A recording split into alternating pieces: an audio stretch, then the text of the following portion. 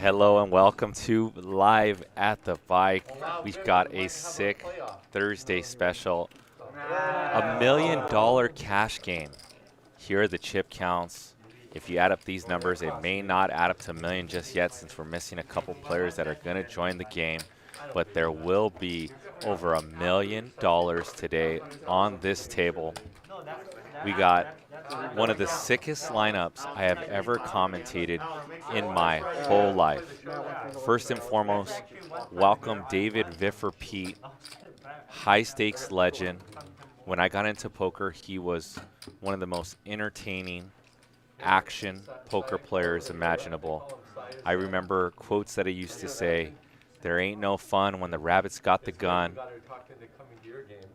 He also, one of his most memorable moments on high stakes poker, tried to bluff a billionaire that owned Treasure Islands, the casinos.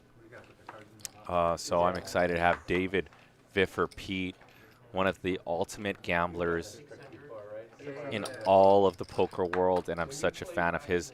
We got Johnny Chan, the master, who's going to roll up pretty soon. 10 World Series bracelets, back-to-back main event champ in 87 and 88, and runner-up in 89. 644, Victor with 2 pair, and his initial raiser. We'll continue to break down these players. 900. Charles with a check call with 2 overs. Turn queen. Small blinds flatting range looks like a lot of pairs. Or some Broadway cards.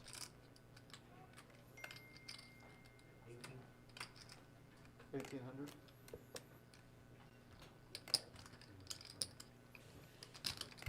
Victor with the second bet. Value and protection works for both scenarios. Defends against a hand like Charles with 2 overs. Squeaks out some value. Denies some flush draw possibilities. Works on all cylinders. Wow, and look at Charles carve up about a quarter pot size value bet, targeting weaker 6s, pairs of deuces, 3s, 5s.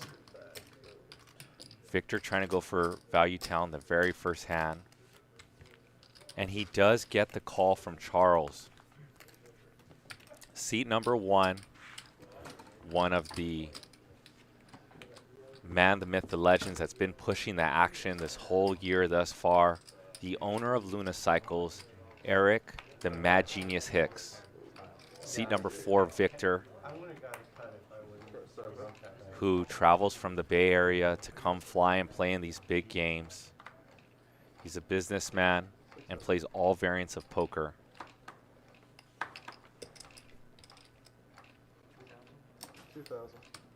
Seat number 6 is Charles. He is a crypto investor or a crypto millionaire. We've seen him play the last few Fridays, buying in for $100,000. Likes to play a lot of hands, but somehow knows where he is in these hands. Seat number 8 is Seat 8 James. Needs no introduction. Used to be on our Live at the Bike wall. His hobbies are skiing, collecting sports cars, and he developed his name, Seat 8 James, from winning in a 10-20 game $250,000 in a 72-hour weekend. And ever since then, he's always sat in seat number 8. And seat number 9 is Yang.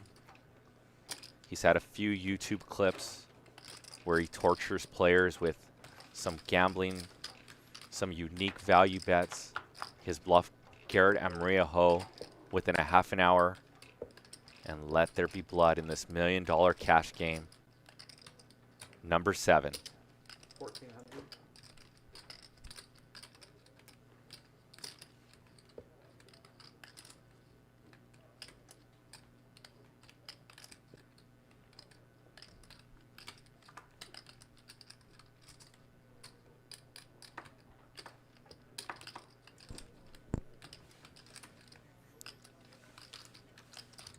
Players with a lot of equity in this hand. Turn is a 10. Eric now turns the best hand and a bet from Charles. Charles with an open-ended to go along with his middling pair now.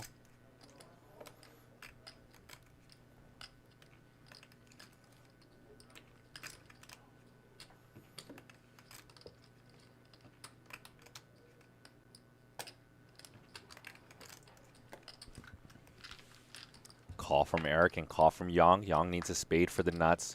River is a 9 straight for Eric Hicks.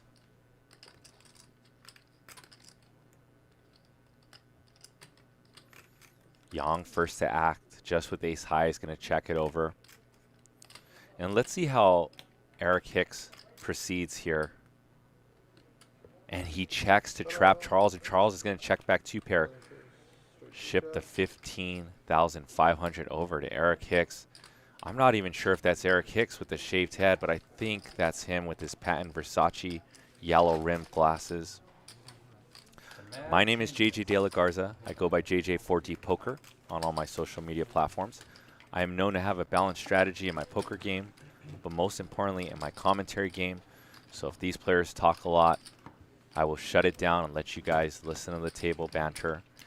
And if these players are quiet, I promise you we will be doing some learning, and I will break down a ton of poker hands for your enjoyment. Also, I will be joined by Kane Callis, high stakes, beast, semi-retired poker player. Used to play the biggest games on Full Tilt Poker as well. Now started a hedge fund. He also is deep into cryptocurrencies as well, so looking forward to having Kane Callis as my co-pilot today.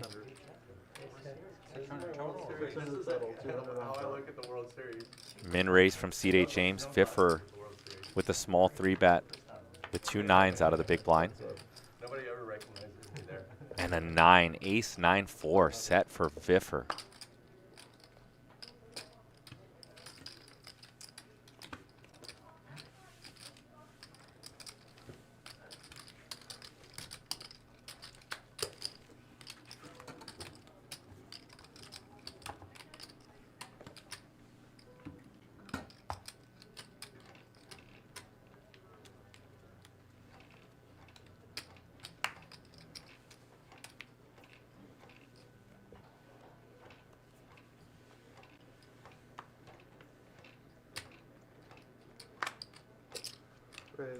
Charles under the gun with #1 pocket aces.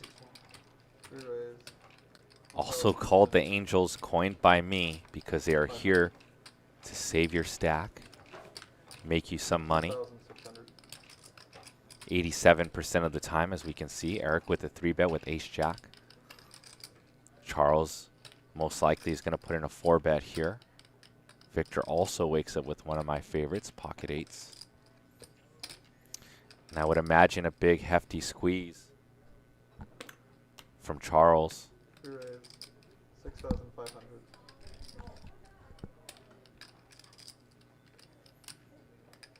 And here's the big hefty squeeze to 6,500.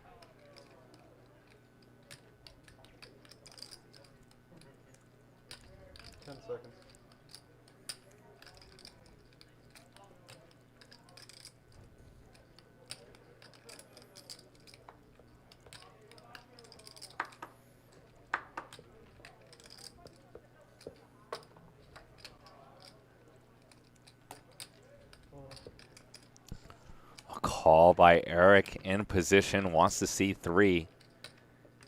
And Victor with pocket 8s knows if he hits an 8, he could potentially win over a $400,000 pot if this goes 3 ways. So he's going to call the 4,900 to spike that 8. 10-10-9. Ace is still in the lead. Let's defer how Charles is going to play this hand. He knows that Eric Hicks can definitely have a 10 in his hand and checks it. Very sneaky, tricky, and pot controlish. I absolutely love it. Turn is a 6, giving Victor a gut shot. Victor hoping that Charles and Eric both have hands similar to Eric's 2 overs.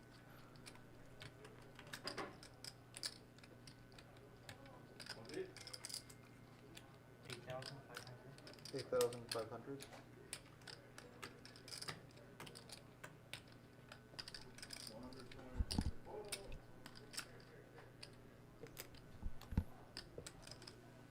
Bet of 8,500 from Victor.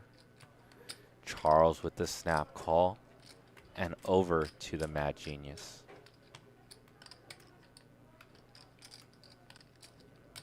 Very interesting that the Mad Genius is thinking this long with this hand. He's setting the tone that when he plays the button, don't mess around because you can play for all of your chips. Notice Victor did buy in for a $200,000 stack. One of the alphas at the table. River 6, 36,800 in the pot and a check over to Charles. Does Charles look for value from like those pocket jacks type hands? 8s and 7s, and that's exactly what Charles is aiming with this small-ish bet.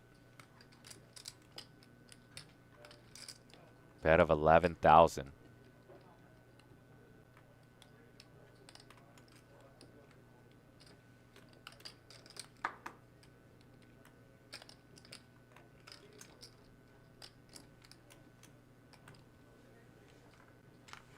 And Victor with the good fold puts Charles on all those over pairs.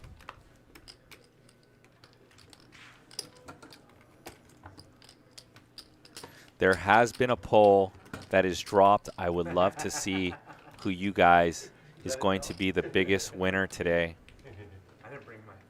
Make sure you put your votes in.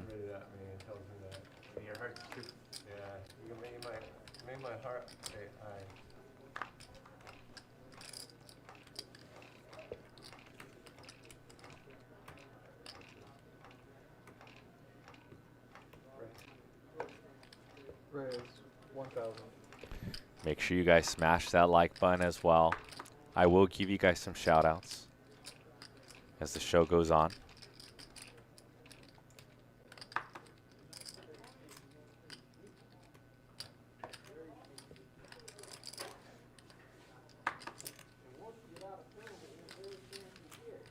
Three players. 10-7 deuce. Rainbow.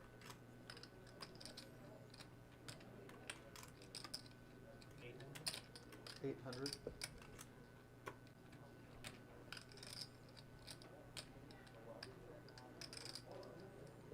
Bet of 800.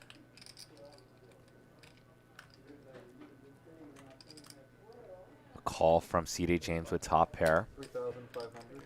And Eric is going to take the lead right back. Remember, Eric was the initial raiser in this hand. And he doesn't like being led into. He knows that if Victor had pocket 10s, he would have 3-bet pre-flop. So Victor is pretty much saying the strong hands he has are sets of 7s and deuces and a bunch of middling strength hands.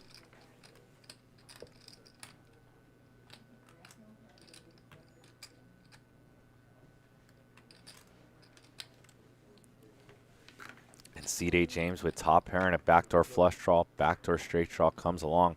Turn king. Mad Genius binks one.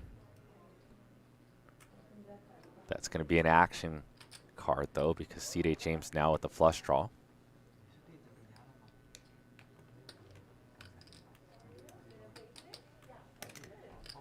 $7,000.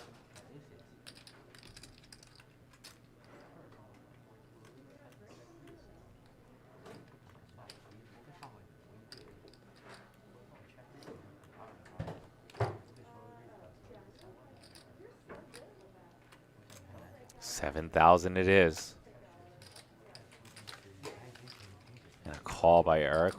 Interesting lead by C.D. James, almost to put out a blocker bet, 25,200 now in the middle as Eric has the best hand.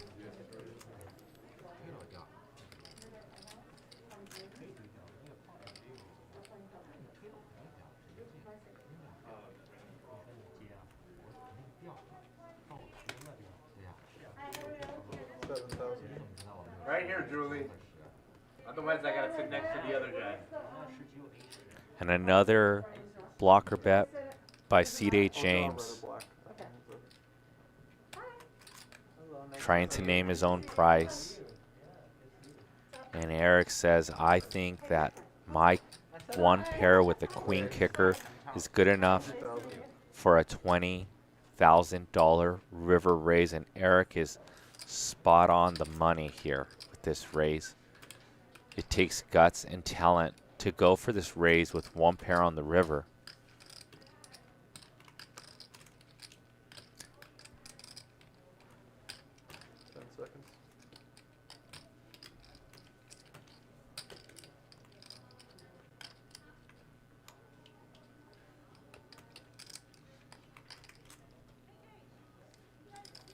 Remember, we are playing with an action clock.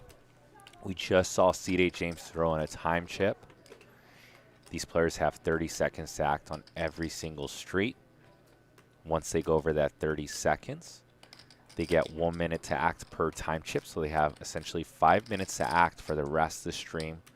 Those time chips are very valuable because you might run into a massive situation and need a lot of time to think about it, as James is at the moment.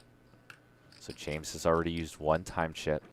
I doubled up 3 times. Did you? I was wondering what everybody was buying. C.D. James is wondering what bluffs can Eric have, and it's hard to find bluffs on this board because the front door straight 8-9 got there. It's very tough to find some bluffs on this board. And C.D. James thinks, usually the old homage is think long, think wrong, but C.D. James thought about it and made the correct decision. I know that voice very well. That is Julie Yorn, producer of Oscar-nominated Hell or High Water. Let's make it more fair. Red, black. Welcome, Julie. Always happy to have her in the mix. I met Julie back in 2019, I believe, and she's improved her game so much. And my co-pilot this evening is now in the building. Kane, I give you an introduction already, but I'll give you a small one once again.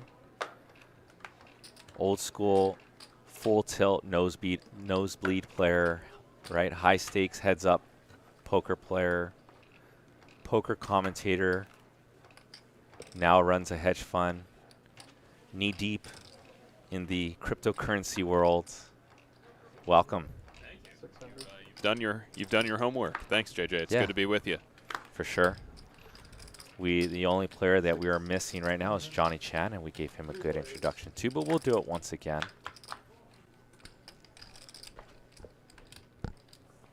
Queen 10 deuce flop.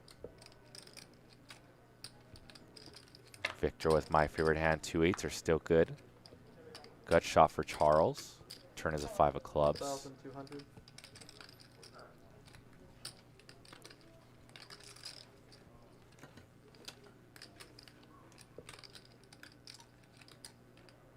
Yeah, 2-8s are good here, but it's tough to know on this kind of board, right? And what you're thinking when you have 2-8s here is, does my opponent have some sort of draw? They're such a draw-heavy board. 2 different flush draws, all sorts of straight draws. That was an exciting thought.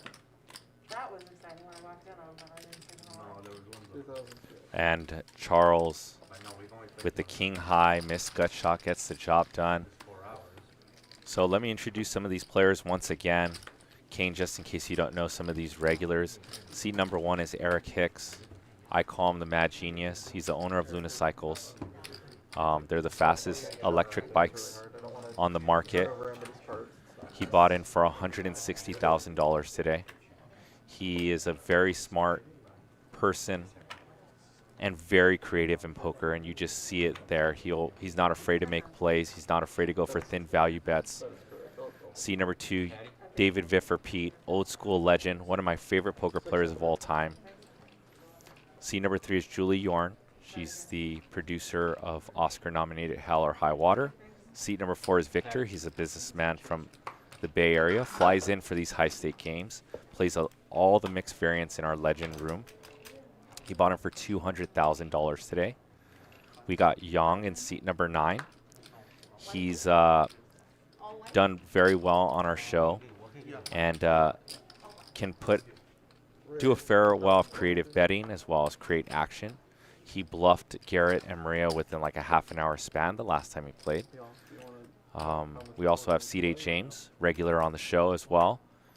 He's always in seat 8 and has played probably the most high stakes games on this table. We'll get back to the rest of the players as Eric with pocket kings, seat 8 James with pocket 8s. Here from James. Not a bad board for pocket 8s, huh? You call a 4-bet with pocket 8s with the 8 of spades, and you get this board which gives you some backdoor straight, backdoor flush possibilities. Also, obviously, against ace-king, your hand is still good, which is one of the hands you're hoping to be up against when you call a 4-bet here with pocket 8s, either that or a bluff. And pocket 8s do pick up a gut shot on the turn.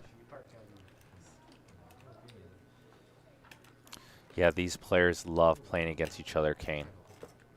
15,000. We will see probably the most interesting hands between these two players sitting. It's a 200 big blind, so Eric is sitting about 800 big blinds to start this hand. We're going to see a lot of interesting hands between these two players. A lot of history between Eric and James, huh? Yes. 10 seconds. Now Eric continuing to fire 3/4 pot. James using a time chip here. He's thinking, does my opponent have ace-king, ace-queen? I'm still good against those type of hands. And Eric could likely still have those hands in his range, no doubt.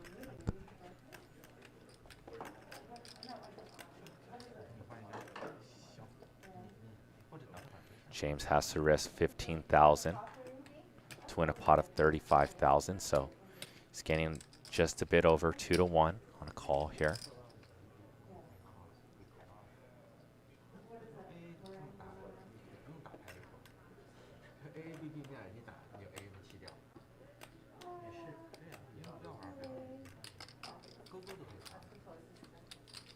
And seat 8 James You're running over. gives it up. Nice read there by James. I mean, it is a spot where his opponent, Eric, could, as I pointed out, have hands like ace-king, ace-queen, maybe even a hand like king-queen with up and down straight draws. He lets go to the pocket 8s and makes a good read. Yeah. Good pull. Like true pair. Like everybody else in the world. And Julia, you're what? It's 30,000 here? Yep. Look at it. Everybody has such big stacks. One, two, two.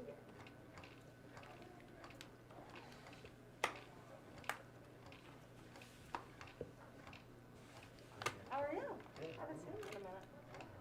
Since before the holidays, I think. Raise 500. Yeah, but not since, I've only played like one time since the holidays. No. Did you travel at all over the holidays? Work's been really busy, and then all I do is work, and once in a while play poker.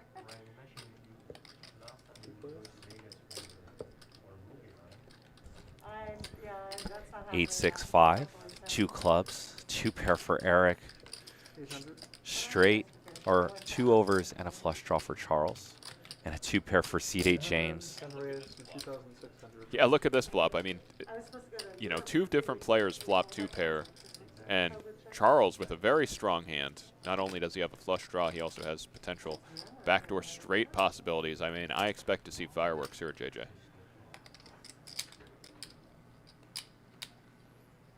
The only thing that tones down some of these raises and just piling chips like usual is that these players are sitting so deep.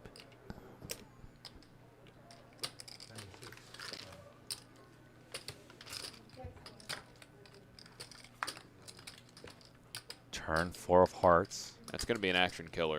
None of these players have the 7.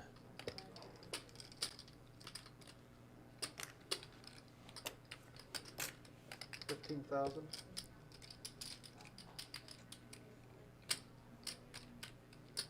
15,000. Look at that, an overbet from James on this board with 2 pair. Earns him the pot. It's not worth anything. It's just Well, it is worth something.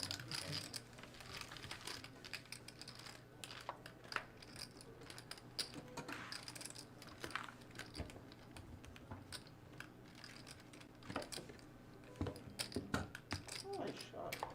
This player's playing good old traditional 6-handed poker right now. on his bank shot, Juju. C2 away from the table. Johnny Chan, as you said, on the way. So we have a poll right now in the YouTube chat. Feel free to jump in. Kane, it's who will be the biggest winner tonight. 30% think Johnny Chan, 38% VIFFER Pete, 19% Eric Hicks, and 13% C.D. James. Go ahead and keep putting your votes in. Like I said, right now VIFFER is leading the way. Who you guys predict will be the biggest winner tonight? Liz, 1,000. VIFFER, a poker pro. He used to be a pool pro. Very talented pool player is VIFFER. Jack 6-4. I finally got it back. Rainbow, I believe. I was going to do a, And Julie with the bet of 700. A little bit of value and protection from 2 overs to her 9s. Although C.D. James with a gut shot straight draw. Turn 8 for C.D. James. you know, it's not Wayne's fault, it's the city, like, they shouldn't have a pothole. He was only doing 30 miles an hour when he hit that thing. Yeah. He went back and photographed for me, it's giant hole in the 2,000. road. Oh, you checked back to... I had Wayne photograph it for me in case I did the insurance. Julie bets 2,000. She looked a little bit concerned with that I couldn't believe turn card. It's not a bad turn card for the pocket 9s, but now her that's what opponent did it. picking up a pair and a gut shot. And then we hit another one. in 2 Makes a seconds call. later. Yeah. We go to river card. Julie with a good handle on this hand with Actually, 80% equity going to the river. It is a 6, and Julie gets the check mark next to her 9s. okay. She checks over to James. I imagine that They're at 8. you'll want to show this hand down. He does. A nice little pickup for the Hollywood producer, Julie. Huh? Oh, really? Because I didn't value bet the 9 on the river.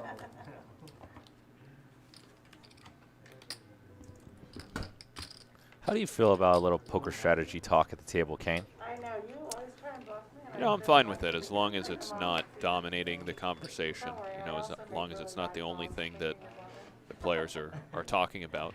Of course, the old idea is you don't want to educate players at the table, right? If you're a professional, then you want to stay away from educating players. But the flip side of that is you also don't want to embarrass players or you know, make them feel like maybe, you know, they shouldn't be playing in this game because they think about the way that they play differently than the way that you do. You basically don't want to make people feel isolated when you're talking strategy at the table. So I'd say keep it to a minimum, but it's always okay to have a little banter about it.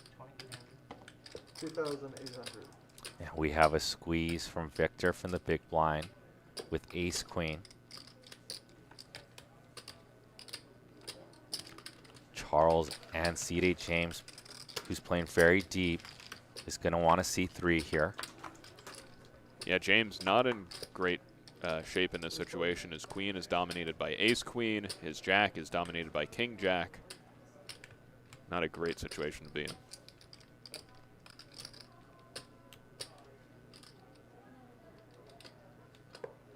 $5,000. 5,000.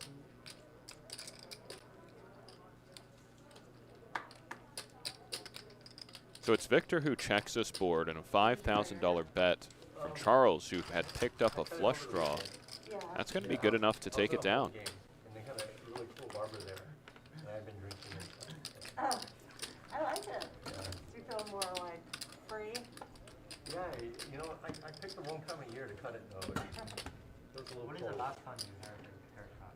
I cut it. I was the World Series. Before I go to the World Series, I cut it just like this. I just shave it. I So you're not going to wear a hat either anymore? No, I will. It's so easy to take Yeah, well, care of when it's on the Yeah, I'll probably wear a hat still. Eric Hicks giving away all his secrets, saying that he likes to shave his head before the World Series main, so no one notices him and he can get away with looking like a senior citizen and make some crazy plays because they never think an older guy is capable of Kane. He's giving it away right there.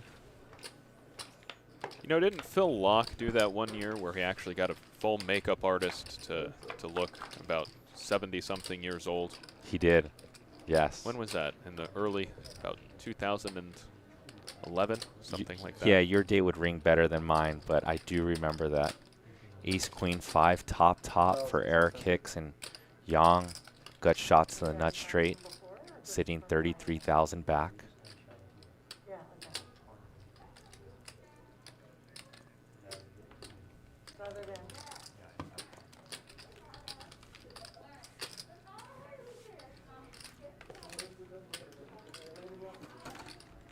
I'm gonna have to learn some Chinese soon, I think. That'd be Understand what awesome. everybody's saying. That's the game's becoming more and more Chinese. The big games are 90% Chinese right now. I was at Saya's game this last week. I don't remember. I know you were there, Charles, but I don't know if Victor was there. Steven, Frank, And the dealer, I'm the only white guy there. Sean. And the dealer said, "Hey, English only at the table. You know, it's not right that you guys all be talking Chinese." And I said, "No, it's fine, it's okay." They'll never let me sit in the game again. Big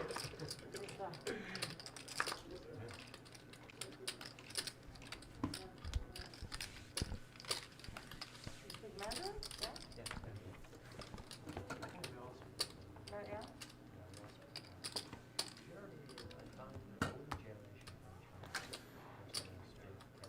Kane, also, I know you take some hiatuses from poker and you come back in. What do you do to get yourself back in the zone before a session? I know you've been playing some bigger games now that you're in town, or perhaps right before the World Series, as you probably took a break before. How do you get back, especially for some recreational players who will take longer breaks before they jump back in the mix? Yeah, for me, it's about reviewing my notes, reviewing my ranges, you know, taking a look at just work that I've put in the past. Obviously, back when I was playing full-time, a whole lot of work went into my play, and I still have all that saved. So it's a matter of getting myself back up to speed every year before the World Series of Poker, which is basically the big stretch of time in which I play tournaments. I don't play too many tournaments outside of that. I'll play on ACR and you know, some online tournaments in the weeks leading up to that. Sometimes I'll travel to Nevada or Pennsylvania to play some of the tournaments online there, and just get myself back ready. But in this instance, I had played a big game over at the Hustler when I first got here, and I hadn't really played poker at all in a number of months. Maybe a couple hands of Pennsylvania Online when I was there, but I hadn't played too much, and just reviewing my ranges, and it's like riding a bike, you know? For sure.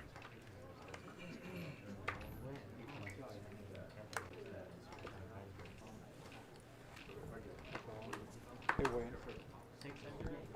It's a 600. Wayne, they're asking that you push in that chair if possible. Actually, the first time, it might have been the first time you played on Live at the Bike was Doug Polk Week. Was that your first time here?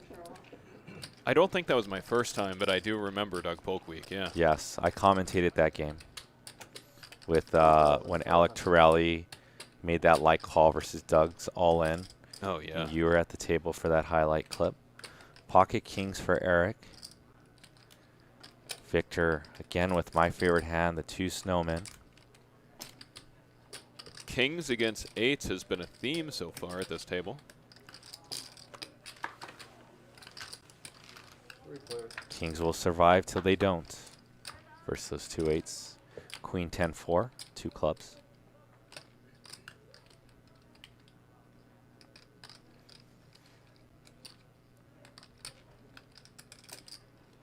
$6,000.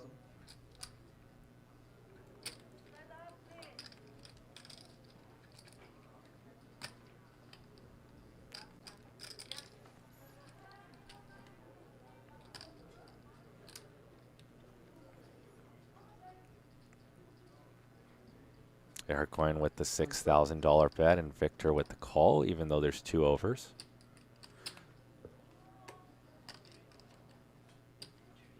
Pretty liberal call here from Victor, being squeezed between both players. Although he knows that Eric is a very aggressive player. I'd still prefer Victor calling here when he has the 8 of clubs, if he's going to be calling with 8s, just so he can backdoor a flush. Let's have a little more equity. And it results in James letting go of a hand that's actually superior to pocket 8s with a 10 there. And look at that turn card. Boom. They survive till they don't. When you peel the flop with pocket 8s there, there's not too many turn cards you're going to be super happy about, JJ, but the 8 of spades is certainly one of them. I mean, now that you mention it, even the 8 of clubs doesn't look as Exactly. good. And look at this. Eric reaches for chips here. And Eric bets around 70% pot Kane.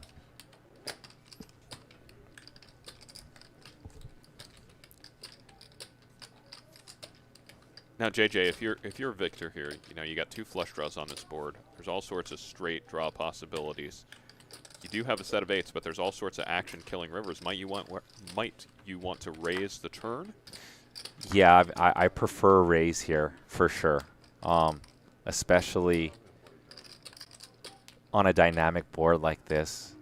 I'm putting myself in Victor's shoes. Maybe he's hoping that Eric could also have error and is going to fire a lot of rivers. So there we go on that teeter-tot. Is it better to put money in now, or is it better just in case Eric has error? We see Eric with 2 kings to blast off on a river, since we know Eric will go with this feel and his gut instinct more than probably any player on this table. Eric breathing a little heavy right now. He doesn't look super comfortable, even though that 3 of spades is one of the better river cards for his pocket kings. It does complete a potential spade flush. And Eric's going to snap this off. I mean, the front door club's bricked out. Victor is also another player on this table.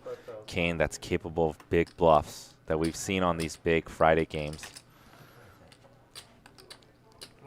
Well, when you peel the flop that liberally with hands like pocket 8s, then you're going to have to be bluffing more, right? Because it means that you're going to have weaker hands going into the later streets in general, and you're going to need to be picking spots to bluff. And not this time. Victor with a $100,000 pot in the first 35 minutes of this stream.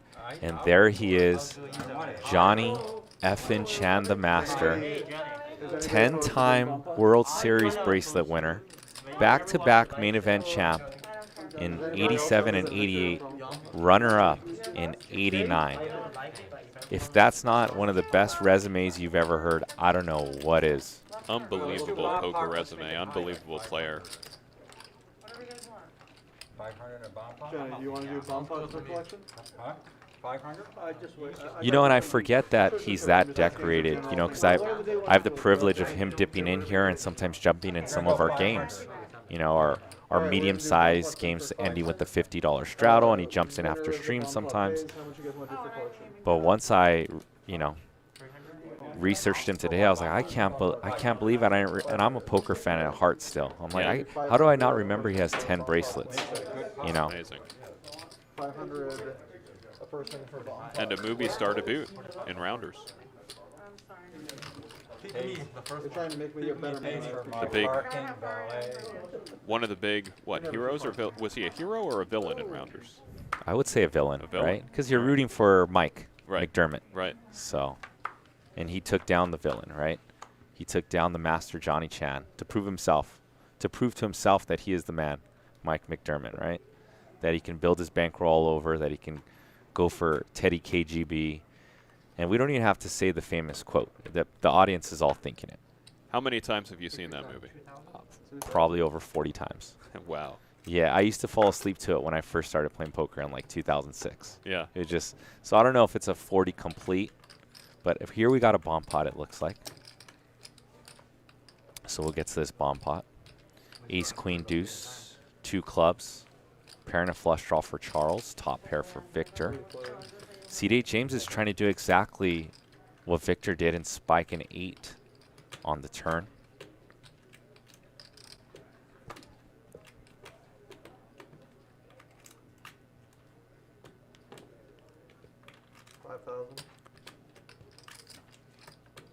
Once Victor now checks in this bomb pot, Charles is going to bet 5,000.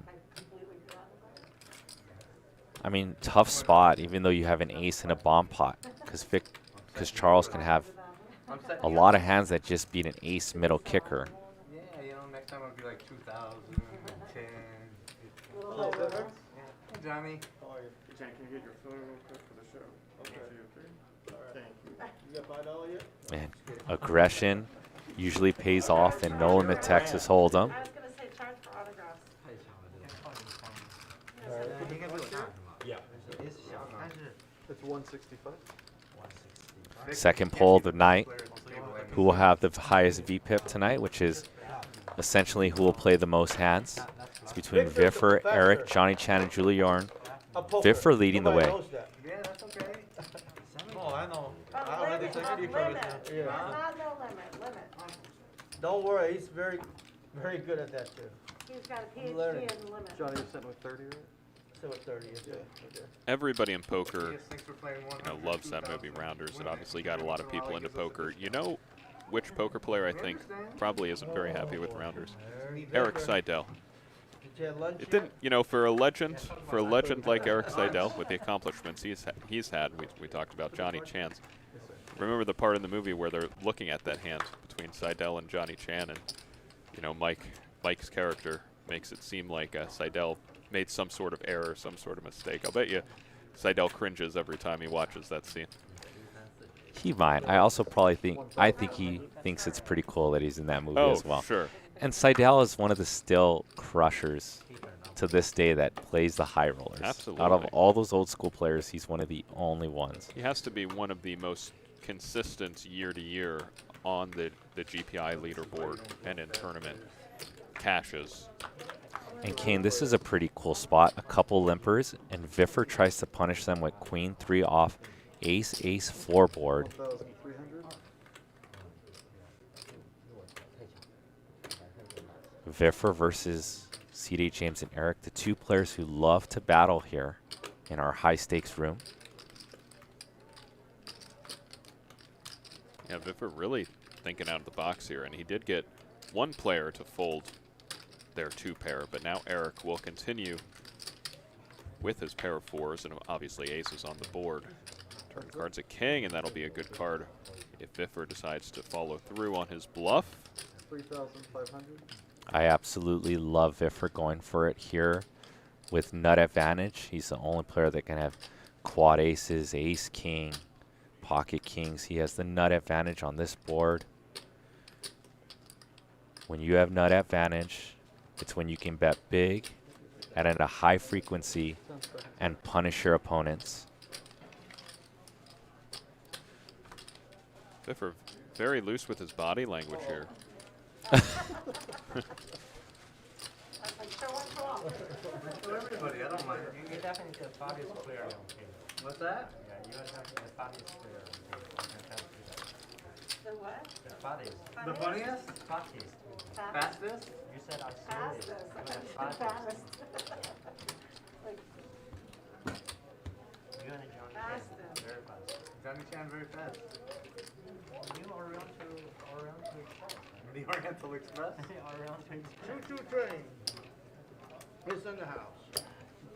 Oriental Express. think we're on pink wrong? Think we're on pink wrong, I said? That's right. If you always go with your first instinct, you'll be way better off. Right? That's the God's honest truth. 1,200. Right? The more you My think. mistake is I try and think through everything. Yeah, don't. I guarantee you the first, Very nice.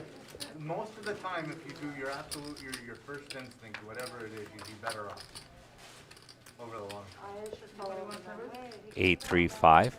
And you like the Pair for CD James. Eric with an over pair. 1,500. This was a limp and a big race by Eric. 1,500. And James leads. Interesting line thus far. Turn is a king.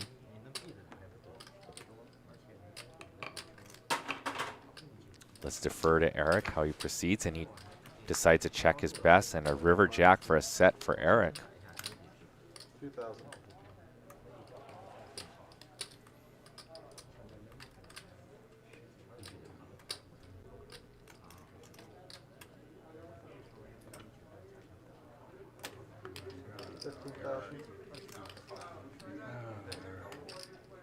And Eric's going to bet 2x the size of the pot. Mad genius, creativity, hoping that C.J. James will get sticky with a king or an 8. Polarizing his hand to look like a missed flush draw. No pair. He's got a set of threes. No pair.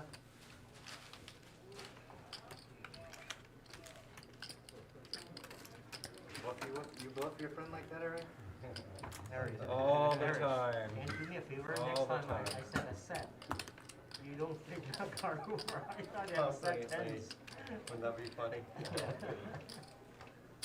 You would have known if I had a set of tens. You know, because there was this flush on the board, huh? The street. And the flush, right? Street, John, I know flush, nobody's and gonna think and the anything queen. otherwise. It's not Can you move your crazy. pants back how on you front, do Jack? it Back down on Just so they don't have to front. ask you or anything like that. Thanks, man. I agree. Yeah, this is- James comes in here with a limp with the Jack 8 got that green one, so- suited. Okay. Yeah. 7 down and 3 clubs not coming. Keep it front. Okay. Three players. It's going to go three-way as the small blind completes. The big blind checks. Not much of anything for these players on this board. Victor, of course, with a gut shot. Now James picks up middle pair here on the turn. 500.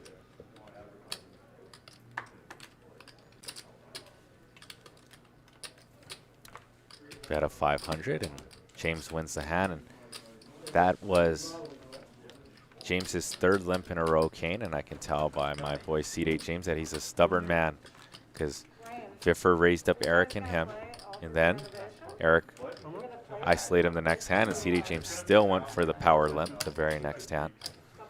So Like a ballerina. Oh, wow, when the renovation's happening? When? Soon, the equipment's already bought. Wow, that's gonna be exciting. You would take a I wanna walkout see- too, right? I wanna see the plans for the new space. I hope it has my picture, Raise. the new space.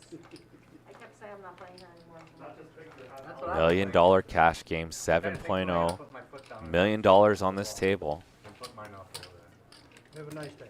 600. I've commentated on most everyone in the poker world, and it's such an honor to have Johnny Chan and VIFFER Pete in the mix, Take him down. alongside with Kane Kellis. I'll tell you one thing he's never done is played here. Has he never played it? He's never played here. That's what's so funny about the wall. There's a lot of guys on there who haven't played here. I just saw the legends. There's supposedly guys who played here. No.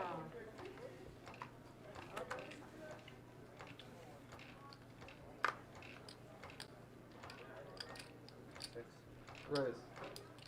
600. Eric. You raise the 600 to hold it out. My brain's not that big, sorry.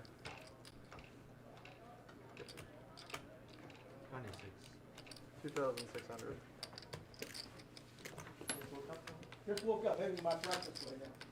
That's all. You want some? I'm good. I just had some. I'll try. You know, the ham, the sounds very good. I just had it. Thank you.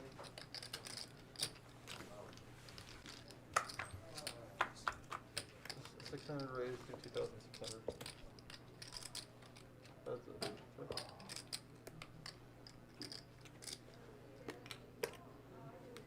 3,500. Huh? What do you think? I stay here. You too. Very nice. Nice flop for Julie with the nut flush draw. Ace 3, and We got Victor instead. it's Charles who's We betting. got Victor Julie instead. calling with the ace high, ace 3. You know, she wants a heart. Little does she know she's actually ahead right now with her top pair. Charles checks back the up and down straight draw on the turn, and look at this. Charles backing up into Broadway. Yeah, she is. And Julie has to like that river card. 9,000. 9,000, a polarizing bet. Charles is saying he has something strong like he does, or a bricked out flush draw that missed that front door draw. Julie with 2 hearts in her hand. One is the ace. The 3 of hearts is very pesky in her hand because that takes away some of Charles' bluffs. And a time chip extension from Julie Yorn.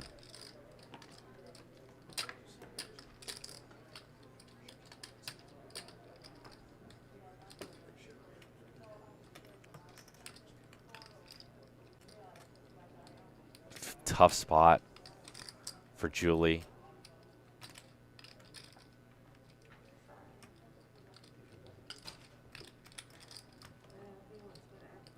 No, take your time. I'm kidding. Julie is an avid high-stakes player, and she's going to make the call, and Charles is going to win a $31,300 pot. Heartbreak for Julie. I mean, especially seeing that hand at Showdown. And that had very little chance on the flop when the first bet was put in. 3 hands ago. That only means victor. He's fine. The rest of us will twist. Does anybody remember the hand before this last hand, before that hand? So this hand, Charles won. The hand before, Eric won. Does anybody remember who won the hand before that? Yeah. That guy right there. Viffer? All right, so Viffer won that hand. He raised to 1,200. Raised to 1,200. Bet, I guess it bet either 2,500, no, 1,300 on the flop or something. Yeah, exactly. 3,800 and 3,500. Yeah. Oh yeah, bet 1,300 and then on the turn, bet 3,500 and then folded. You going all in? Pass the line. You guys get that. 600. Raised to 600. I guess you gotta be crispy. Jack's hand was not what I was thinking. I was hoping Jack's would bet. Victor finding his own ace suited of hearts with the ace 8 of hearts. Unless you're playing with people that I had a big you draw. don't have to. Raises it up and gets a call from That's the way we've been playing. Charles with the mystery hand here. So if you're watching at home, you can play along and throughout the course of this hand, predict what Charles's cards are. Oh, there they are. Again, not too much for Charles on this board either. I was about to say, Kane, let's see how good we are in these spots, but our knowledge isn't tested just yet. It's a continuation bet by Victor and a quick fold from Charles.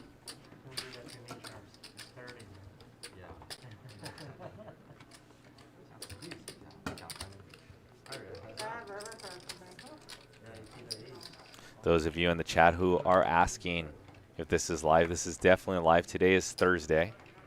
I'm rocking with Kane in the mix. I don't know who's starting that rumor that this is not live. We are definitely live.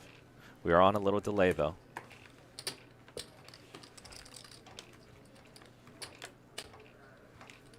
This is JJ live at the bike, not delayed at the bike, not yesterday at the bike, not last week at the bike. We are, This is very true. in fact, live. Raise from Yang with ace 9, jack 4-4. Ace high looks very good, blind versus blind here. He's going to bet the paired board. I understand, but I have a purse to put there. Where am I supposed to put that? Sorry, we don't put them out anymore.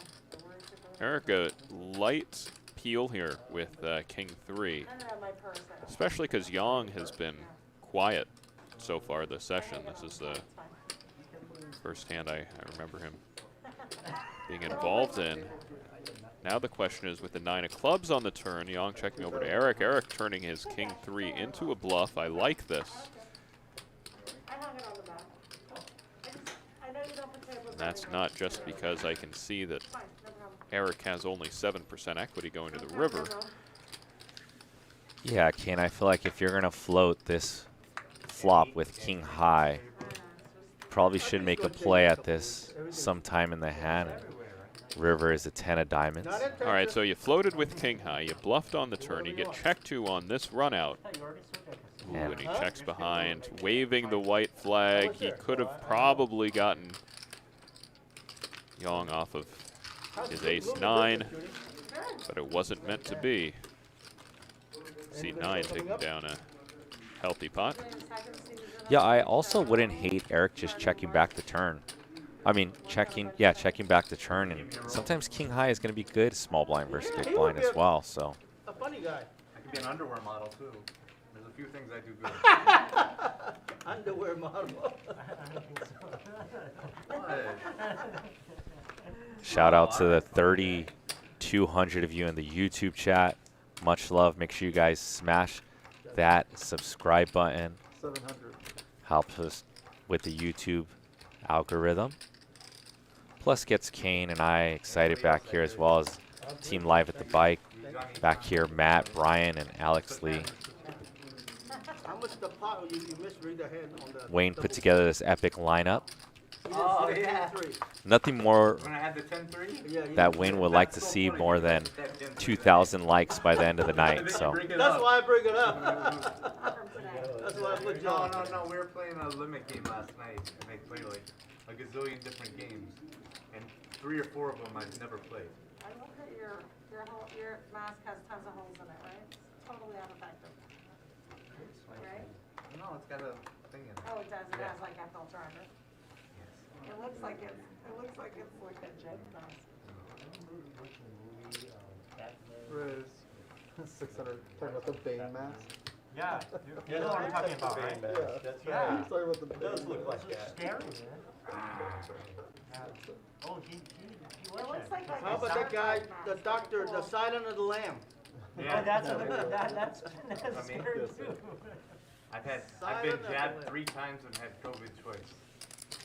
Really? Yeah, I'm not quite afraid of it. Have you had the Omicron? I believe so. I don't know. Oh, you don't know. Right, Did so you I have had it right at the beginning. Did you have it with the vaccine, booster and everything? Yes. Yeah? Yeah, but I didn't get sick. That's why.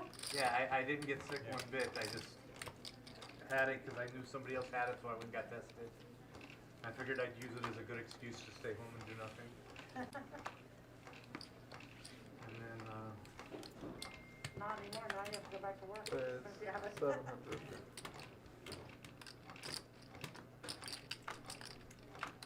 If you're a nurse or in that NFL, you have to go to work unless you have symptoms.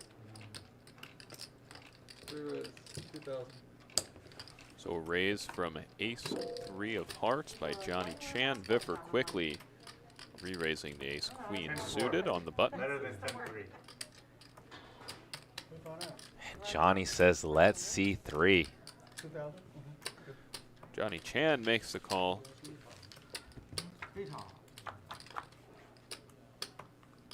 Oh, 2 pair for Johnny Chan. Ace 9-3 and a check over to the aggressive player, and a check back from VIFFER. Strange check back by VIFFER. Does he have some sort of read that Johnny Chan flopped strong? Turn the 10 of spades. Yeah, less than half pot from Chan. River is a deuce of spades, and VIFFER is somehow going to lose the minimum on this board, Kane. Yeah, Johnny Chan's not going to like that run out. And this goes check, check. Unbelievable timing for David VIFFER Pete to check back that flop. It doesn't even seem real, Kane. I mean, that's a form of running good, because he's going to bet that flop probably at a very high frequency, maybe 85% of the time. Right. I mean, when you 3-bet with ace-queen and you get that flop, that's a flop that you want to attack with your weaker hands a lot, right? Because that's a board that's going to advantage your range in general. So I'd imagine that he'd want to c-bet the ace-queen. He didn't even think about it. He instantly checked back the flop, and he only lost the minimum. What's that? Dealers get 50 now. I agree. I absolutely love that he didn't show. Also, he didn't give away any of his strategy, that he's checking back some strong hands. Amazing way to stay balanced, though, Kane. Promoter fee? Yeah, his commission for standing up.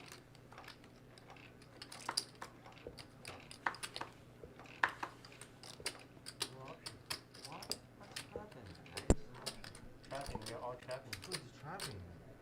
All trapping, don't do that. Don't do that. 1,700. Don't do that.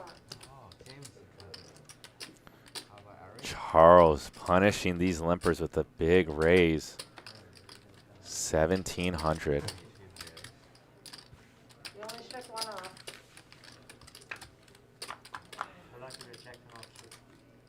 King A5. 2 hearts. Top pair for C.D. James. 2,000.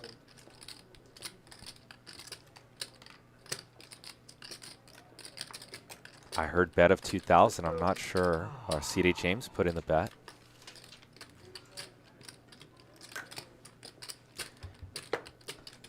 Eric with the raise with bottom pair. Turn Queen of Diamonds. Top 2 now for C.D. James. And C.D. James leads $20,000. We know each other, right, James? Eric tried to steal one. Mystery, huh? James happened to have top I pair can and tell. turned into 2 pair on the turn. I'm not gonna check. I don't bet it right out, man. What you gonna do? There you go. I wonder if Eric would have continued to fire if James had given him the opportunity to hang himself there, but James was just a little concerned with 2 flush draws on the board, also some straight draws that could have been out there. Little did he know his opponent Eric was making a move with just bottom pair. 2,000. See, at least you did it quick. I'm gonna fold. If you would have done it any slower, I would have folded. But since you're gonna play this hand quick. I should have done that much slower. That's a It's VIFFER and Victor going to a Jack 3-4 flop. Both players flopping a little something. VIFFER with a flush draw, potential backdoor straight possibility. Victor, No talking while you thinking. of course, with a wheel draw Yeah, and backdoor diamonds. Victor with the hand that I like to call the 2020, or we're in 2022 now, ace-king type hand. That suited ace, that powerful ace-5 suited. The young kids love. 500. They can make the nut flush. They can make a hidden wheel. They can check back when they hit an ace or bet the flop and kind of manage 2 streets. So VIFFER now with this flush draw is going to bet 1,500. Don't bluff a bad player. Don't bluff a bad player. Brick out for both players, and Just can't help Victor's ace still good, but VIFFER is it. going Not to in your DNA. I grabbed the wrong chips. put a bet of 7,000, a pot-sized bet. Made your luck. 7,000. Last time VIFFER did that, he was also bluffing Eric Hicks. That's his go-to play. Huh? Let's see if he does that with value later, Kane. Yeah, VIFFER, super loose body language when he bluffs, and I like that bluff there. You have queen high on this run out. It's going to be really tough to win the pot if you don't make a big bluff there, queen high. It's very unlikely to be good. And another great play by VIFFER.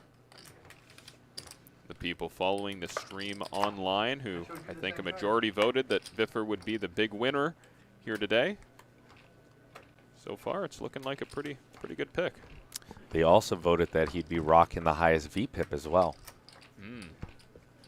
Raise 600. Usually that doesn't correlate, but we'll see if that does. Raise from Eric Hicks. I don't want to interrupt. Stay out of the way. Okay. All right, get him. Watch him raise. Watch him. That's a I'll check. 1,000.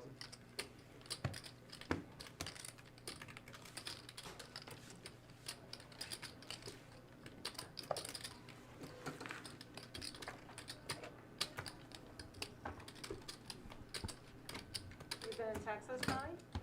I'm back here now. Play a lot of poker here. I sold my club. Are you still? A happy buyer and a happy seller. So I'm here.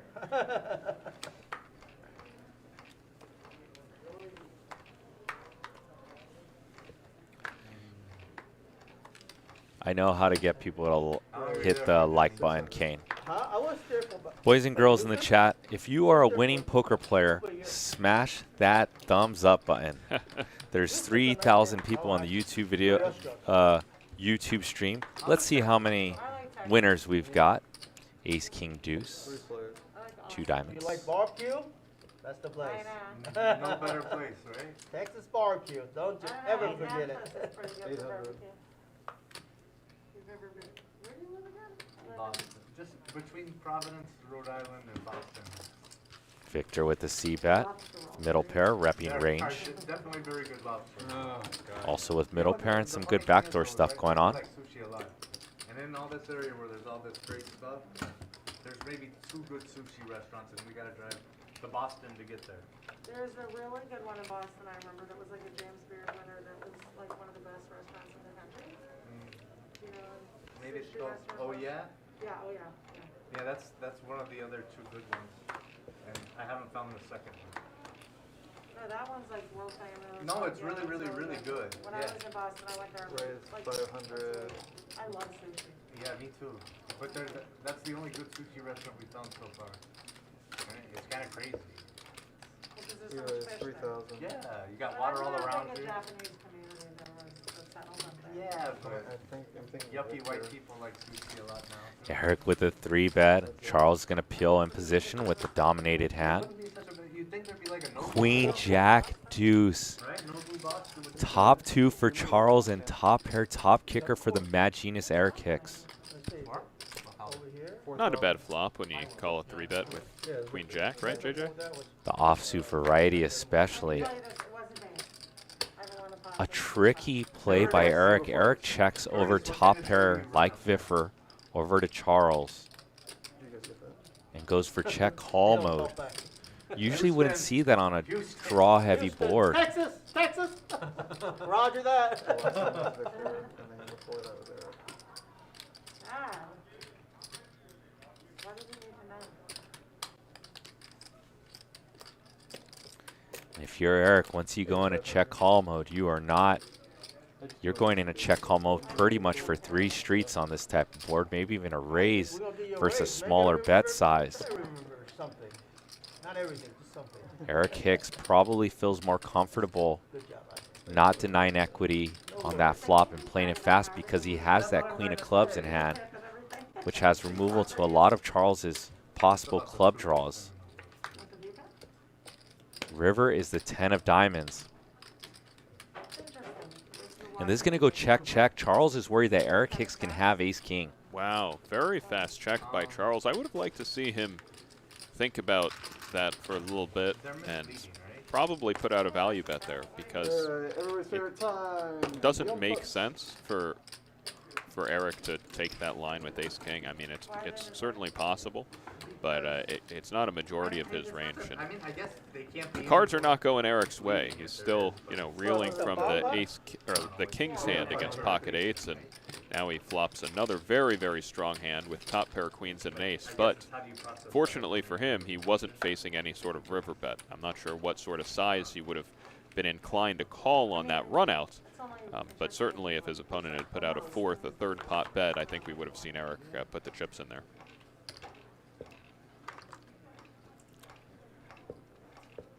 Here I believe we have a bomb pot. Each player puts in $500. There is no raising pre-flop. You are forced to see a flop and then action as normal. Ace 3-3 ace.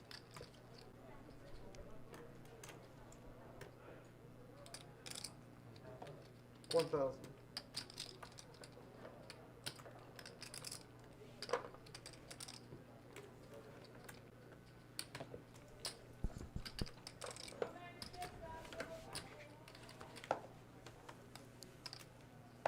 Victor with a bet of 1,000 with his full house, and Johnny Chan with the bigger full house.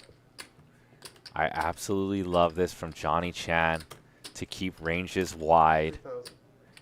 not to spook any players. And VIFFER also with the 3, and both players snap, fold, bottom full houses. They know it's a bomb You want pot, to stick it at the pot there? Please. and players can easily have an ace there, but to see 2 snap folds Got it is all. really impressive. Thank you very much. I appreciate it. Quick shout outs. I hope I get some of the 3,000 in the YouTube chat. What's up, Brian? What's up, Jared Y? What's up, Michael Schultz? Jared Gearson, PS3 Shakes, Nick from Yuma. What's up, Nick? Sam Edwards, Nick, Otterstein. Wayne is in the mix. Wayne is a producer of our show. Okay. Wayne putting it together. Let's go, Wayne. Sorry, can't keep it so I win a big pot. and then you'll get What's up, JW? Mark Madden, 6,000. Shad Burley, Just glad to see you again. Craig Christian, Christopher, Leroy, Michael Kenny. What's up, Sam? Give you guys some shout outs a little bit later. Back to the action. Charles raising up to 600.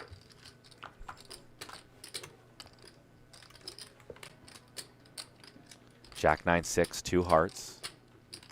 7.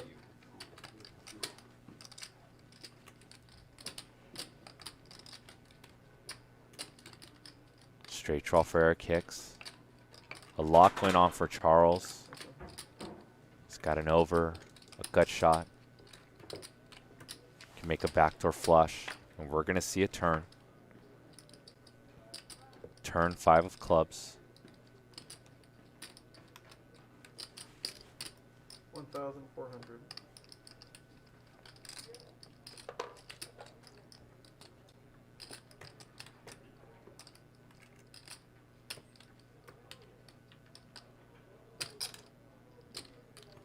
Charles with a double barrel. And look at Eric Hicks go with just a flat call. Eric was going to put some strong calls to be balanced. And the worst river, paired board, and the hearts now appear. But I absolutely love Eric putting in some flat calls on the button.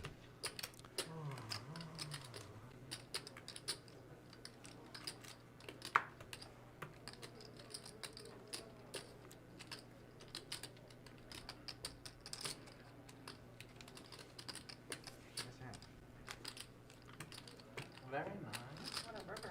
Come on. There's somebody.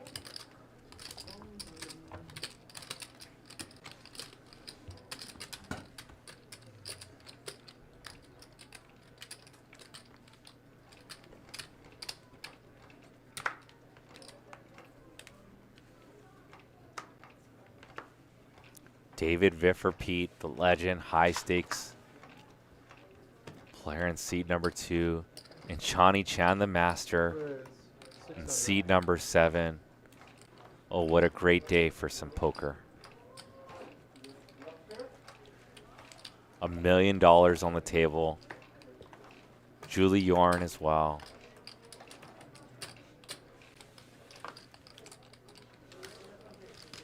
Raised to 600 from Yang. King 6-4. Eric's 3s. Still good. Actually, Yang with top pair. My mistake. Turn deuce. We've seen these players get very tricky and have a very strong check back range 1,000. since they are playing very deep. Bet of 1,000 from Eric. Yang's double check got Eric to fire a bet. Eric does have a gut shot.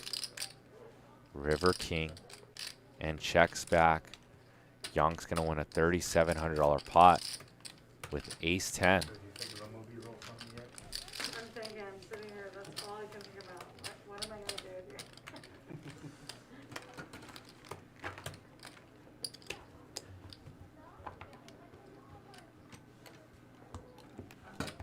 Viver can play pool, can shoot pool, can play poker, And what? shoot pool. That's super cool.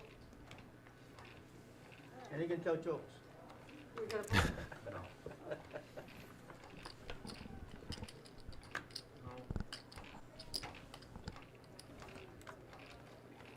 Sometimes he messes with his hands.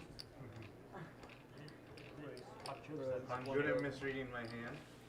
so- I'd be like, you know what I'd be like? I'd be a good chauffeur or like a taxi cab driver. Yeah. Teach you ever, You wanna try? stuntman. Only in the movie. Maybe a stuntman. Chauffeur. No, you can't be a stuntman. Liz, You're gonna hurt yourself. 3,000. Let's see, what else could I be? But you're crazy enough you don't give it. I'd probably be a good host of Jeopardy. Yeah, that's true. Johnny's been in a You movie. got a pretty good Yeah. personality. Johnny, you've been in a movie. Yes, sir. Yes, ma'am. Johnny Motherfucker. JFC. Don't ever forget it. Was there a mother in the middle? I don't remember. Just only Johnny? No, there's no mother. Just No mother, just right? KFC, exactly what it is. This guy always take it. Gotta raise. Always gotta be raising.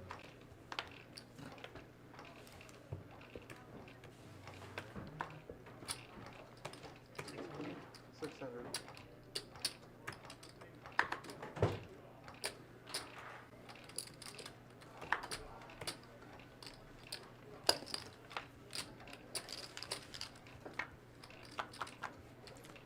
Raise to 600 from Victor, and Charles is going to call. Jack 10-7.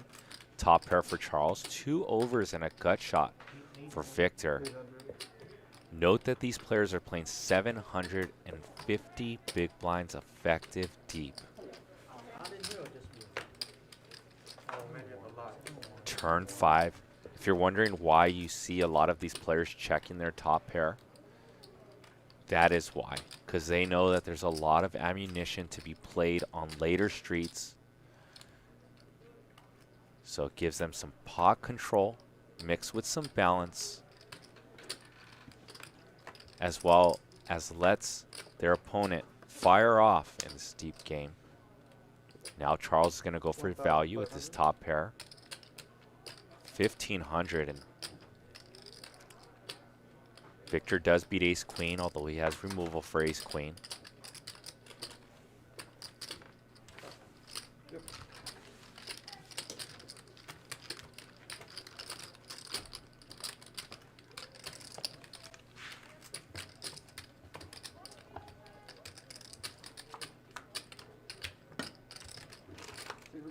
And the moment that you guys all love, the scoreboard here, right before your eyes. Pay attention. We're going to see who's winning a bunch in this game so far. We are playing a 5-hour stream. Charles up 50,000, Victor up 31,000, Johnny Chan up 8,600, VIFFER up 1,900, Yang, Julie, James, and Eric all in the red, and Eric Hicks, the Mad Genius, big spender at the moment. Here are the chip counts. $1 million on the table for $1 million cash game. We hear you fine. 7.0. What about you, Alex? You got me? This is a 5-hour show, but if you guys would like some overtime, simply and graciously smash that like button. 6.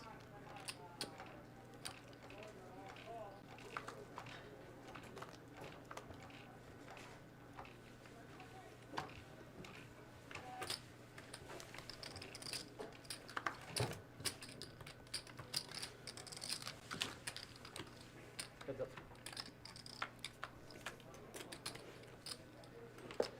Jack 10-3.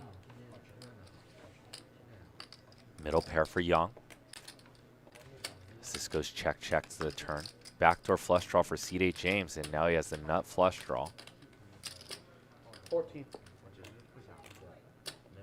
A lead and a snap call. I'm looking. What the hell is up there? I might have to leave out of protest. What the hell? Johnny's the only one here that's up there. River ace top pair now for C.D. James. I don't know, but I'm leaving. I gotta tell Wayne about this. It's not right. I'm not playing tomorrow unless my picture's on the wall. I agree. You playing tomorrow? No, not my picture's not on the wall. I I don't know. Not me. Not you. Bet of 2,000. I really don't know. 10 seconds. Call. Shut up. Ace. Johnny, how you like the football game? Oh my Last God. weekend, Oh my huh? God, that was. Very well played by They had C.D. some good James. I really enjoyed that Games. Kansas City game. Yeah, great. How can game. you score in 17 seconds? That was awesome. That's freaking unheard of, man. Both those games were just amazing. Yeah, but all you got to do is hit the receiver Yeah, but penalty. they kicked it in the end zone, the clock didn't move. Oh, Remember at the they end? lost 2 seconds? I didn't watch the whole thing. No, they should have just scribbed the kick, take 5 seconds off. Exactly. Yeah, I'll tell you. You know? Part of, no, Kick it so in the part end of their zone, thinking clock might it be. move. So part of their thinking might be is that they have a better chance He's the big blind. You're of fine. running a kickoff return all the way back. Yeah, but what are the odds? Well, what are the odds of you getting the ball at the 25-yard line and scoring? I know.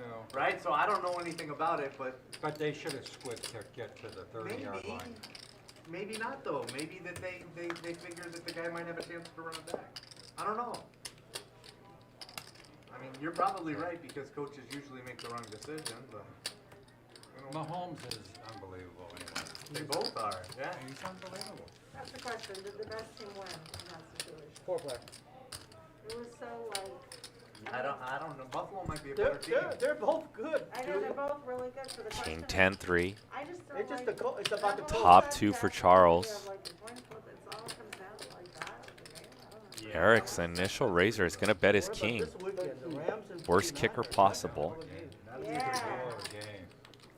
We're gonna get the private box for the Try to bike? get a ticket They for got- that. I got a guy have a cost 80,000 for a ticket. 80,000 for the Ram ticket in the box. I got a Turn bunch of tickets, 9. So hopefully I might. Young trying to peel with his 8s, I think we got like a Victor the did. bike's got a box for They us. do have a box. They do? At SoFi? At Subway? SoFi? Yeah. Yeah, they have a box. They do. 4,000. You're gonna have to start. I tried to get it when the Raiders played here, but they didn't want it. $80,000 a ticket, man, that's pretty expensive. In the old days, we watched Tyson and Holyfield fight, it's like $1,000 a ticket, it was, wow, man, that's a lot of money. 2,000 for sure, right? Yeah, now it's fucking 10,000, what's the big deal? What was the fight where 10 we seconds. paid like, I didn't pay it, but, paid like But poker actually 75. pretty smarter, right? Huh? Compared to that time, poker pretty smarter. Okay. I just got Yeah. I couldn't see any of your time slips. You know, What was there's the more highest people, stakes there's more money right now. Yeah, that's fine. What was the high stakes poker Okay. game back Yeah, then? Got it. Back then, probably 4 and 800, that's pretty good size. Take No it. limit. When you play high stakes poker, what was the limit there? What was the stake? On TV? Yeah. High stakes poker when it first started was 3,600. 3,600? Do you play 3,600 round or it was 2,008? It was, Johnny probably know just as good as I do, but it was just 3,600 and it just stayed. That was just the game, right? Yeah.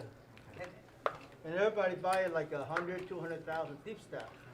Or cash, just bundles. cash. Yeah. Cash on the table. Cash That's on the That's table. always, when I You know, used with to watch Sampa that High back in the and, day, there was a cash on the table was great. Doyle and those guys, yeah, all the bundle cash. yeah, I always see you guys put cash into the pot. No, Looks women- good on TV though. 700. It looks good, but When is did it women play even that? allowed that time? And you It's do. not allowed now, right? for high No, stakes. Back then, the gaming law is different. Oh, I see. I said there were no women, well, Jennifer Harmon. No, there's a woman. What are you talking about? Couple. Jennifer Harmon, Andy Duke, Did Andy do play oh, high stakes? Marina Ho. Yeah. No, Maria Ho- I Raised to wouldn't say 700 from Charles. Queen 7-4. Let me see who else. Shit, the lady. I think Andy was one of the tournament. Pair for Cloney Eric. Gowen, I think, tried playing. Who? Oh, yeah.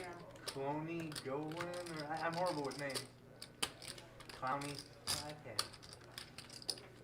Call from Eric. They're thinking of Mimi Tran, who also played high stakes poker. Turn king. Didn't have any like. Action card. Eric now with top and bottom. There's no Poke Bunny, baby. Check, check. Not today, anyway. And a river 8. Now Charles with a bigger 2 pair. Victor after, the law's different. The law, No, we I'm can gonna tell play you with something. cash. So I logged into Now the law the changed, stream, no right? cash. Watch. Only in Vegas? That was No, in no, Vegas. no, she was playing. We used to play cash here at the bike. She was talking about. We and always I had watched like cash, 10 stacks minutes. of cash. And she says, I have the weight on my shoulders because if I play bad, they're gonna take women. How often does Charles raise his two pair here? Meanwhile, you're dressed up like a fucking There is a rabbit. straight possible of 5-6. Like, what is that? Like, what you're not doing But women any Charles favors. looks like he puts in somewhere near a min raise. If you're worried about that, you're Oh, I shot in Vegas. Oh, in Vegas, yeah. All in Vegas. whatever. We not shot at the about- Golden And- Nugget Oh, or I the play GoPro. good. Eric with two pair does Wear not my love rabbit this. jacket Shouldn't be about how you look and and- pose. Right, that's what I'm saying. I know. We don't care what you look like. Just keep the money on the table. Maria's not here today, but Maria and I will take her out to lunch. And a call, and Charles is going to win a $19,300 pot with two pair versus two pair. If you wouldn't wear it out with your mom, you don't need to wear it to the poker table. All the dirty run. I mean, it's kind of disrespectful. Make sure you guys jump in the poll. So far, we only have 153 votes. It says heads up match, Johnny Chan or VIFFER. Who you got? Winner, runner, straight, runner, two pair, two pair. Oh, yeah, we don't want to justify it. But that's the thing, right? You're worried about your image and what you're getting, but then like, hey, by the way, like, I play good poker, but look at my tits.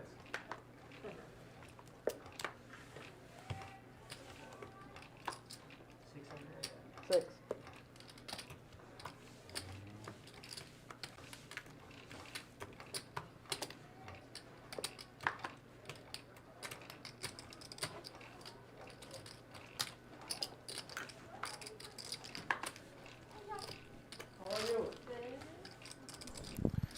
Victor with the raise, and we're going to go four-way action. 6-4 deuce. Young's pair with the gut shot is good. And Young senses this once it's checked to him. He's going to bet 1,500 for value and protection from all of these overcards.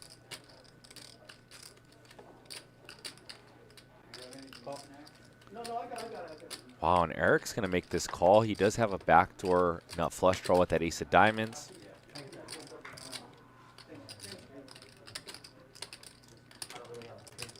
And Eric's call, since he calls ace queen folded. Turn is a 4. Eric has more 4s in his range that would check call than lead 4 ways, so Eric would range advantage on that 4. River Jack.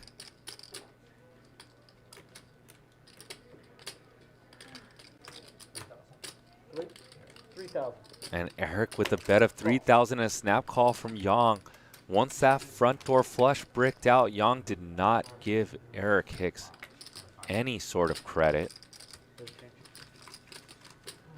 Button.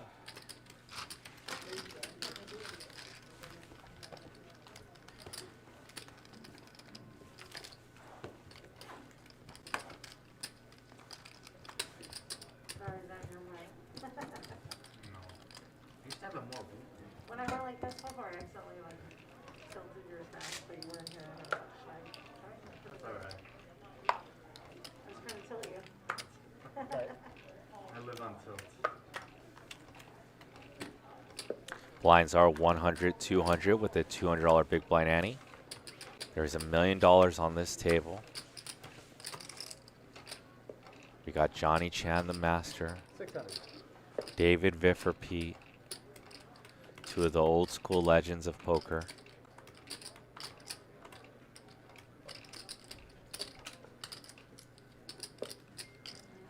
So hard to do. It's weird playing with the two-sided chips.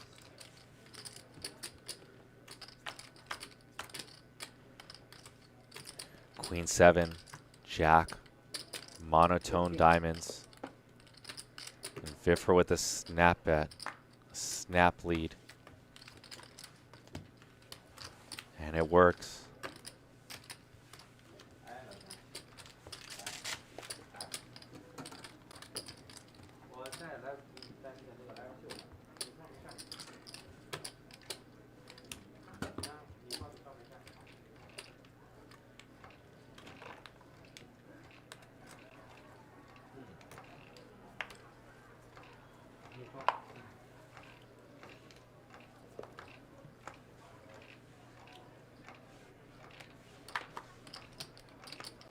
7.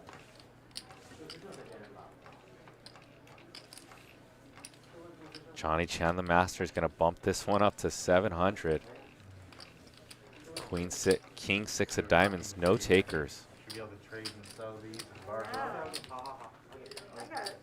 Really, you really screwed me up on one spot we caught a week ago. Or, I you don't know, even have any more time. or another way you should do it is, Bounty? what's that? Like a bounty? Well, either that or you throw them in the pot, and whoever wins the pot, Yeah, like a bounty. yeah, you get the Get chips. extra one. That's a You good get idea. whatever chips. Yeah, you Yeah, want. because the guy had to wait for you to act. Yeah, now you get yours. That's, I like that. Or idea. Although then it makes it painful, like, I lost that pot, I tanked, and I lost time chips for the guy. Fine. Or somebody goes to use a time chip.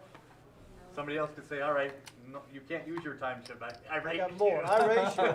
Right, so I stop it. So now that goes in the pot, and then these two go in the pot. The more time chips you got, the more power you got. Yeah.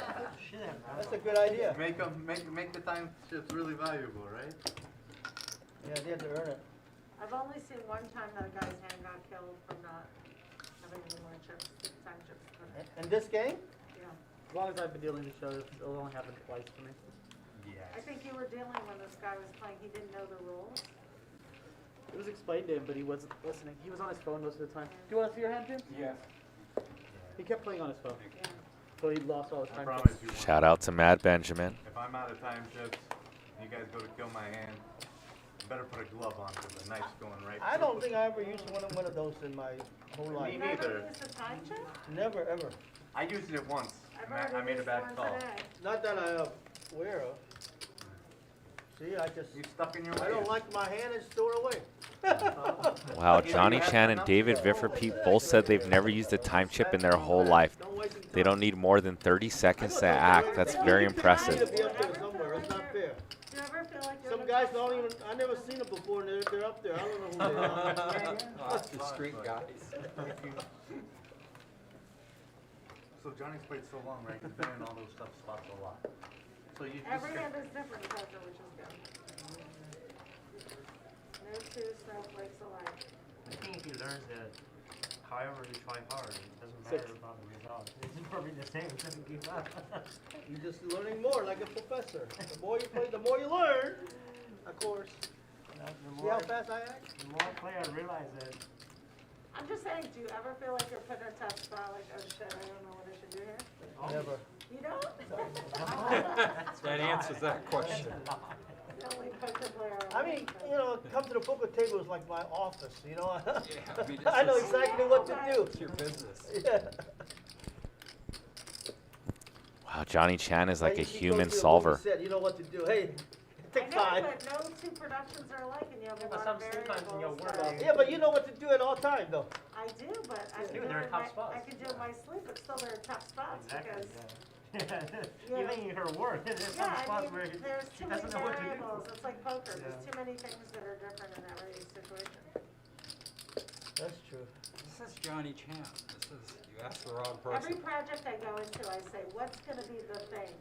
What's the worst scenario? There's usually with every project, there's one thing, like a difficult. Charles with the person flush. Or the studio and the director don't see eye to eye, something. I just go, what's And gonna be the thing? VIFFER And I'm thinking like, about calling with "Leave it just on a the top. deuce. I know what the thing is gonna be. And VIFFER does make the call. Wow. And he's going to see the bad news. What's going on here? Higher? Stop, what do you think? Is it possible that? Not a tight seller. Can you be lower? Yes. Nice hand. Little heat check for VIFFER. Your boy's Seeing not if his good. reads were on point. I'm hot today. It's not over yet. Today's a long day. Huge loss.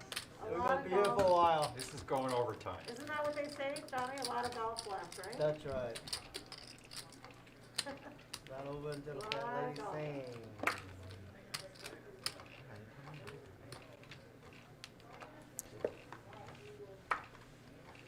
And I absolutely love what Johnny Chan, the master, was saying. He was saying that this was his office. Hopefully you guys can hear the table talk since I'm letting it ride. Julie says, do you ever have any tough spots? And he says, never. That's pretty impressive because I feel like throughout sessions, there's at least 1 to 5 tough spots that I have to go over after a session. And here, VIFFER with 2 aces, the Angels for David, VIFFER, Pete, and we're going to go 4 ways. King, 10, 9, 2 hearts. Aces still in the lead. Julie with top pair and a gut shot. And this goes check through almost instantly to the turn, which is a king for Julie. VIFFER tried to trap the aces and play some pot control. And VIFFER's not going to believe probably that Julie also didn't bet a king. So let's see how this action unfolds. VIFFER with the call. Turn 6. River 6. 5,800 in the pot. And Julie's going to grab 4,000.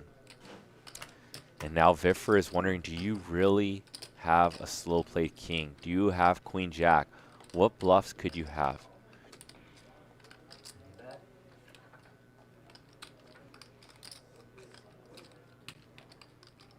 David VIFFER says set.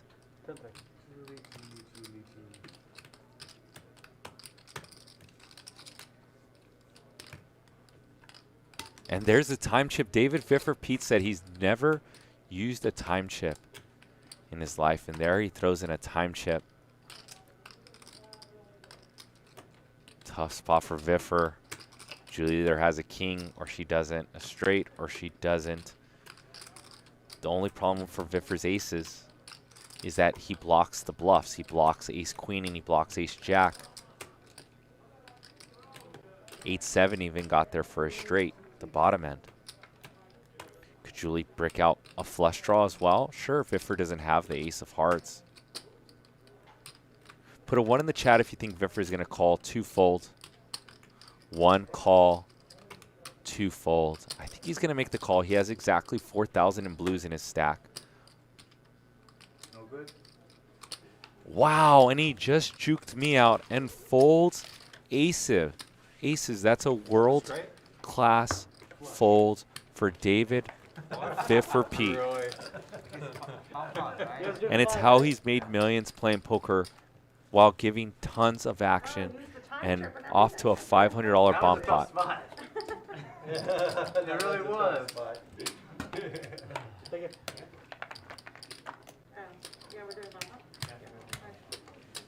Come on. Any side bets? Who wins this bomb pot? Sorry. I'll do $1,000 side bet with you. Side bet on who wins it?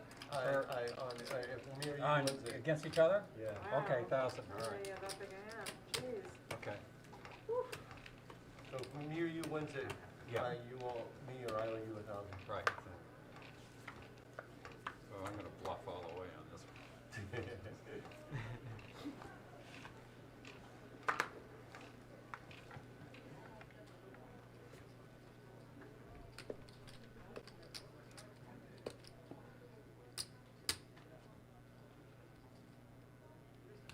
You told us you were gonna bluff, but you didn't do it. Shit, that was wicked. That's why you were checking. That's why you guys were checking. Yeah, it's a bomb pot, 500 everybody.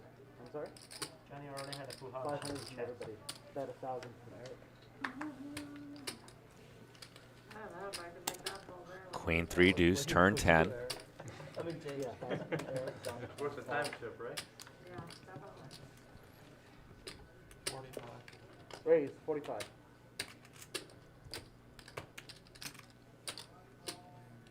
I mean, I really feel like most of the time I make the correct decision, but the one times I make the incorrect ones, they're the most expensive ones. So I'm way down on like bad, So from bad river decisions. if I made a bad call or a bad fold, my first Call. instinct was to call. And then What was your first instinct there to call? I talked myself out of it. Pocket kings for Eric and a bomb pot. Top pair for Yang, who raises it up to 4,500. Eric with a call. 10 on the river. I felt like Julie was a little bit unhappy with the When Yang raises that turn, he's repping 2 pair type hands. And he was saying, Julie. I was in a weird spot, right? And a bet of 10 $34,000 from the Mad I Genius. think I made the right call last time. You told me, and then you didn't tell me right away though. So I made it. 2 lavenders with 2 pair of kings and tens. Yeah, I don't we mind. didn't play on stream. Oh, you meant, actually you meant like after we first done. 10 seconds. We were Yeah, playing. you were here. Yeah, I was here. I had a set with over that. No, I had a straight. And Young's going to make the call for a $34,000 pot. Mad Genius carved up Oh my a God. very creative bet in that bomb pot. That bomb pot. The rich get richer. I just support his wife. I wanted to win the 1,000. And it's 2 times.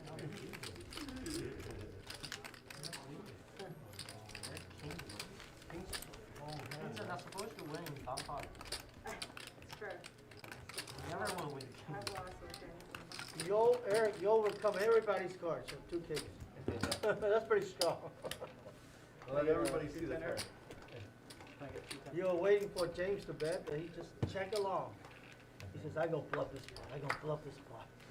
But you were waiting. Shout out to Asian Andy in the mix. Too. What's up, Andy?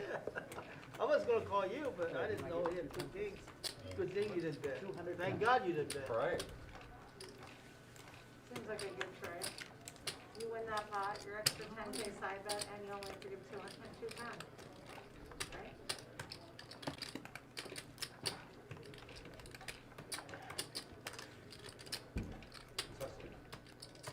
Just me so far.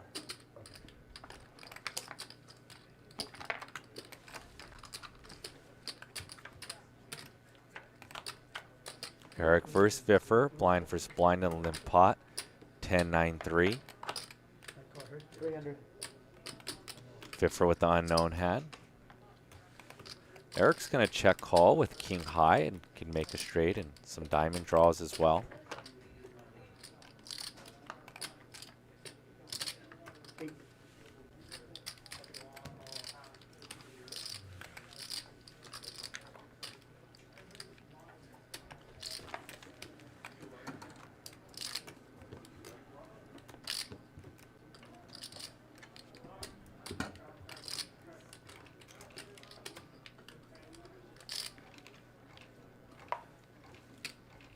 Once again, if you guys want to see some OT, the poll got dropped.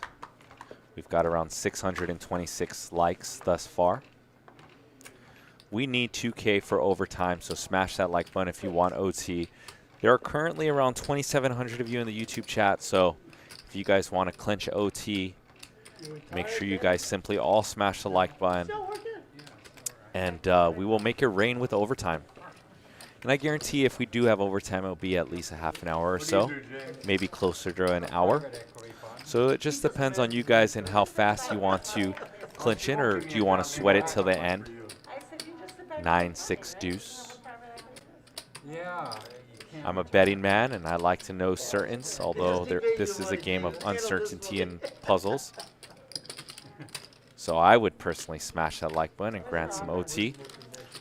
It's up to you guys. The quicker we get there, the quicker I can guarantee it. Turn ace. Yang with top and bottom 2 pair. Unknown hand for Charles, so we can debate is if he has some sort of pair on the flop, then now checked, or if he turned an ace and is trying to get tricky, because we've seen Charles get tricky with top pairs before. I know about Julie, you know, but the streaming platform, a lot of money in that. 25. If you invest in movies, you have to diversify because it's really hard to make money off one movie. But if you're in like 5, you have a shot of making like one big winner. I mean, making real money. River is a 5, so that straight draw did come in. 8-7. A lot of private equity. Don't put all the eggs in one basket. No, one movie. I wouldn't. I would invest in like a slate of movies. I always tell people. 45. Oh. With the right people. Do you ever get into streaming now? Yeah. Platform? Most of my stuff's in streaming. Boy, that's the now. best stuff today. Yeah. The best Bet of 4,500 and a snap There's not call. much what's going on. Well done by Yang, the master. There's like 1 or 2 movies We already bumped up to 722 likes. Let's not slow it down. Let's keep it moving, people. Thank you. There was an initial return to like people going to the theater, and then after Omicron started, it was a little less. So like Spider-Man did here. Did you see Spider-Man? No. I just watched it. I'm Well, sorry. turn it over, it's a picture, I think. Not a picture. Picture I of think, what? I mean, Not a you know, picture, but I saw what it was. It's a Yeah, black real card. pic- It's a Good picture job, of Johnny. It's a black card. It's a black card? It's a picture of a 50-50. I mean, it's either is a picture or isn't, He right? said it was red paint. Not wrong. He was 6.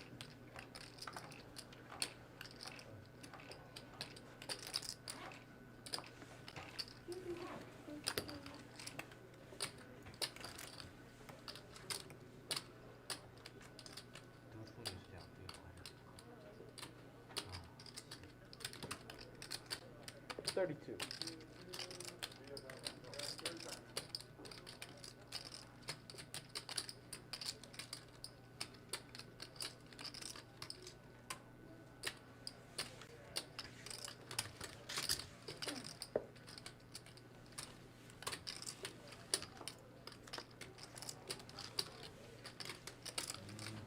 Victor, Victor, Victor. Victor. I'm sitting between Victor and VIFFER. It's pretty funny. You got a great seat. Victor, Victor, Victor, I should give you the name Victor. Viper. Viper, is that your name? Change my name to Papa now.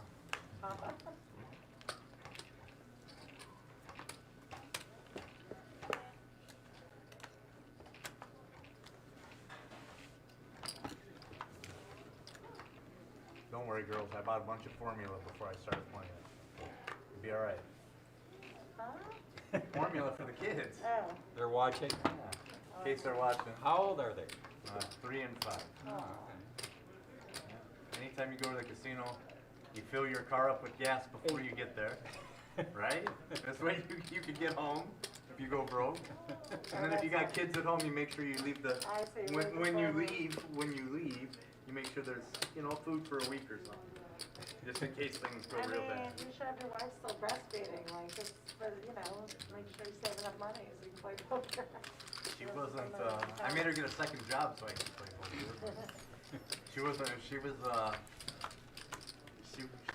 She did breastfeed, but she wasn't. 10-8-3. Rainbow. As we sort out the pre-flop action. Yeah, it's my partner, Rick. 12. As are you. Yeah, we're getting ready to redo all of it. I'll be playing that. Yeah. Good. I just need to get that on camera.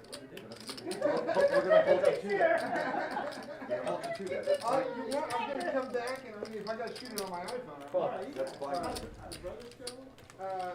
Julie, did you see the? And Charles, who turns his deuces into a bluff with just deuce high on that 10-10, 8-8 board. No, I said it. Well done for Charles. Johnny, you want your blind?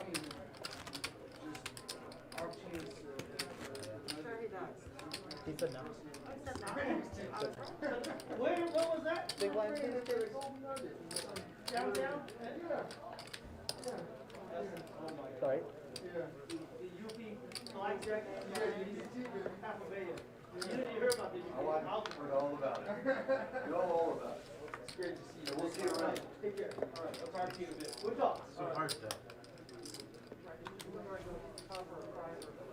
600. I got a chance Victor's not in.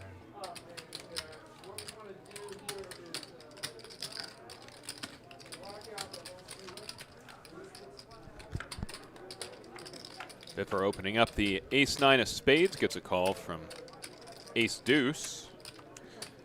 Jack 10-5, 2 hearts.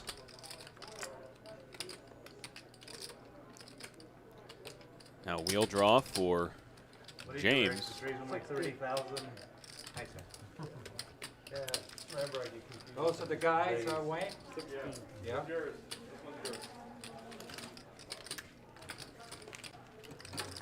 Next week, you're doing all this? Crazy starting soon, I don't know. I hope not next week, because I have people scheduled to come in. Blinds, please.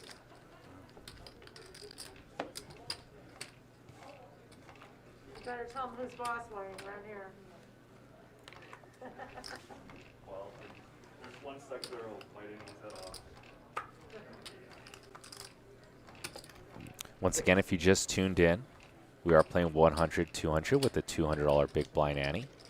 There is currently over $1 million on the table.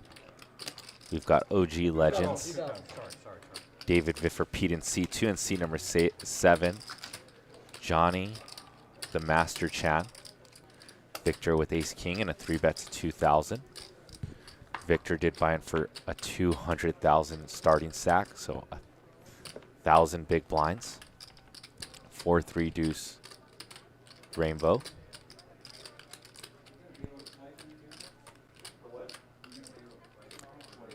A spot where he does have range advantage with all the overpairs. He does have a high equity hand as well. If VIFFER did have a little piece of that with the gut shot and 2 overs. Gotta try. Look at it. And it looked like a bet of 1,600 and a snap raise to 8,000, I believe. Yeah, look at this raise by Or VIFFER here. 6,000. Just brute force, 9-10 high, no hope, no prayer in this hand. He just knows that this is a tough board for a lot of the hands that his opponent would have that 3-bet to continue. And Victor's going to plug away at this puzzle. And I wonder if VIFFER's snap raise had anything to do with the call by Victor as well. Or he's just playing with all his equity. And a bet of $11,000 from VIFFER. Continuing to fire on this bluff here. You know, it's so much fun watching VIFFER play.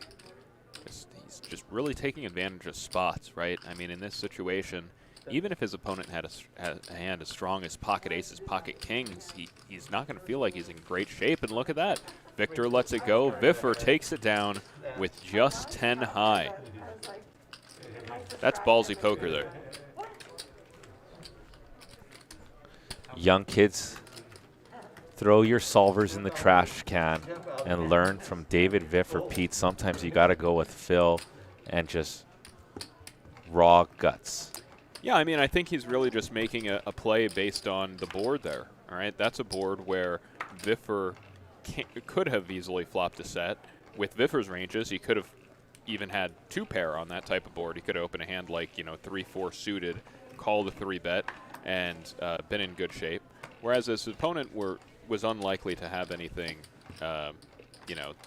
very strong there. His opponent certainly could have a hand like queens, kings, aces, but VIFFER was putting on enough pressure there that even those type of hands might feel reluctant to call a raise on the flop, a big bet on the turn, and then maybe even an impending big bet on the river. Okay, so then I have to redo my statement, because the way you explain that hand, then maybe VIFFER is playing a solver style of poker, but a perceived nut advantage, right? Because he has a perceived nut advantage with all the straights and sets of ace-5 and 5-6, and like you said, 2 pairs and sets. So in essence, he can have nut advantage on that board. Yeah, so I don't think it's a solver style of poker. I don't think that VIFFER is trying to be balanced in his ranges. What I think he's trying to do is, in every situation, make as many chips as possible in the hand, regardless of what his cards are, right? And that's different than a solver would play. A solver, for example, would wait to do a play like that on that board for when a solver had a good hand to do it with, right? 9-10 certainly would not qualify. A solver might choose a hand like 6-7, some hand that could possibly improve to be an extremely strong hand, right? VIFFER doesn't seem to care about that at all. He's just looking at the board, looking at his opponent, and he's playing old school poker in the way of maybe he's not necessarily making these decisions based on feel or based on live reads. It's more based on board texture, but it still is independent of his cards and where he's at in his range. Absolutely. You're doing it before, too.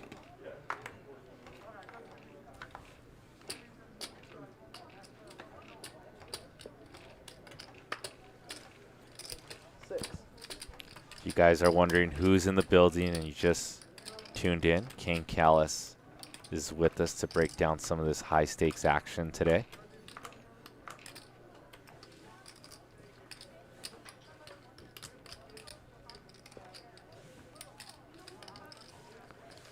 Raise from Charles and Young with a liberal call on the bun. King 9-4, monotone hearts. 12.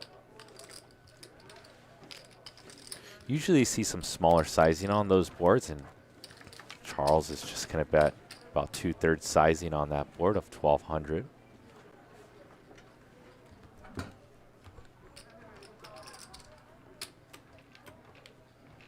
Julie, you're the big. Yes, sir. Take it. Right away, sir.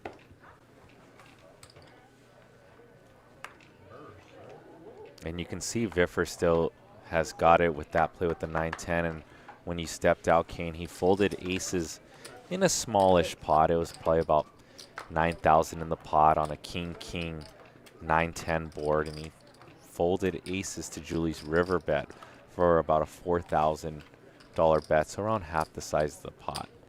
You know, Was it a correct fold? it was a correct fold. Wow. So his timing is just impeccable, and his just feel for these spots. Yeah, I'm really enjoying watching VIFFER plays. I mean, it's really a crash course in exploitative poker.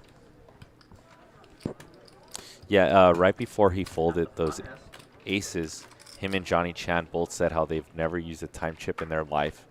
And then about 2 hands later, VIFFER uses a time chip. So pretty entertaining.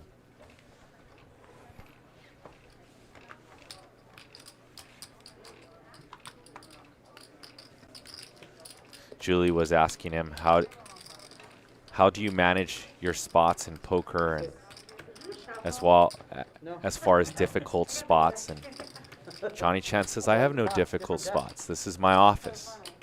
So No, wasn't me.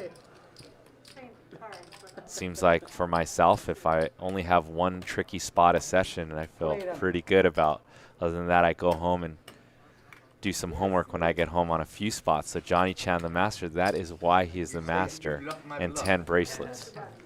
You bluff my bluff. You always outplay me. I haven't done too Just say you blapped your blap.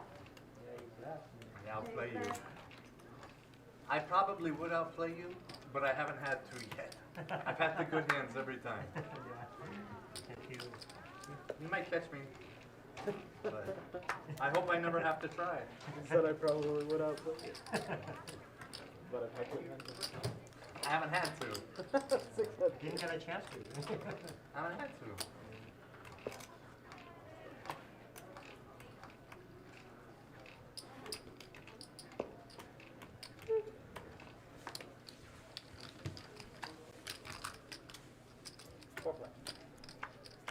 Four-way pot, nine's way in the lead pre-flop.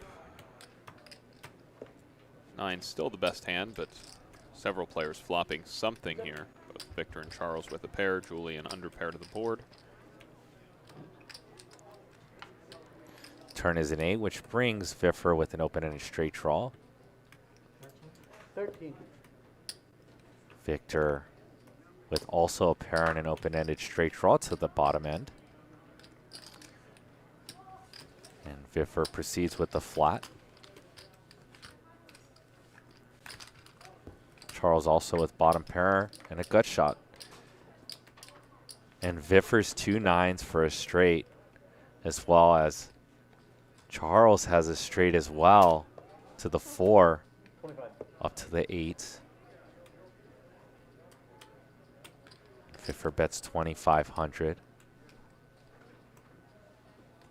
The front door flush does come in. So Victor's 2-pair shrinks up a little bit, but he's seen VIFFER on TV and knows VIFFER's wild and gives it up. Good fold since he is squeezed with Charles in the mix. And now Charles is in a little bit of agony. And look at VIFFER balance as he did his card thing where he's going to show a card, and this time he had the straight Kane. So that was not an Oreo / Rounders live read of exploit that we can exploit VIFFER next time. He Well, did it with the straight as well. What I will say is the camera wasn't on VIFFER that entire time, so we weren't really able to see. But the times when VIFFER has been bluffing, which coincidentally is actually a lot of the time, VIFFER seems to be looking about the room. He just seems super laid back in his demeanor and in his body language. And that time we really didn't get a chance to see when he had a real hand whether or not he took that same approach. Then again, it was a pretty small bet. It was a $2,500 bet, whereas his bigger bluffs had sometimes been in the $10,000, $15,000 range. And there was a scoreboard right there. Hopefully you guys caught an eye on it. I can read it out for you guys. Charles up 58,000, Victor up 20,000, VIFFER up 9,900, just under a main event seat. Johnny Chan, the master, up 7,000. Julie down 12,800. Yang down 17,000. C.D. James down 26,000. And Eric Hicks, the mad genius, the big spender thus far, down 40,000. But yeah, remember we were doing, what, 3,000? We are 2 hours in. The powers that be, the director and producer, told me that we need 2,000 likes for overtime. You guys currently are doing pretty good. You guys got 825 likes. So if you guys want to secure some overtime with Kane and myself and these awesome characters at the table with Johnny Chan and VIFFER, Mad Genius, Julie Yorn, C.D. James, Victor, Charles, make sure you guys smash that like button, show us some love, and we will have some overtime for you guys. A 3-bet from C.D. James with 2 kings, 10-9-9. Straight draw, flush draw for Julie Yorn. JJ, we've been getting some real interesting flops here. I mean, this hand, Julie picking up a flush draw and a gut shot, but on a paired board. Right, and James, of course, with the overpair of kings, continuing to fire. Julie, of course, going nowhere. Very big brick on the turn, deuce of diamonds. However, it brings a backdoor flush draw of the diamonds. Julie can perceivably have more 9s in her range than C.D. James. We know C.D. James does have a tighter 3-bet range. Let's see what... I like the bet here from James. I don't like the size. This is a board with 2 flush draws, and with the 9-10 on the board, there are all sorts of straight possibilities, like the one Julie has. Also Jack-8, 7-8, Queen-Jack, King-Jack, King-Queen. All of these hands, which he may play this way pre-flop, have straight possibilities. I would have preferred him to go a little bit larger on the turn. Would your preferred sizing be something like 75% pot, or even an overbet in this 3-bet Probably pot. Pot, or maybe 110% pot on this board. 10 seconds. So now with the board breaking out, 4,000. James continuing to fire, but only a $4,000 bet, a small bet. Julie has to know her hand is no good here. Is it possible that this small bet from James is going to induce Julie to bluff raise this river? What do you think, JJ, from what we've seen from Julie in the past? 10 seconds. Is that going through her head right now? Wow, and Julie does use a time chip. I would assume that Julie is doing this at a lower frequency. She would be risking about 2.5x. Actually, she is sitting deeper than her 9,000 stack. And she goes for it. This is amazing. Julie stacks is 9,000. I think she's sitting closer with, I'd have to look at her stack more in depth. And she raises 16,000 and leaves herself with about 5,000 back. She's trying to sell Kane that she flops something like quads or 10s full, or maybe even a slow play 9. A slow play 9 is a little bit harder to sell just because I feel like she would have raised the flop return on this wet board. He did bet small on the turn, so it's a hand that very well could have raised the turn. But either way, you got to love this play here by Julie. I mean, she shows up to the river with just queen high. She's putting James to the ultimate test, and right now you could see James just not pleased. I mean, what's going through his head is, you know, did my small bet induce a raise here out of a hand like the one Julie actually has? Did Julie just flop trip 9s and choose to play it this way? Right? Or are there enough hands that bricked out here where I should really be playing sheriff here and calling this bet. And they're, oh my goodness. Wow. JJ, look at that bluff by Julie. What a play by Julie Yorn. My hat's off to her. You know, and I absolutely love it because we know Julie can go for bluffs, but it's probably on the lower frequency side. So to see her go for it there is pretty incredible. And I absolutely agree with you, Kane, that small bet definitely induced her, you know. And it's a disaster situation for James because he was facing just a 1/2 pot raise. It was almost exactly 1/2 pot, so he was getting a very good price to call there with his pocket kings. A lot of draws missed, but again, he probably pegs Julie as somebody who's raising there with a lower frequency on her bluffs. She just picked the perfect time. Misread the value of your hand. Right, 600. I know the value of my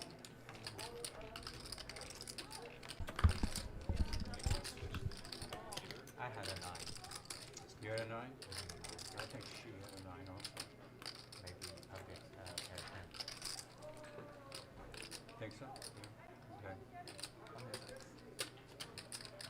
Right, 2,600.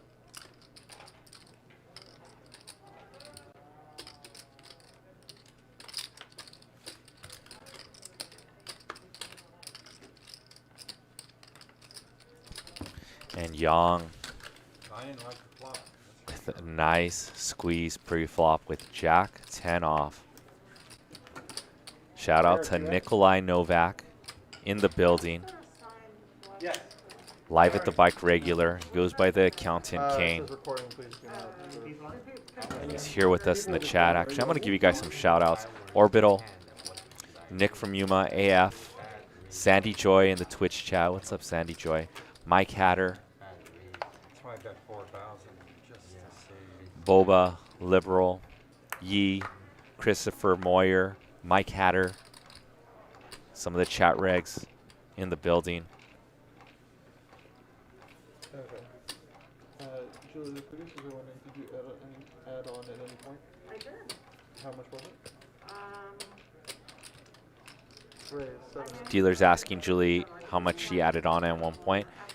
So we have to input the chip counts manually, so that's why the chip counts were probably off at that one point. Julie probably reached in her bag, added probably 15,000-ish in her chip stack.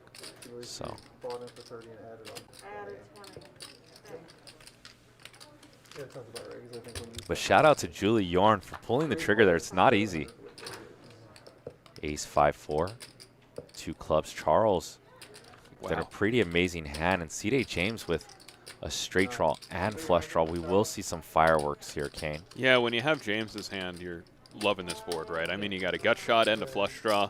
But the problem is when your opponent has a higher flush draw, you're just not in very good shape at all. As you can see, James with less equity in this pot than even the bare gut shot of his opponent with 7-8 who just folded. Yeah, pretty sick implied odds sitting, you know, around 800 big blinds deep. Charles drawing to the nuts. Going to call this raise. Turn deuce, one-liner to the straight. However, neither player should really have a 3 in their hand unless it had a flush draw to go along with it. Let deuce increases James's equity quite a bit because now he, of course, has a double gut shot going to the river. He's facing just a 40% pot bet. On the turn, it looks like James is making the call. River card's a 9. Yeah, and I wonder at what frequency James goes for this. He seems, in Charles's eyes, maybe a little bit tilted after that last hand.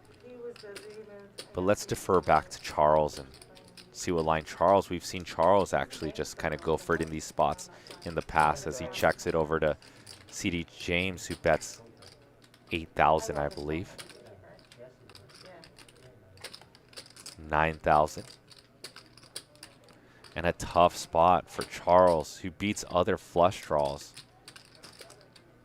He does beat 6-7 as well.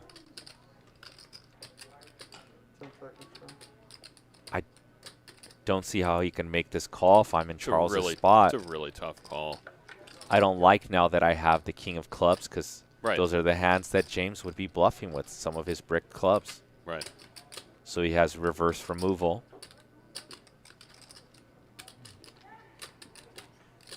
I mean, a big question that Charles needs to be pondering here is James betting this size on the river with a hand like ace-10? Oh! Wow! And I wonder how much that was because James lost the previous hand to Julie. What a call by Charles. That's a really tough call to make there, JJ. We're just seeing some great poker these past couple hands. Shout out to Charles, who is a crypto investor.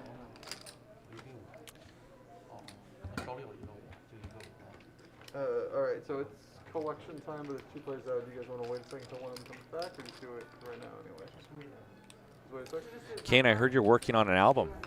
I am working on a music album titled High Hopes. It's a cover album of great American songbook stuff, so a lot of Frank Sinatra stuff. I'm doing it as an homage to my dad, Harry Callis, who is in the Cooperstown Baseball Hall of Fame. He broadcast for the Philadelphia Phillies for almost 40 years. And whenever the Phillies made the playoffs, he was known for singing the Sinatra piece, High Hopes. So that's the title song of the album, and it's just been so much fun. I've been working on it for a couple years now because I got a lot of things going on, and this is just a project I've been working on the side, but I'm really excited about it. It's coming along, and hopefully in the next year and a half, it'll be available. Nice. So it's like a jazz album. Exactly. Yeah. Yes. Easy listening jazz, Sinatra style. I got to introduce you to one of the players that plays on our High Stakes Fridays, one of my good buddies. He's a part-time actor and a jazz singer. His name is Brandon Estrada.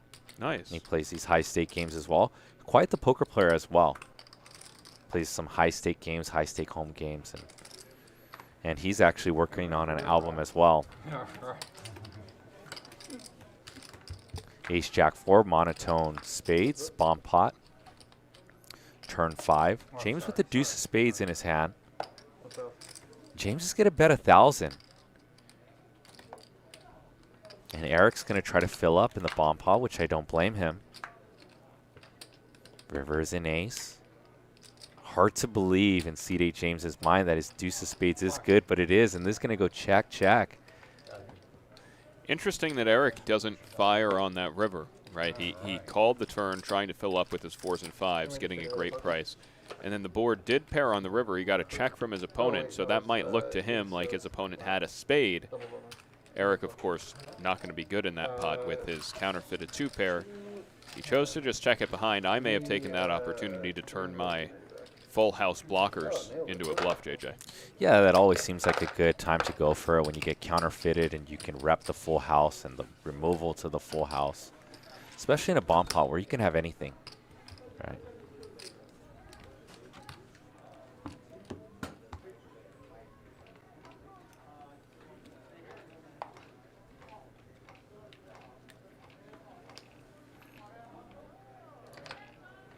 And those of you guys who like to indulge in knowledge while we're commentating, you guys are in for a treat. And look at how that chip was standing up.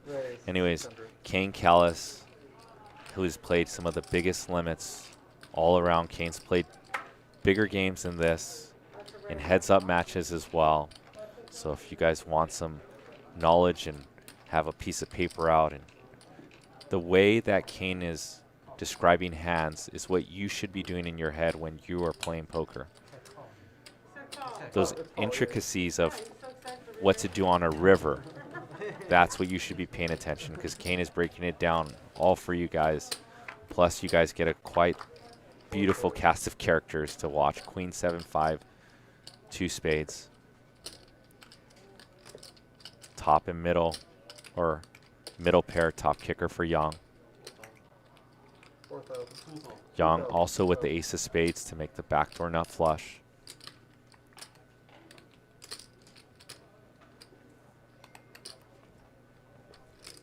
Wow. It's a pretty loose peel by Julie here with 2 players behind her with a gut shot. It is a gut shot to the nuts, though, but she does have no backdoor flush draw. Yeah, it's pretty liberal. I would prefer just to fold unless she's closing action. There's 2 players left to act, and certainly go for a check raise in that spot. And Now Young couldn't have drawn up a better turn card. yeah, usually players are not betting middle pair 4-way. Right. So range advantage usually is with Julie, who should have more 7s in her range, but Young has it here. You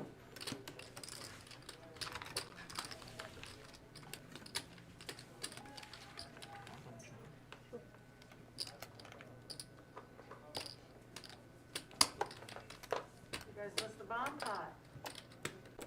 Let's make this one the bomb pot.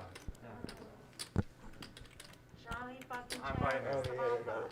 I'm in the fucking bomb pot, don't worry No, about no, that. you missed it. We started? No, we just did. So Oh, that a was couple it? months ago, I don't know how true this is, but we were playing 25-50 after a stream. Johnny Chan comes in, and we're all excited. You know, no matter how many times I play with Johnny Chan or I interact with Johnny Chan, it's all that's Johnny Chan, the master. So he comes and plays, and every dealer change we do double board bomb pots. So after a couple times, Johnny's like, "Hey, do you guys mind to just change this into double board bomb pots?" I'm like, "Yeah, I mean, I prefer them anyways. They're fun." So we ended up playing about 3 hours with Johnny Chan, just playing double board bomb pots. That's great. So How do you make out in that game? how did he? How did you? You know, I do not remember. I believe I played on the stream. I probably won something like $3,000. I have no clue.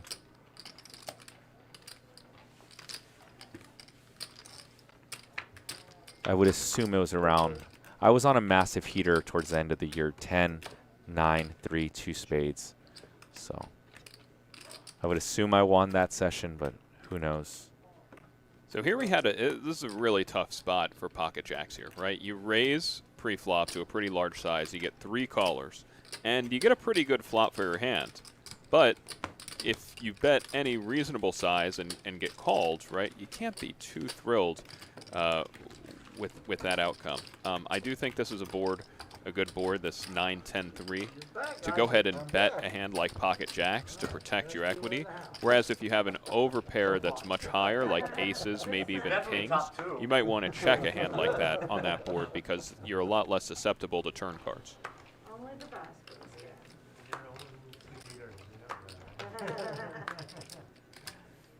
Yeah, shout out to Dan Zach. I don't know if he's watching. Once one of the owners of the show and one of my good friends, and helped me in Solverland once upon a time and went over some solves with me. And it's funny how every time we would look at solvers, aces loves to check.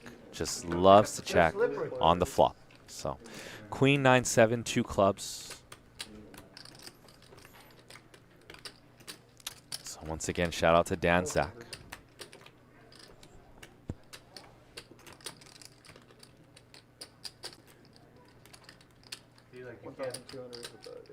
Dan Zach, one of the better, perhaps one of the best all-around poker players in the world. If you include all forms of poker, all mixed games, he's always a contender for Player of the Year race, and he'll get it one of these years.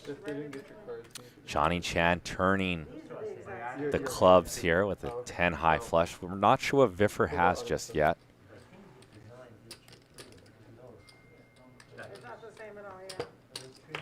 And a straight for VIFFER as this goes check through. One liner to the straight. Let's see how big Johnny goes here. Trying to get called by a straight with his flush. Looks like he bets something like 60% pot. Maybe I heard, yeah, 3,300. Johnny fucking I got a flush and a straight. Master turns over the goods once again. I say flush first. I didn't say straight. I did say flush first. I know you're just learning poker, but. It's another hand, though, where Johnny may have missed a street of value against VIFFER, right? There was that hand earlier with 2-pair ace-3, Johnny's ace-3 against VIFFER's ace-queen, where he checked the turn strong. Johnny checking the turn strong again here, VIFFER having the wherewithal to check his straight behind on a board where many players would be betting that straight to protect against a 4th club potentially coming on the river. Yeah, absolutely a spot where Johnny can lead that turn spot. Sorry, sorry. Definitely can have more flushes there than VIFFER. When you're able to develop a leading range either on the flop or turn, it's when you Never forget it. take over range advantage, and Johnny should have some flushes calling there from the small blind. So Yeah, I wouldn't necessarily expect Johnny to lead there with a high frequency, but a lot of players in VIFFER's shoes would have bet the turn. And so VIFFER just continuing to save himself chips in these kind of setup situations. I mean, I think overall VIFFER's just playing above the rim from everything I've seen here. When he has nothing, he's winning the pots, right? And when he has something pretty strong, but his opponent has something stronger, he's losing the minimum. yeah, it's pretty magical when you look at it that way. 800. It's almost like creating an essence of his own luck. Julie with a bet of 800. Raise 2,200. And look at Victor go with just some backdoors. Backdoor straight draw and a backdoor diamond draw. Senses that Julie's weak. What's it? Turn 5 of diamonds. That's a very interesting card. Brings Victor now the diamond draw. But what is a story that he's telling, that he flatted pocket jacks or a combo of queen jack suited? Kind of a hard sell here now. He's really repping nutted hands with a bet of 5,000.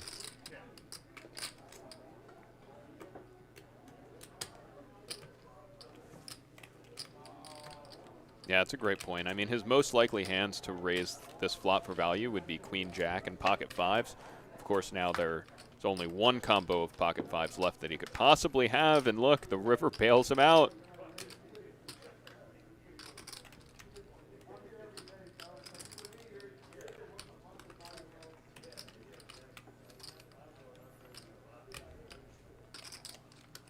And Julie checks, and now Victor is probably going to scoop out of some value here. And let's defer back to Victor and see how much he perceives. Julie will call with the queen, because that looks like Julie's most likely outcome or hand that she'll have here is something like ace queen, queen 10. 1,500. 1,500. Less than 10% pot size bet. Yeah, 111 to be exact. I don't mind this bet. I like a small bet here. It's a spot where you can't really bet large and get too much value, because it's likely that a hand like queen 10 would fold the river, or even ace queen, right? And you got to think, if those hands are going to fold, but Julie is going to call with a hand like, for example, queen jack that plays this way, there just aren't many combos of queen jack. Yeah, that was pretty amazing bet. That's what happened, right? Well, if he wouldn't have hit it, he would have been a lot more. Also, the final thing to think about is Julie playing king 10 this way, So when he bluffed right? Can she have king queen? These are hands where you can value own yourself if you bet too large and get those worse holdings to fold. So I like the small bet. 1/11th pot is very small. Speaking about solvers, you will not see a solver do that closing the action ever. But when you're playing against an opponent who you perceive to not have very many bluff raises, that's when you can get away with those very small sizes, right? The reason why solvers do not bet that small is because it reopens the action to their opponent for a very small potential gain, right? 1/11th pot is a very small potential gain, and in doing so, you actually allow your opponent to make another action. And that decreases your overall equity, your overall probability of winning the pot. So that's why you'll see the smallest solvers go in a river situation where their check to is maybe 20% pot, 25% pot. That's verbal. King, queen 7. 10,000. Pair of queens for Victor and Johnny Chan. Actually, Johnny Chan has bottom 2 pair who bets 2,300. I don't know.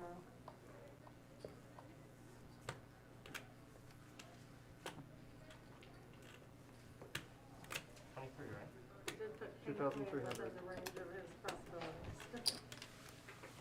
I don't know. Victor with the continued turn, king.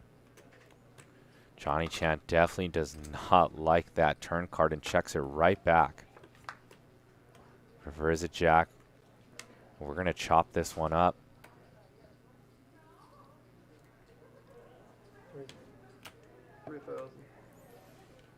And we're going to chop it up only if Victor now makes the call. 3,000. Does Victor ever put Johnny on a bricked out diamond draw? 10 seconds.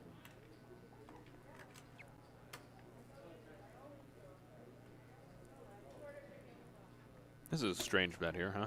And a bet of 3,000, and it is going to be chopped up. Yeah, I'm not quite sure. I think Johnny was turning his hand into a bluff here, but I don't know what. Maybe he thinks that a better queen would fold. Like Or a ace chop. queen. Or a chop. But I'm not. It wasn't really a large bet. I'm not sure if it. It was a half pot size bet, just about. Yeah, it must have been a bluff because his opponent did call his flop C bet into You 3 had other me on players. 4 flop, I had you on the flop, and you had me on 4th string, and the 5th string, we're even. We're even.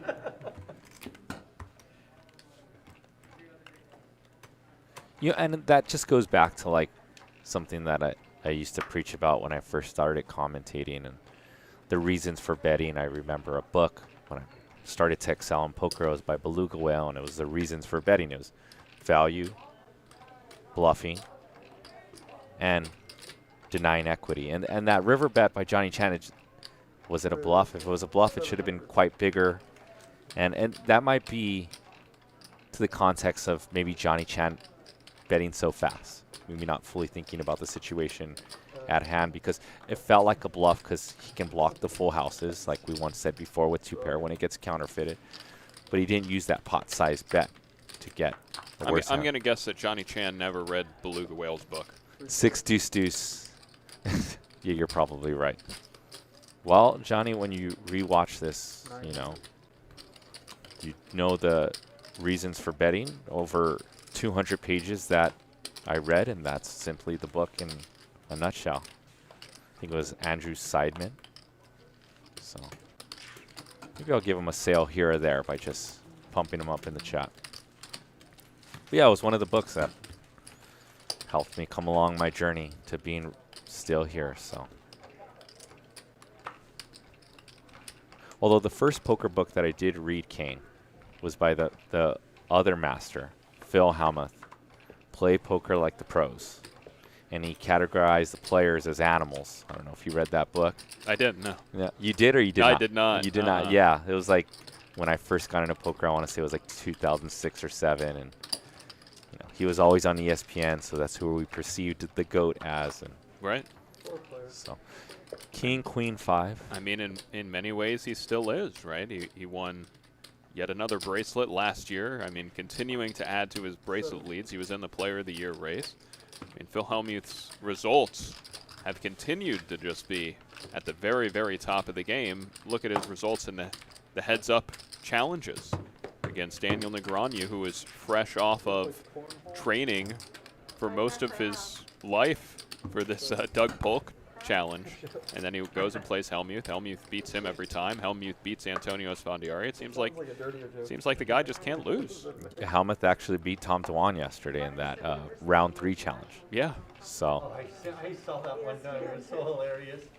It's so funny. I was Yeah. like, he was serious. Really serious. maybe I have to give more credence to playing poker like the pros, or whatever the book was called by Phil Hellmuth. That's how they practice. So what was the premise? You envision your opponents as animals? Pretty much. It's an exploitive book, right? So I forget the animals. There was the mouse, which is like a tight passive player. There was an eagle, who's like the toughest player, and you don't see them very often because they're high in the sky. There was the lion, who's very solid. There was the jackal, who's the crazy player, and he tells you how to play against these prototypes. And, when you sit at a table, you should be classifying these players, so you already have a baked-in strategy against these players. I mean, it's been almost 20 years since I read that book, give or take. Probably about 16 years, so hopefully I'm not butchering it too hard.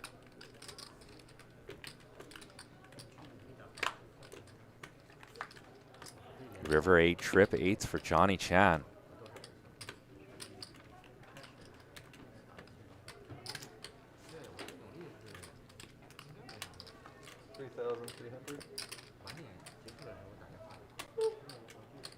And I think that's also the easy take, Kane, for the masses.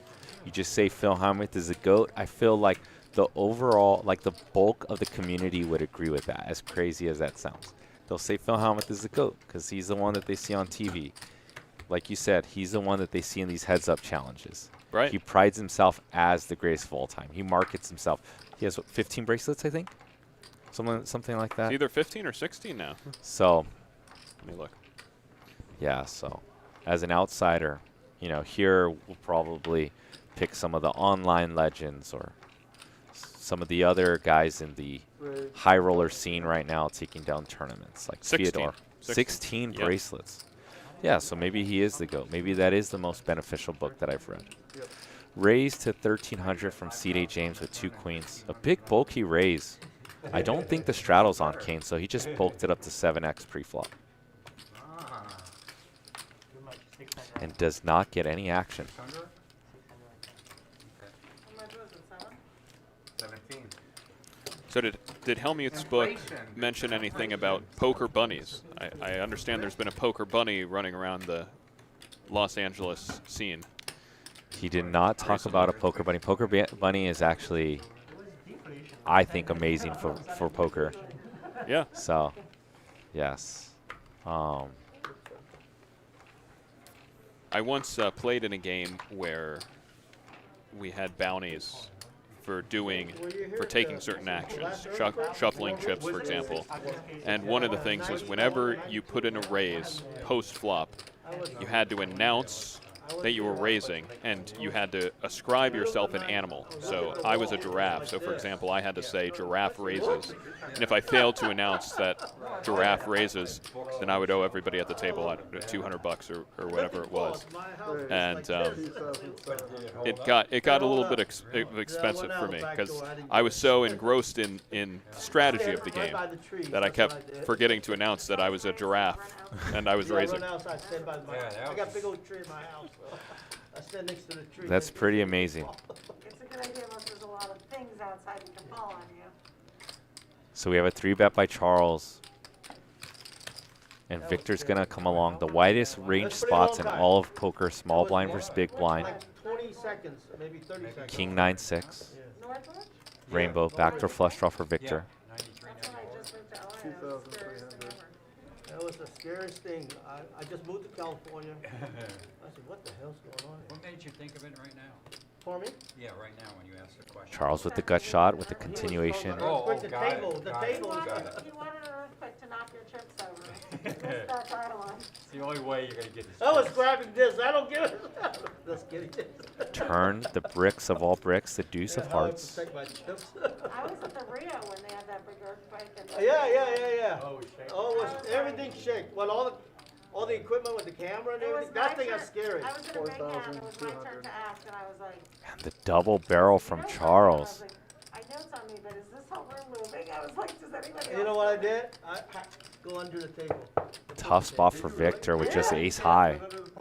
I ran. But if you were there, you would do the same thing. I was there. I had to go running under a poker table. Like in the 3rd grade when you were doing the fire drill. I ran right out the front door. They think like a $30 desk is gonna save like 3,000 pounds coming down. There's a lot of places I wouldn't run out of, but the Rio, that place, I thought this is coming down. I was in the middle of the poker room. There's not enough time for me to run in case anything falls. Only thing I can think of is under the table.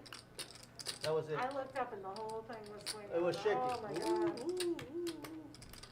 Maria Ho must have been under the table. Well, you gotta ask her that question. And then we went to dinner upstairs in that like steakhouse. Yes. And the whole place was shaking. And it took us 2 hours to get our food. And we said, what happened? They said all the people that worked. Victor's still in the tank. I wonder how tough it is for him to concentrate with all this table talk going on. That place was due to be knocked down anyway. You know that they're not up to code at the Rio. I was up on the top of the Rio, and when this gigantic thunderstorm came in, and I've never seen anything like it. And the guy who was running the zip line warned us, there's a big thunderstorm coming in, you guys all better get inside. We're all just hanging out, just, you know, just being cool, nobody really, and a lightning comes down and hits on the edge of the building, right where I'm standing, I could feel Oh my God. I could feel it in my hair. And then we start like coolly walking for the door, all of us, and then another lightning bolt comes down, and then we all just start booking for the door. And then I guess they don't have keys to lock it up there, and they had to prop tables and guys to hold the door closed because the wolves were knocking over tables in the steak restaurant. It was the most dramatic storm I've ever seen. Is there a zip line up there? Yeah, on top of the reel. Oh, I didn't know that. I've just been to that restaurant. This year it was really eerie. You could go And up. up that glass elevator, right? Yeah. This year you could go up and just hang out at the bar, and the bar's abandoned now. Every time you guys ask me to do this, I lose a pot. So I'm gonna show him one, Okay. and then I'm gonna bet. Yeah. And if he folds, I'll show the other one. All right. You Show. tell them. What's that? That's bad jinxing that Yeah, they make you show. I'll show everybody. What a piece of shit hand you're playing. Yeah. That's all you. Here comes Michael. Hello.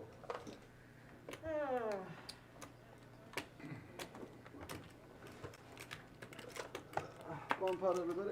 But I was wearing my big medallion. And here's going to be the scoreboard, the cumulative winnings. If you guys want to know who's up and who's down, Charles up 79,000, Victor up 24,000, Johnny Chan the master up 16,000, VIFFER down VIFFER up 5,000, excuse me. Eric and C.D. James, the two big spenders thus far. Well, we've got a bomb pot on the dealer change, I believe, so 500, and let's see a flop. Okay, let's do it. Do I get the button finally? God, this is bad. Does the button I move go at back the to end? the later after this. Okay, okay. So the best place to be is in the big blind, right? Because you're gonna put Yeah, fools I in can the tell you the whole alley. thing. Okay. Of course.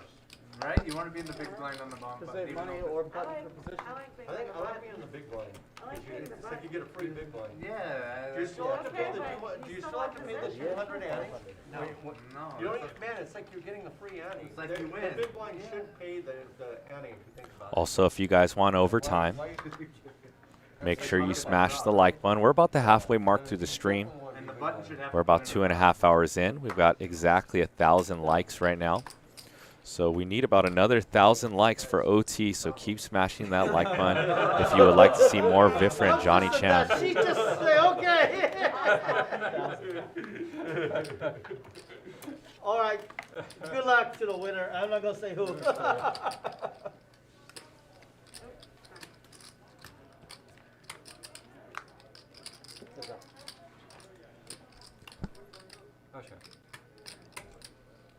Both players with the same hand in this bomb pot. Kane, I usually like to say strongest will survive when players have the same hand. And it's going to go check, check. Both strong players. Okay, what are we doing Five this hundred. case? They all looking for a king. Is it that? 500. Discount, yes. You have hold price. it. Okay, so Wait. on a chop pot? I don't know. You never clarified that one. That was Yeah. not who beats who. It's who Wait, wins the pot. Is 500? Yeah, because if Okay. it was reverse, I would have done the same, 500. Yeah. Okay. That's a fair. Yeah. So 1,000 for a win, 500 for a chop. Right. Yeah. You won half a pot. Good call, Seems Julie. like a So if you're chopping the collection, it's 105 each. I'm glad I got some free cards. 105 each from collection. Yeah, 105 each. That hard Yeah, seems you remember fair. that? 105. You got $5? You owe $1.05 for the collection. 5? Oh, I do? Oh, you got it. I got it.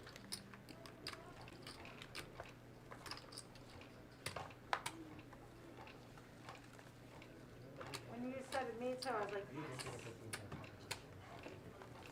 Actually, won Can I that get ace the 5 and the 1? Thank you. You're small man. Thank you. And I got another, is this? Perfect, yes. Okay. You missed the bet there. Could've saved you $500. That's right. If I bet, you probably folds. You would 700. definitely hold.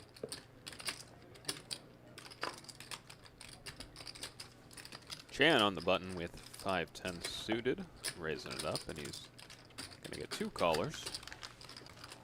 Straight play. Yeah, the beautiful thing about this ante and the mix, Kane, is that these players can really loosen up their ranges. 9-8, deuce, 2 diamonds. We're going to see some fireworks with Johnny Chan with flush draw and James with the pair and a backdoor flush draw, straight draw. These players can almost open up almost like a tournament range here when the ante's in play. It's pretty amazing how loose you can get with an ante in play.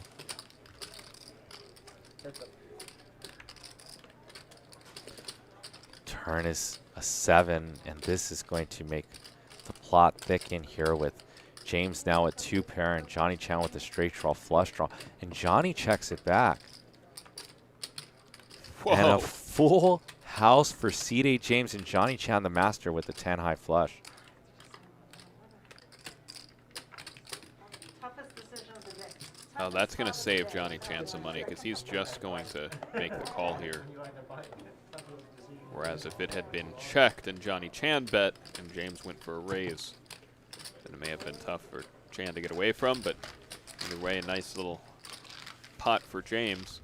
And in fact, you know, the ante really encourages action considerably here because a lot of players prefer playing more hands in cash games anyway than tournaments, right? So then you throw in that ante on top of it, and now they're playing even more hands. It definitely makes for a much better and more interesting stream, in my opinion. And I'm very happy with the ante structure. And then that guy just lost a big pot to me. Right. Here, ace 10. Also, can we get a flip Flop service? numbers 9, please? 10, deuce. You copy, Marvin? Pocket jack, pocket jack. 600. I'll go finish. It's interesting, if you look at solvers, whether you have Drop is good, a yeah. tournament stack such as 30 big blinds with an ante structure such as this, or a cash game stack with 200 big blinds, you're playing similar, not exactly the same, but a similar percentage of hands, but the type of hands that you're selecting for changes pretty dramatically based on how deep stacked you are. What you'll see is solvers in deep stack poker specifically really like hands like suited aces, right? That can go for the nut flush draws and really put on a lot of pressure with those type of hands on certain board textures. And the deeper you get, the lower value hands like offsuit king jack become, for example. So he moved on in. And the produce come out with 2 more hands with the show's old finish. So I'm up like 300,000-400,000. I said, shit, if I lose this pot, because Daniel would have like $1 million peak. I don't want to lose this pot. So like 2 more hands would be over. I just laid down my jacks. So Daniel called with open end straight, 9-10 hit jack queen. 4th street comes a jack. That makes me 3 jacks. And they went on and they showed their hand. So Daniel made 2 jacks. The pots are like, I could have broke Daniel. I mean, I flopped 3 jacks. Right. So I just laid down that hand. It cost me another easy $500,000.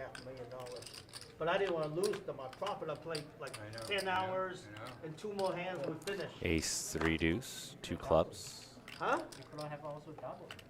Can you get any first, please? Yeah, but 2 more hands. A limp pot in this high stakes game. I mean, you go there to make money and Have a good time. you won 300,000. Hey, listen, I'm gonna lock it up. I don't want to. Psychological reason. Yeah. If I'm losing money, that money's going in.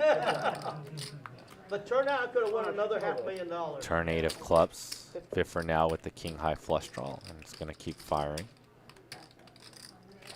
VIFFER says, James, you don't look like you want this pot very much, and I really want it. 10, 9, 10, yeah. High stake poker. High stakes. Longer than that, like 12 years ago maybe? No, not that long. Does anybody want to order their food? Anybody on food service? Food service? While he's here. Then another night on Can I get a chicken fried high rice? stakes, won 750,000 against that one guy who had to leave the airport. And then you Oh yeah, pocket Remember him? aces. Yeah. Yes, That was yes. our first show, by the way, at the Golden Oh, Nugget. okay, because that was unbelievable. You had him. I haven't seen him since. Yeah. Haven't seen him since. He jumped out of the airplane mid-flip. You know, that was. Some millionaire. It's true story. Some millionaire. I raced the pot. He got to go to the airport. He picked up ace king. He raced me a little bit.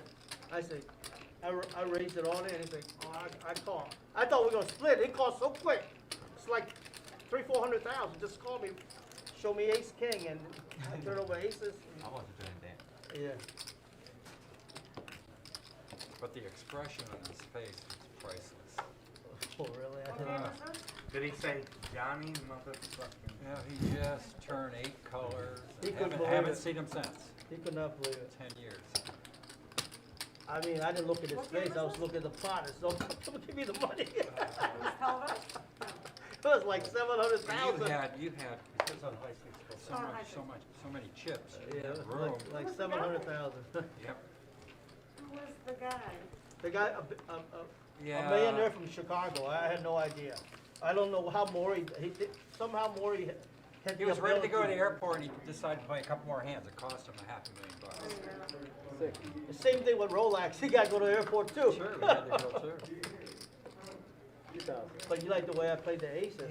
I limit with aces, No, Daniel with jack three, raise it. Yeah, the way you played it. And also on the flop, the pot's like 60, 70,000. I bet like 18,000. The guy just. Eric with 2 queens and Yang gonna try to set mine here versus the loose player Eric Hicks. Jack 10-5. You waited about a half a second to call. Looks like Eric's gonna put out a hefty bet here. Like I believe that's 3,000 if I saw correctly. 2/3 sizing, and Yang's not gonna believe he's gonna put Eric on those king queen, ace king, ace queen type hands in the turn. It's a 7. And this is a very loose call here by Yang. I mean, even if Eric were bluffing pre-flop, a lot of those hands could be hands like Jack 9 suited, Jack 8 suited, hand like Ace 10 suited that could have gone for some value on this flop. So pocket deuces is just a really tough hand to continue with on this board, especially because even when Eric does have those hands that you mentioned, hands like king queen, ace king, ace queen, all these hands you have to imagine are going to fire multiple streets. So when you choose to continue on this flop with pocket deuces, you got to have in the back of your head, am I really ready to move forward facing action on multiple streets here if I don't improve? And looks like Yang is certainly thinking about it.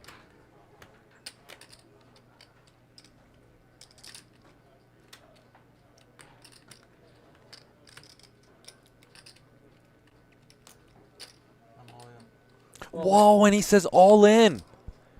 Yang just pulled the all in trigger. Wow.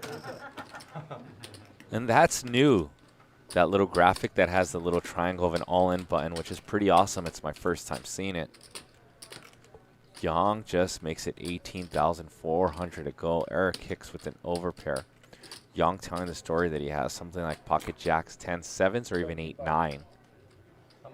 17-5. I can't imagine Eric Hicks folding this hand. You can see Eric just not happy at all with that shove. Did you see Yang when he went all in? He kind of did something with his hand and looked at Eric. I wonder if Eric has played with him before and has a read. Oh, Eric makes the call, And Eric says one time. And Eric's going to win a $45,500 pot shipped over to the Mad Genius. Have you seen Eric or played with Eric before, Kane? I haven't, no. See, he doesn't look like Mad Genius-y today. Usually he has like this huge medallion that he wears, and I'll show you a picture that I'll find on YouTube, and he has like a mushroom hat, and he just shaved his head. He usually has long hair, so. But today he looks like clean-shaven tournament pro with the World Series of Poker jacket. So. I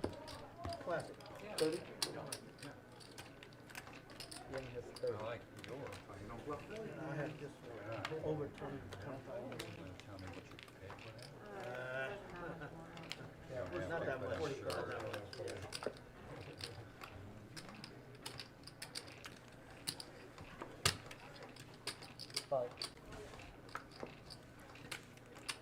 And the new all-in triangle, not a lucky one for Yang.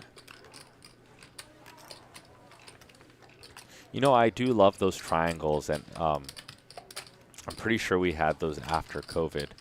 Or not, I mean, we're still in the pandemic, but like they have them all along or all in the poker room as well, because at one time playing with plexiglass and masks and so on, muffles all in and you can't hear.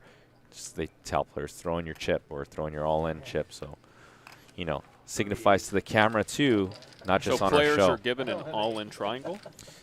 Yes, off stream they have it. I'm not sure if they actually have one on stream here. I don't see it. No, so I guess the dealer throws it in for them, but if you're playing on any of the tables at the bicycle, everyone has an all-in triangle pretty much. Might be a square, I forget how exactly it looks like, but the dealer will tell you, okay, you're all in, put that in, so no one can rebuttal after. You got me freaking study from 20 years ago. He played so many classic hands. It's like 30 In this years case, ago, not this guy got proving me down. lucky No for wonder. You've been studying your play. Yong. No, Sitting sir. in his apartment. Can't like, study. what's his face? This first time I Very played this guy, he aggressive knows all my play there cards. with the pocket deuces, and we were talking about, you know, continuing on the flop. He must have had a plan to do something similar to what he was doing on the turn, and I'll tell you what, it very likely would have worked if his opponent had those hands that are going to continue to fire with air, right? We talked about how many hands Eric could have that have a gut shot or better that are going to continue to fire the turn. How many King, apartments? queen, ace, king, all these hands. houses, not apartments. I could tell you houses. I was putting on one apartment. Oh, really? Yeah, that's a good point. That bet by Young is going to work a handful of times because Eric is an aggressive player. Oh, got it. We were making jokes. Oh, no, I it's make good. jokes. I like jokes. Good, I'm good. King 5 deuce, 2 clubs. Yeah, something at the beach or something in the mountains, like. New York. Well, you know where North Ranch is, or Westlake Village? 2000. Yeah, is that where you live? Yeah, North Country Club, yeah. And Do you have additional residences? yeah, I do, 2 others. Where? There. Oh, there. Oh, in the same spot. Yeah, somebody you would know Do you right have next to, one of them's next to Viking Avalon. Oh, Crazy as it really? sounds, yeah, next to his. And the Superman franchise guy, not the goober with Barbara Streisand, who owns the franchise now, he has the house. Oh, He has a house. not the guy with Barbara Streisand. Yeah, not Oh, John? Goober, was his name? Oh, Peter Gruber. Yeah, but next guy, who owns the franchise, Tom Superman? Yeah, well, he has the house down James, a you're the block. big blinds? It's a $100 million house. Yeah, that guy made a lot of money. What would you do with He was a hairdresser. and then he turned I into- know, he was a Then he turned yeah. into a studio head. Well, I know. Yeah, what do Because you he do was with Barbara Streisand's boyfriend. 100 million. $100 million? It's What? like, His house? I'd rather have 10 houses Is that near, worth $10 million. oh, yeah, yes. Are you at all near, Upper Oh, Ranch, Canaan area, Pleasant Valley? Westlake. Let's see. 9, 7, 4, 2 clubs, and top set for C.J. James. Of course you're gonna fold, of course. I shot, it wasn't Westlake Village, it was Thousand Oaks, but I shot a movie, Thousand Oaks, I shot a movie out there, so I went out there every day. Oh, really? In Near, like Pleasant Valley. how about They Sherwood? shoot a lot of stuff Oh, there. okay. you're the big blind. You know near the Four Seasons? With Yes, the, yes. With the longevity center? I do. And then the guy that started that place has a big house out there on the street. Oh, okay. Okay. They shoot a lot of things. in Nice that area to street. shoot. They shoot a lot out there, like most commercials, I recognize always that street.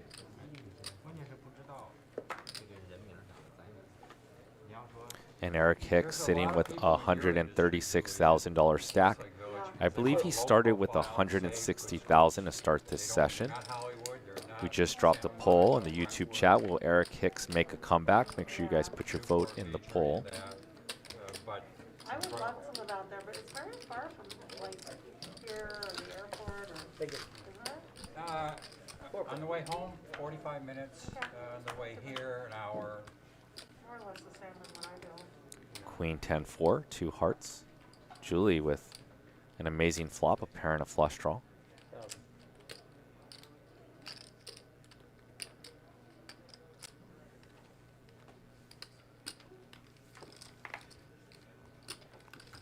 Charles makes a light call. Squeeze behind 2 players. So does Yang. Yang comes along. Julie's definitely in the hand as well. Her cards disappeared in the graphics. Yeah, Julie turns the nuts. And let's see what sizing Julie comes along with. I believe we have to plug in her bet, which was around 800 on the flop, something like that. When you live in Ventura County versus, say, like LA County, you feel like you're a million miles away because, for example, Yeah, and our graphic is off. Village or homeless, but they don't allow. Julie obviously bet. Charles folded. LA it's a sad story, but Ventura County, they're so regulated nicely. How about San Francisco? No, that's a sad. Is there It's pretty pathetic. is there a lot of, is there crime up? Like a lot of crime up? No, it's always ranked 1, 2, 3 in the nation every year. Westlake Village, Thousand Oaks, That would be nice. and the schools are super. The high schools. Yeah. 6. Yeah, that's nice out there. I like it. Yeah. I like the quiet. Right, that's what it is. Exactly. 22.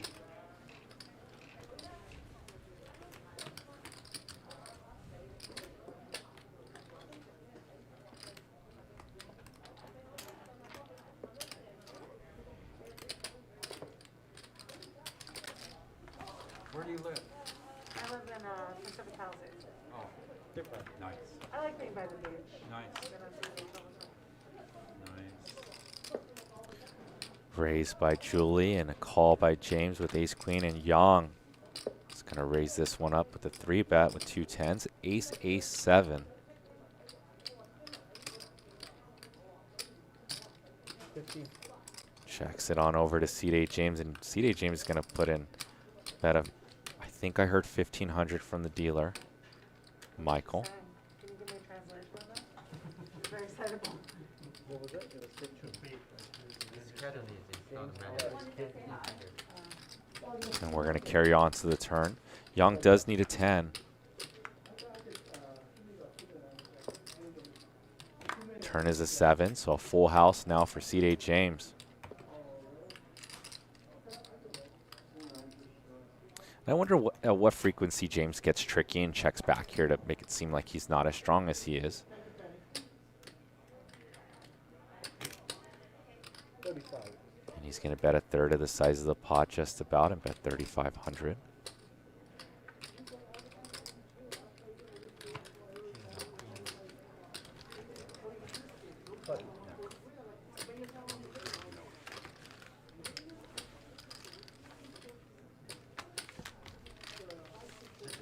$78 votes thus far, Kane in the YouTube chat, and says, will Eric Hicks make a comeback? 68% say no. 1/3, 32% say yes, although it's a small amount of votes to the normal amount of votes. So let's see if some variance will kick in and it'll get to about 50-50. We shall see. Still early. Anything can happen. Chips are certainly flying around. Eric had been a little more active earlier in the session than he has been lately. Probably just a function of pre-flop hand distribution. 6. So James, I gotta ask you a question. Okay, ask anything. So when's the last time you watched YouTube Come on on, me? guys. You two on you?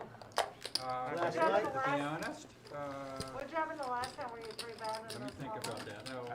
That's been a while. It's been a while. That's good, that's It's been good. a while, but I just I remember. thought it was No. I thought it was recently. I said, my No, God, no. this guy studied. Because you know the hands I'm talking about with you have been 8 to 10 years, right? Yeah, Those it's been a while. Yeah. James, I can tell, has amazing memory, because he always can recite hands from television he's seen, whoever's here. Well, it's a lot of fun, depending on the personality, you know.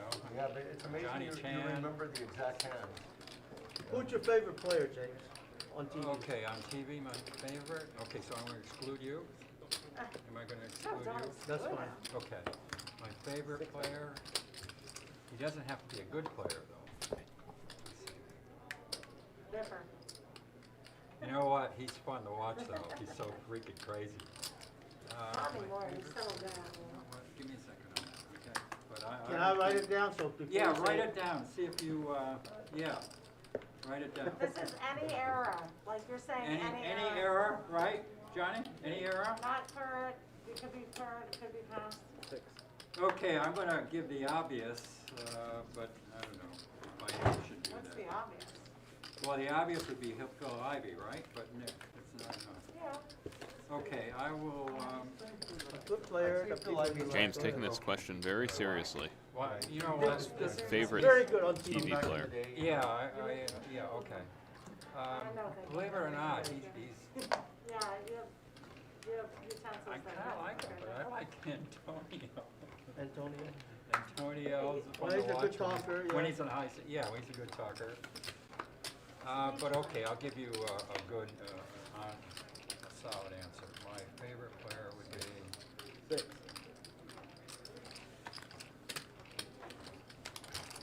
Phil Ivey. Any era, from now. He already 50 said years. Ivy may be one of them. Ivy and Antonio is who he's mentioned so far.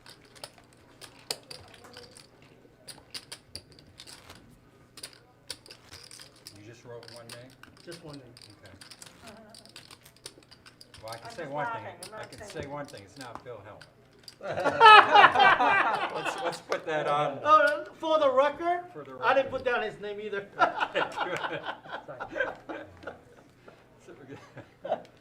He's gonna hear about it. Oh, that's fun. I mean, just fun, just poker Yeah. talk. I mean, that's No, what. absolutely. That's why we play poker. It's We a talk. We great get question. to know each other. It's a great Yeah. question. I just need another minute. Yeah, just poker talk. That's all. Okay. Wow, these Table talk. players be hating on the GOAT Kane. Phil Hellmuth. How dare they? Okay, I have the answer. 16. The guy that always draws in. How much? 16. You focus on this hand first. Okay, all right. Okay. I got the answer. Curious too. I do. Yeah, I'm curious about that. Okay, I do have, definitely I watch them, I would watch them every time. Oh, that's interesting. Maybe I don't know that guy. I think you might have heard of them. Yeah. Facetious. Intelligent guy. Charles It's gonna fascinating to me isolate some limpers here. from the beginning. King 7-3, all clubs. C.J. James with the nut Don't flush. say anything.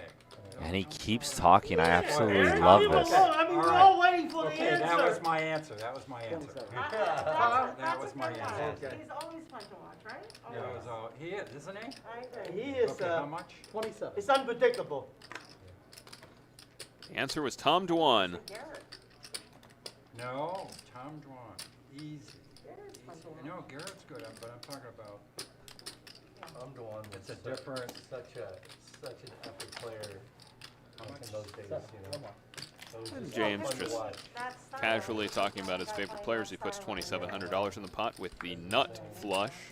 No, I Charles remember, drawing like, is high school stone poker dead. changed the season But the when turn he card was means not that on it's it. possible He was that on, and Charles could he lost, like, half of it. potentially get his opponent to fold at some point in the hand. Not It was so fun with to a watch. third pot bet, though. One of my favorite players is Patrick James is Antonius. going to quickly Great guy. come along. I like watching him Go to the too. river card, which is a queen of clubs. Very I'll handsome. ask you. I I'll wrote ask down you. Doyle, but Oh, you do, okay. Doyle, Okay. interesting. 4,000.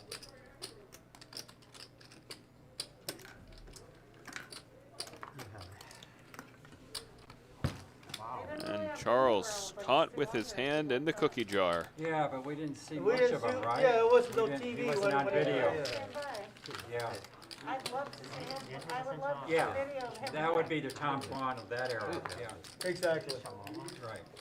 So you got the same imagination. Yep, imagination. I mean, he played at the Hustler, I guess with you, Julie. He was fun to watch. I know. Did he give you a big old steer? In fact, you got him in a big pot. Big pot. Yeah, I got him in a bunch of pots. And Yeah. the funny thing is, they put a video together about how I crashed him or whatever. which You was- did, you did. I know you. Oh, that's right, I remember that. Yeah, but you played it, the way you played your hands. It's one thing to have the card, but the way you played it. I was on full alert, like Tom Dwan. Minding my P's and Q's, watching what I was doing. Very mindful of what I was doing against him. Can I have that one, please? Okay, Joe. Yeah. Julie with the raise, and we're going to go 3 ways to this flop. Queen 6, 7. James pulls ahead with his middle pair.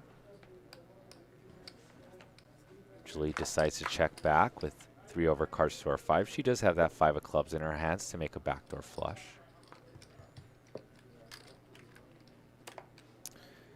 Her hand gets a little bit better now with the flush draw with that 5 of clubs. And Johnny Chan, the 10 on the river, as this is, I assume, going to go check through, and Johnny Chan's going to win this pot.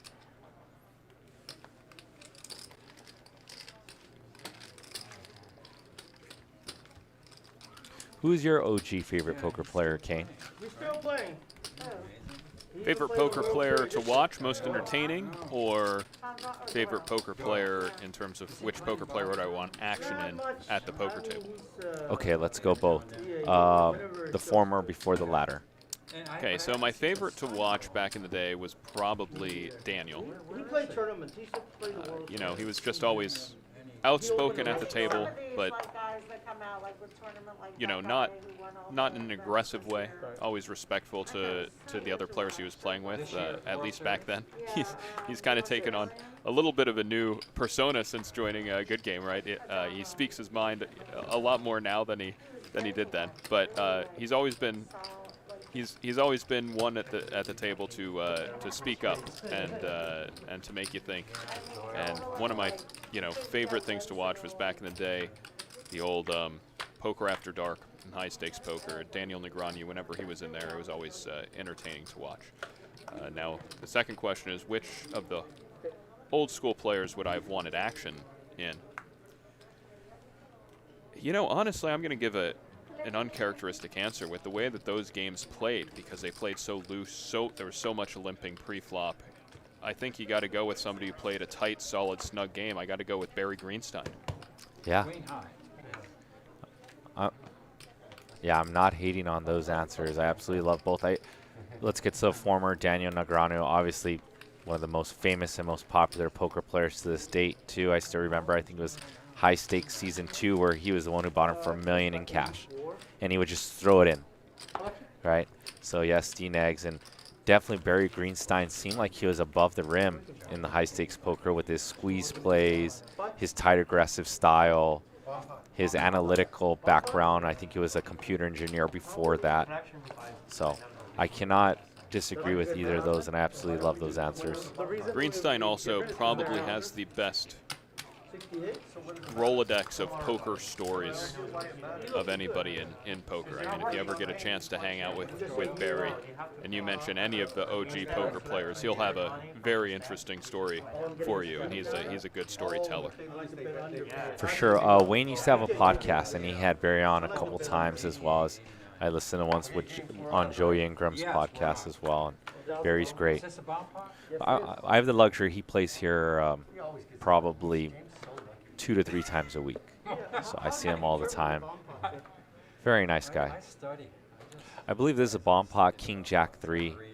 Those of you that are new to bomb pots, these players put in $500 pre-flop. There is no action pre-flop besides putting in the 500 dead, and we play normal poker once the flop hits. Big yellow. Some of my favorite episodes of high stakes poker to watch, having been an online player, right, was when the online guys first showed up to the high stakes poker scene.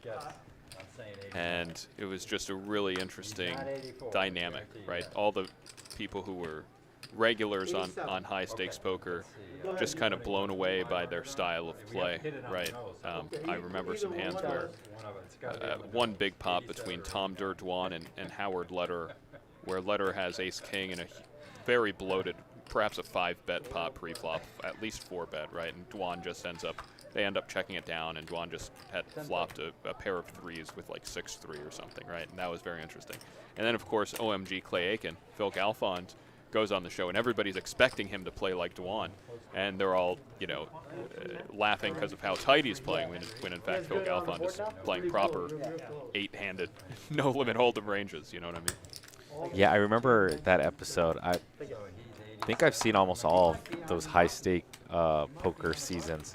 I remember Phil Galfon when he folded a winner, if you remember that hand. And I think he misread his hand at one point. I think that was the hand. And then I remember, it's funny you say the online guys coming in when the Poker Stars, that guy, his name Dario Minieri. Yeah. Right, Scarface. He came in there playing crazy as well. So that was always a fun dynamic. We were there. One of my favorite poker moments was after Dwan defeated Helmuth in the heads-up challenge. And Dwan had won on some sort of suck-out, and Helmuth was talking about, you know, how unlucky he is, and so on and so forth. And Dwan just basically challenged him to any form of heads-up he wanted. And I don't think any match at that time ever came of that, but here we are, however many years later, right? And we just had the round 3, right, between the two of them. So yeah. It's amazing how that ends up working out so many years into the future. 15.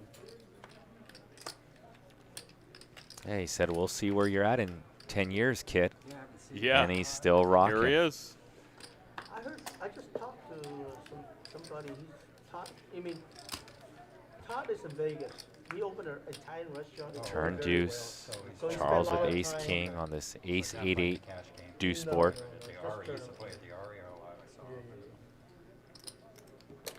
Brian Drain in the chat also says Sammy Farha and Patrick Antonius. Those are two of my other favorite poker players as well. Sammy, like VIFFER, was one of the most entertaining poker players in my opinion.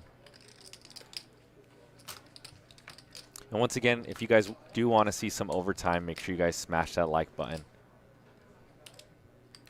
Farha actually got his start as a professional pinball hustler. Wow, I You don't didn't hear know that that. very often. Yeah. When Sammy was a little kid, he'd hustle people at the pinball tables. Yeah, I saw that he was on Poker News the other day. I guess he got in kind of like a little scuffle in one of the Texas card rooms. I don't know if you read upon that. I believe it, but I didn't hear the story specifically. Have you met Sammy before? I have. Okay. Yeah. He has a abrasive personality. For Sammy, you know, it's gonna go by Sammy's rules. It's gonna be Sammy's way. You know. Gotcha. That's the vibe I get from Sammy. You see a limp by C.J. James, and I guess if you're going to be limping some of your medium strength hands, you got to put in some strong limps. And Eric's going to ISO, thinking that C.J. James is weak, and C.J. James has one of the best aces. I'm not falling for it. 6-5-3, 2 spades, ace of spades for James, as both these players whiff. And top pair for C.J. James as he bets 1,000. Who did you used to root for before you had any action of any players, or perhaps played in it yourself, in the World Series of Poker main event, the old school coverage, back when you first started getting into poker, following poker, and they used to go through all the different personalities, right? Who was the guy you found yourself rooting for? Well, I was definitely, so when I got into poker was 2006, and that's when Hashem won. Okay. So I was rooting for Hashem, and from not knowing much about poker and being in sports my whole life, the fact that he's chanting and Aussie, Aussie, Aussie and getting hyped up got me into poker. I'm not sure if it was the very next year, 2007 or 2008, Jamie Gold wins. And Jamie Gold, other than John Sin, is probably my favorite main event champ. John Sin, because he spends a lot of time here playing on Live at the Bike. Sure. And I played with him before he won the main, which was cool. But Jamie Gold is like when I was really, really getting into poker, and I just thought it was amazing, his table talk, his aggression. Yeah. Yeah, so. I remember Havad Khan, too. I was rooting for him as well. Oh, were you? I was anti-sweating of Havad Khan. See, I like the characters that are crazy. Right. You know, and it's probably why I like the Sammy Farhas and the David VIFFER Peets and you know, Mike Mattisau. Sin the though characters. Sin doesn't fit into that category. No, but he's such a good dude. Like I said, I knew him before he won his bracelet, you know. Right. So. One of the most authentic interviews I've ever seen was after he won the main event, and they were asking him questions. He's like, guys, I don't even know where I am right now. he's like, I'm so overwhelmed with emotion, and it was so clear. It was a cool thing to watch. Turn is a queen. Yeah, way back in the day, I used to find myself rooting for Alan Cunningham. Yes, myself as well. Yeah. You know what? They do a good job on ESPN to build characters. You know, they used to have those segments like the Nuts, where people play like games, like I don't know, fun games inside of a Chuck E. Cheese. I don't know if you remember those segments. Yeah. And they did a very good job of building Alan Cunningham's character. That's someone I would see like a Dan Zach, right? Someone who's methodical, kind of quiet, like at the table, and someone you can root for who's not going to, you know, he's going to play kind of like just a very solid game. Although we know Dan Zach can be a maniac post-flop if he wants to go for a bluff and whatnot. But, yeah, they did, I agree. They did a very good job. Alan Cunningham has a very impressive number of World Series of Poker main event cashes. Let me actually look up that number. 2,700.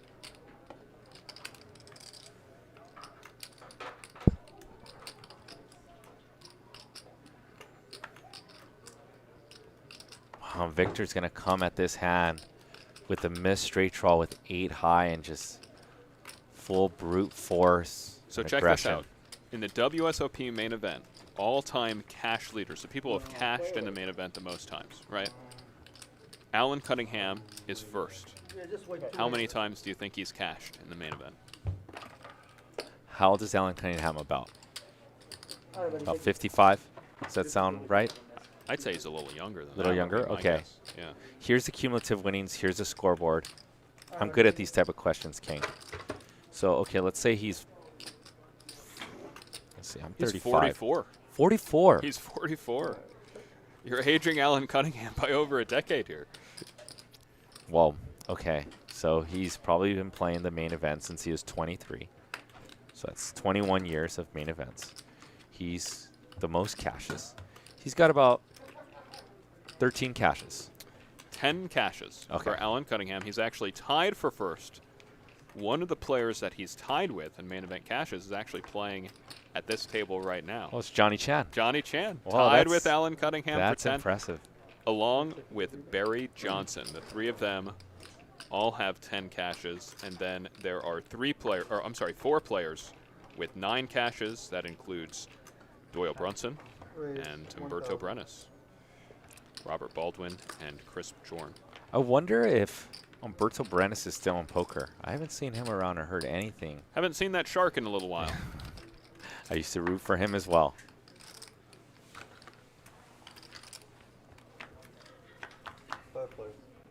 $3,700 in the pot, raised from Victor. Actually, $5,300 in the pot. Queen, 6, 7, 2 clubs. Top pair, top kicker for James. Way behind Eric. It's like even when these two are multi-way, they still are going to tangle in pots. You know? Victor with just a 7. Feels that once these players is checked, maybe a 7 is good and bets about 2/3. Actually, the ham croissant over at the Starbucks, very good. I was surprised. Yeah, I ate the sausage from here and that. That's too heavy. Yeah, it's not 35.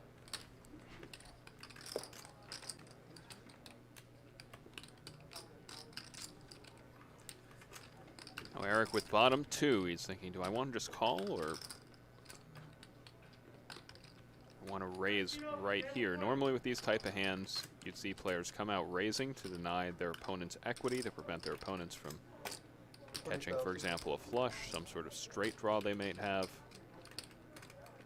And he does, in fact, raise it up to a hefty $20,000.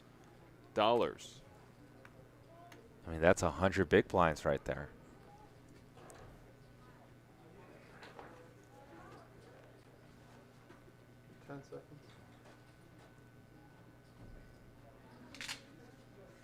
Wow, and Victor makes the call. He does not believe Eric.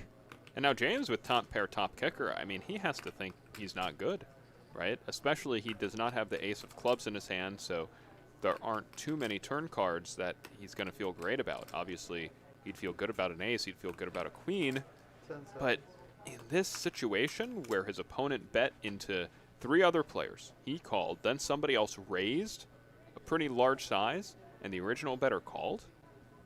If I'm James here, I think my hand's finding the muck. I mean, it's just too much heat. What do you think, JJ? I absolutely agree with you. And what you've mentioned before, it's like, how does this hand play on the next street?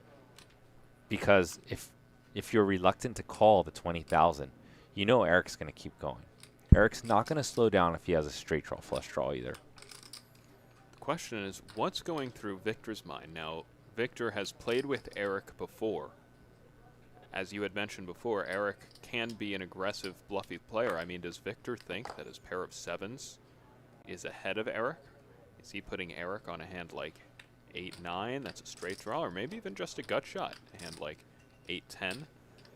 Yeah, and James does make a prudent laydown. A very good fold by James there. Correctly assessing the situation, and it turns out that James would have retaken the lead on the turn. James may be kicking himself at this point for that fold. And even sicker, Victor now in the lead with 2 pair. Right.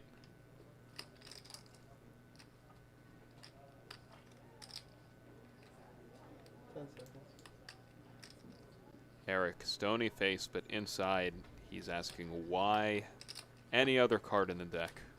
Why the queen? To counterfeit my 2 pair, and he checks over to Victor. Wow, and Victor is going to throw a haymaker of $35,000 with 2 pair. He does not think that Eric has a queen. He's actually repping the queen and thinks Eric's on a big draw and does not want Eric to get there with the draw. JJ, we were talking about Beluga's whale book and the different types of bets. Is this a value bet? Is this to deny equity? Is this a bluff? I think Victor is representing a queen, so I think he's merging his hand into a bluff. But does he think that Eric has a hand that's better than ace-7? Right? In order for you to be bluffing, you have to be trying to get your opponent to fold a better hand. So it seems to me like this is a bet that accomplishes more of denying equity, right? If Eric has a hand like 2 clubs, if Eric has a hand like 8-9, right? Victor's trying to put a bet out there and deny that equity. The problem for Victor here is that, you know, this is the type of bet where Eric is going to continue with better hands and fold worse, right? But fortunately for Victor, that's not the case. Eric does have a counterfeited 2 pair. Question is, you know, is Eric crazy enough to turn this hand into a bluff? Wait 30 minutes, 30 days. Okay, The 30 answer months. is no. Answer one question. Did you flop a set? No. Did you have a queen? No. Okay, king. And C.A. James should not have asked that question. I'm afraid he might tilt himself after that. Yeah, Eric's bet got me out of there. Right. What a Eric, hand. He called you. 2 pair. Yeah. 2 pair. Shake it off, James. We've got about an hour and a half left in this stream. Over $1 million on the table to be made. If somehow you ran like a god and played this like a sit-and go and felted everyone, you would end up with over $1 million in your pocket.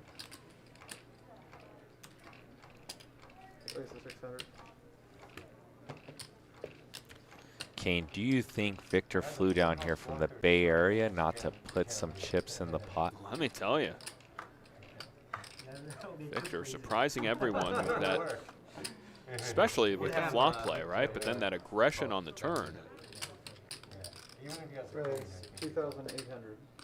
We have Young waking up with a real hand. Which is Kangaroos. because you guys just outplayed me. I had a two house. Never heard that one. Actually. Really? Yeah. Yeah, but yeah, he's What are the nicknames you use for Pocket Kings? Cowboys. Really? Only Cowboys. You got nothing. Yeah, it's interesting you say that because I have like 20 names for aces. My favorite being Angels. Yeah. Yeah. Cowboys. Only Cowboys. Well, now you got 2 for Pocket Kings. Cowboys and Kangaroos. Actually, I used to call them Wiz Khalifa's too because he used to sing that song, We Them Boys. So that's about it though. 9-7 deuce, all spades. If you guys have some more names for Pocket Kings, drop them in the chat and maybe I can add some to my commentary arsenal. Exploit a little bit. Johnny with 2 threes, but no spade in hand. Have to believe he's going to surrender this one.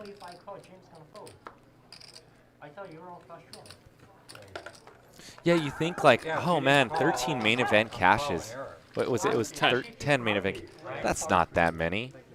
But it's pretty tough. I mean, I played the main 4 times, and I've cashed once. I would have sent So, you home, Eric. it's actually So pretty you difficult. just need 9 more to match Alan Cunningham. But you know, before this year I had like a semi-okay run.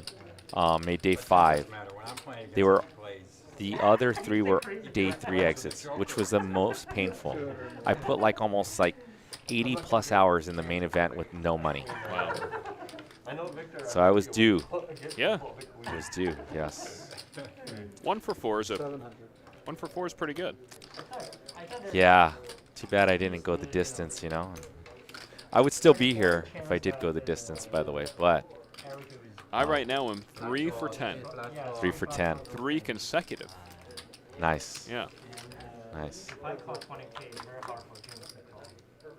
The streak was broken though a few years ago.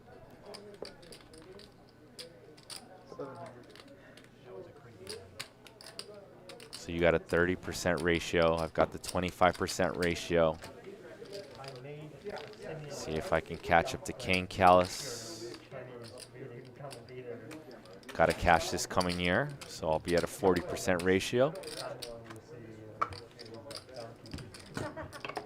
Sorry.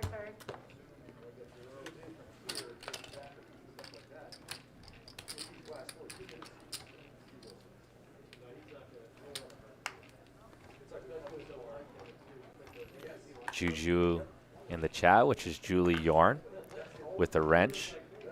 She's not messing around. She will be ending chat privileges if you say something out of line. So if you would like to keep your chat, I would suggest Give us a free ride. be on some good behavior, because I am not going to reinstate your chat. I give Julie Yorn free permission to take out anyone who's out of line.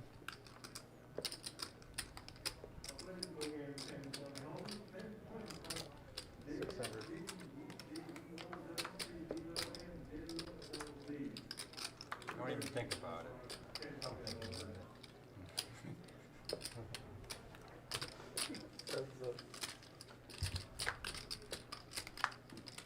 Classic battle. C.J. James and Eric, both weak pairs. 4 spades by this river, and this is going to go check down, and James is going to win with 4 deuce. You just like to beat up Eric, huh? Yeah, or pleasure. So don't even think about it, because I'm gonna have to fold my juice for it. It's not the money, it's just like to beat you. Not the money. Zero chance.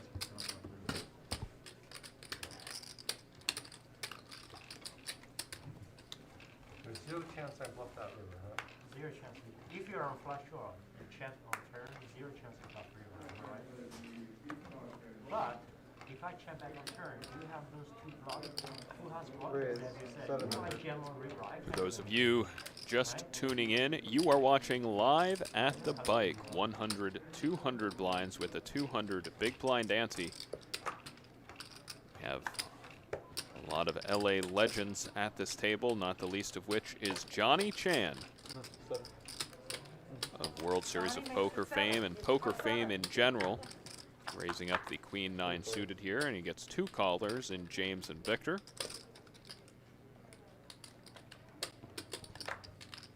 I'm gonna go to 7 also, since Johnny does it. Lob his check through over to the turn card, 4 of hearts. It's not much help for anybody. Oh, wow. Wow. This pot is going to be checked down. Victor and James We got Johnny. will pound it up and chop it up. They call you that shit. Chopping up Johnny Chan's money. That's on the free flop. You get the best hit at the beginning. Yeah, from the very beginning. Yep. We knew it. What the hell I'm racing? No more racing for me.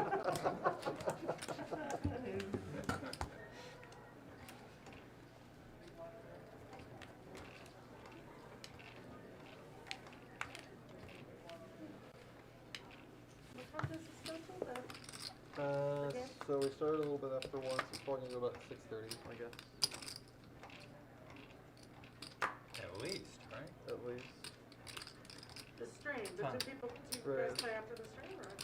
Yes, we do, 1,000. but it's gonna go overtime. This is gonna go an hour over easily. Can't stay very late. but You it's guys still- just want some camera time. No, you're at the table. This is going overtime. They're like, they gotta That's what- advertise trust it. me. Johnny, They need Johnny. to Right? pay me for overtime. Talk to the Producer. Voices in my head. Is James correct in surmising that we're going to go overtime? because of Johnny 10 Chan. seconds. Because of Johnny Chan, of course. The response was, oh yeah. Oh, yeah. I thought it was Absolutely. because of me, Johnny. Julie, I'm sorry. Well, I forgot, Julie. Julie, I forgot. I forgot about I should have you. It's named a two culmination. people. Okay, where are we now? We're 800 more to call. Sounds like some of the players at this table would like overtime play. If you're tuning in and want us to go into overtime, go ahead and hit that like button. If we get 2,000 likes, we will be going into overtime. And No, I haven't checked. I don't know what the expression is. The fan favorite.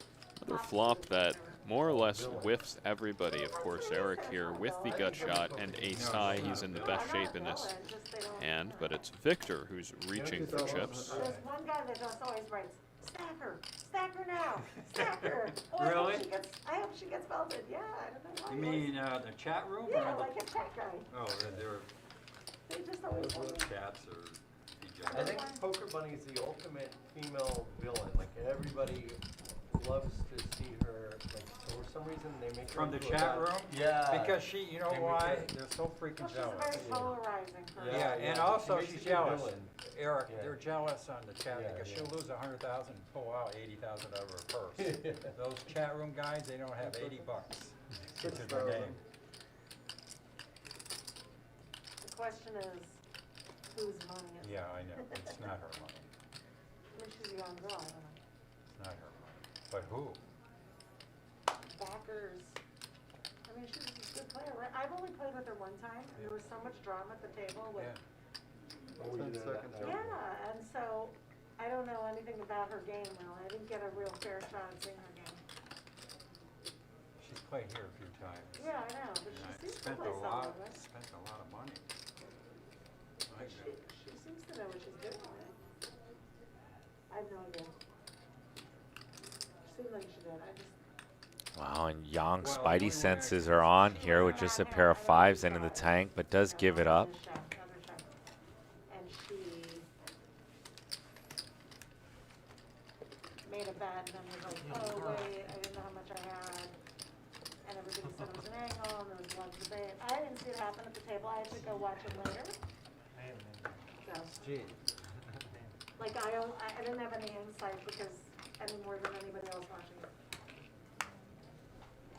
She hasn't played long enough around here.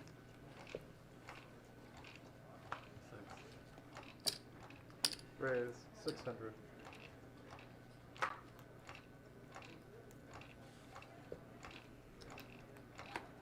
The table, of course, talking about Poker Bunny, a local LA pro. Also giving a little love to the rail. Hold your jacks. Apparently, according to Julie, the rail always wants to see her get stacked. Is that true, JJ? She's talking about the chat is what she's referring to, right? The rail? The chat, yeah. She definitely I don't know if that's true. played that role because she was You know, Does the chat tend to anti-sweat Julie? I guess she could. I guess. I think they anti-sweat everyone who's not Garrett Adelstein. He has been in Garrett honest. is the fan favorite. Garrett is the man who can do no wrong. No, it's more Although the fans do love Eric Hicks too, probably because crazy good. Good guy. anyone who gives a lot of action on stream pretty much gets all the love, right? And also, I don't know why I feel like women get judged harder on the stream as well. It doesn't matter who the woman is. You know, maybe it's because the YouTube audience is like 90, on our channel is like 96% male. So, Julie with the chat's favorite hand, pocket aces. And VIFFER's fearless, too. So, since we were talking about it earlier, Kane, I put in the chat, who is your favorite poker player? And I gave them some options. I put Johnny Chan, Phil Hellmuth, Phil Ivey, and Dean Eggs, which is Daniel Negreanu. And the high stakes. So, let's see who you guys Right vote now for. coming in with a lot of Ivies. To be fair, if I had those options, I'd probably go with Phil Ivey as well. Although I feel like I should like put Dean Eggs in there. He's the one who puts himself out there, you know, to play heads-up matches, to play on all forms of poker, tournaments, high-stakes poker episodes. He's a great ambassador for the game. 7-5-3, 2 spades. Eric with 2 overs and a flush draw. Yeah, I mean, certainly in the past couple of years, right, Dean Eggs has taken on more of a ambassador role in poker and a leadership role in poker than has Ivy. Do you think that's enough to, because before Ivy was more famous than Dean Eggs, what about the question, who's the most famous poker player? Is the answer Daniel Negreanu, Phil Ivey, or perhaps Dan Bilzerian?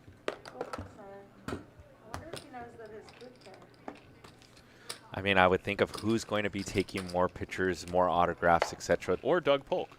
It would be Dan Bilzerian. Bilzerian. Yeah, by far, I would think. But if you can see Even among the older crowd. Because if you include people in their Are we talking 50s, about 60s? famous only in poker community, or are we just talking about famous altogether?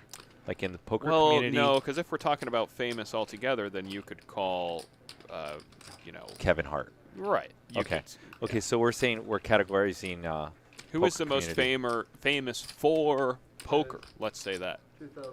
Phil Ivey. Phil I would Ivey? say if he's walking around the World Series, he's going to ask to be taken the most photos with, I Yeah. believe. I could be wrong, but Hellmuth I'm is pretty up there too. Yeah.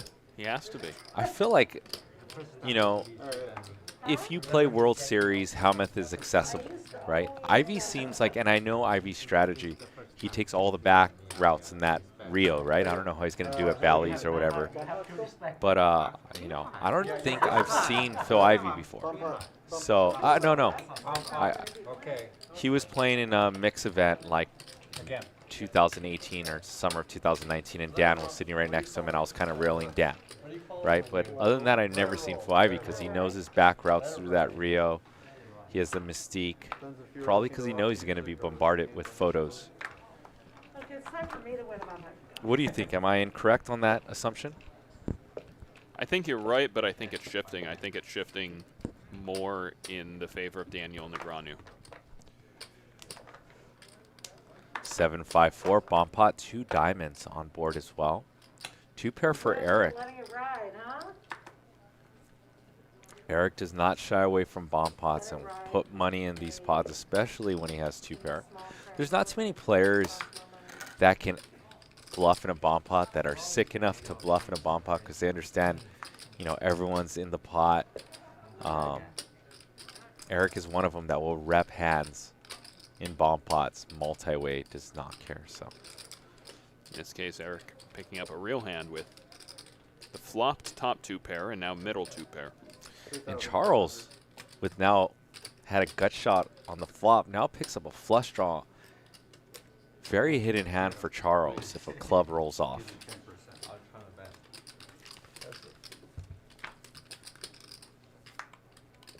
There it is. Oh, and a check, and Thank you cannot fool the mad genius. Thank you. Thank you. What do you think of those mad genius shades Eric's rocking today? So, those are a little bit different. I was very lucky in this transaction that I'm going to tell you about. So Eric was playing on our show a lot in 2018, and he was drunk one night and gave Andy his Versace glasses, almost the exact same ones, but these ones are a little bit different. And then started running terrible after he gave away the glasses. So we went to Versace and bought 5 new Versace glasses, and he brings them over. And our birthdays are within a week. And he goes, "Hey, your birthday, which Versace glasses do you want?" And I'm like, "No way, come on, Eric." He's like, "No, for real, you get first pick." So I was like, "Are you sure?" So I still have some polarized Versace glasses. I don't even wear them that often. They're similar to these, but they're all black on black. Well, how have you been running recently? You know what? I don't wear them much for poker because their lenses are too dark. Okay. So I'll wear them like when I'm driving and stuff. Right. Yeah. They're like, my style is not that flashy, and they're super flashy. Oh, yeah? Yeah, my wife makes fun, and she's like, "Those glasses don't fit." Well, like, they don't fit your personality. So. I mean, it's Versace, so. That's true. But you had 5 to choose from. Did you pick the least flashy of the 5? Yes, you should have seen the other ones. They had like they look like Elton John-ish. So that's Ramsey, do you remember Ramsey used to work on the, well, Young just went all in for 21,900 pre-flop. Wow. I think pocket deuces is Young's favorite hand. I mean, you know what they say about deuces. How about me up one time? 22-1. Look at that table talk, Kane. 22,100, so 18,100 more. Strong line. I love it. Be 18-1 more. He said double me up one time. No, 19, 22. Oh yeah, my math's just terrible. That's something I do not have in my game, Kane, is strong table talk. I just stay quiet. Need a new dealer. Yeah, I have a good hand, but not that much. Well done by Young. Where's Wayne? So Ramsey, who now works for Eric, he chose like the most eccentric glasses. I probably couldn't even rock those. But yeah, so. I have a king. Do you have kings? I have a king. I have a pair. But not a good king. Yeah, the least. Nice hand.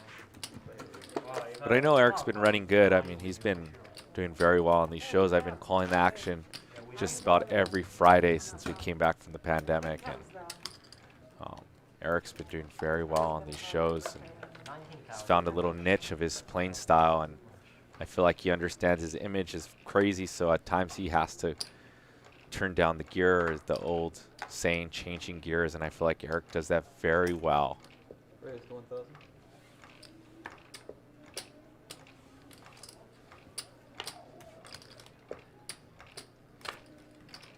Eric with a raise to 1,000. Just 2 of us. These two have been clashing a bunch, Kane. Let's see if Young can KO Eric right back after that last queens versus deuces. Hot chocolate. King 9-3. Young with middle pair. 1,500.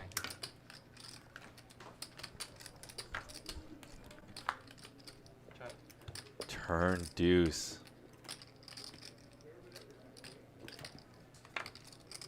Check, check. River's a 9. Young with trip. 9s and 2,500. scoops up a bet of 2,500. I wonder if Eric's ever putting Young on deuces. I'm not sure if he thinks that Young could be out with revenge with deuces one more time. 10 seconds. This would be a very light call. Although Eric does beat 10 Jack and Queen 10, all the gut shots came. That missed. If Eric was going to make this call, I would prefer him to do this with a spade to block some flushes and have some removal. I just get 30 seconds. There's no way to add a minute, so once this gets down to 0, I'll add another 30. This one's different than the other one we were using.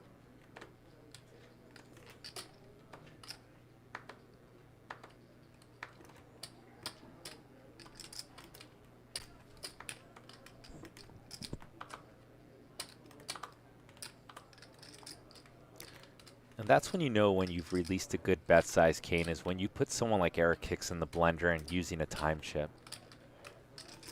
Fortunately, he does not get the call, but definitely made Eric think, and Eric's going to have to wait till the end of the show to see that one.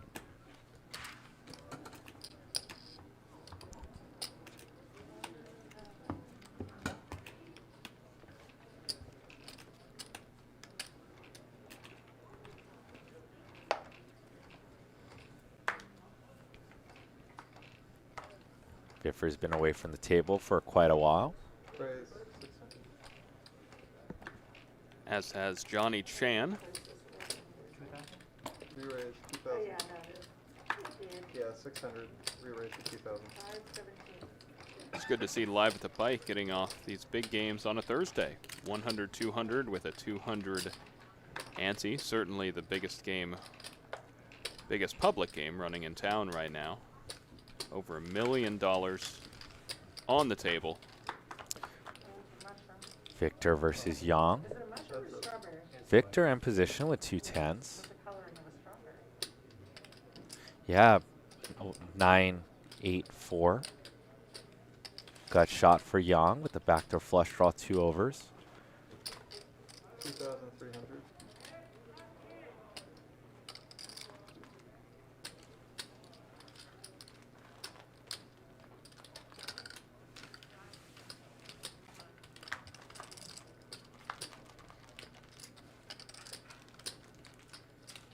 Yang with the check call. Turn 3, a big brick. Sure, yeah. How about you? You live.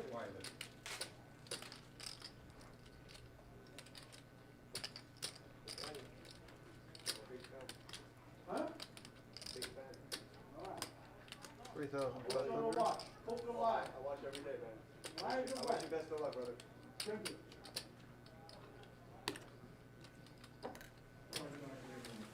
And Yang's going to peel one more time with his gut shot in 2 overs. Yang has not given up.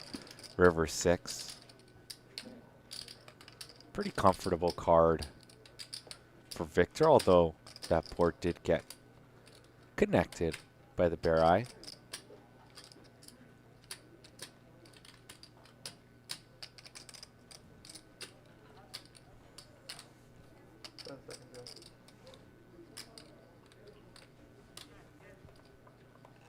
Oh, and Yang, who went check call, time chip, is wondering what he can rep here to win this hand. Can he tell the story that he had something like 10-7? And he decides to check. Yeah, he thinks better of it. It would be really difficult for Yang to represent any sort of value on this run out. Although a good time to use a time chip. Because if he was just to not think about it and just put out a bet, it's going to get snapped off. So.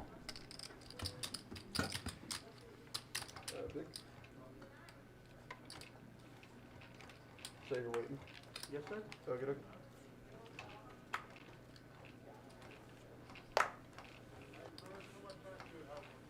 Oh, my arm's sore from holding. And yes, I still remember when I have not tennis elbows, folded elbows. we had our first 25-50 game in a few years. Like, there was a big gap between any sort of big game and then a 25-50, and I believe it was 2016. And here we're having a $1 million cash game on a Thursday, and tomorrow with another $1 million cash game. So You didn't miss nothing, James. Okay, good. Yeah, no, I do. raise from Charles and 10-5-6. Doyle's wife, her name's Louise. Yeah, okay. You know, She's doing all right. yeah, when they first met, Doyle and Louise. Charles is first going to met, bet his they bottom went pair. out, And she asked her, Doyle. A little bit to deny equity, and he's got some backdoor Doyle told him. equity, and I'm a Yang with the bookmaker. gut shot is going to peel. And she thinks she's like a accountant, like PA. Sure. Go to run the run. True story. No. I was laughing so hard. It's hilarious. Later on, she learned what book from me. both? No. River is a jack. Charles's 5 is still good, and this goes check, check. Wow. Charles is going to win with a 5. Oh, yeah, they've been married forever. Windell in the chat asks, what's the max buy-in? There is no max. I'm a book breaker. I believe C.D. James bought in for the most money, which was $260,000. Definitely. So she didn't complain. Yeah. Just keep, make sure all the bills are paid. That's all. All right. Huh? Well, he's like, put it perfect. Oh, yeah. I'm way better at that than poker, for sure.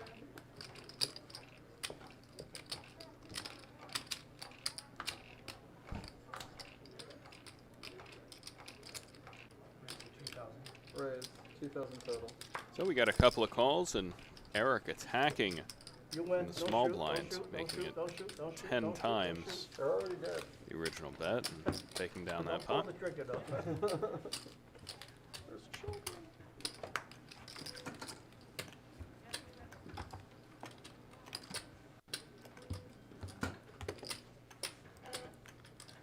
Wow, what a tower you're building over there.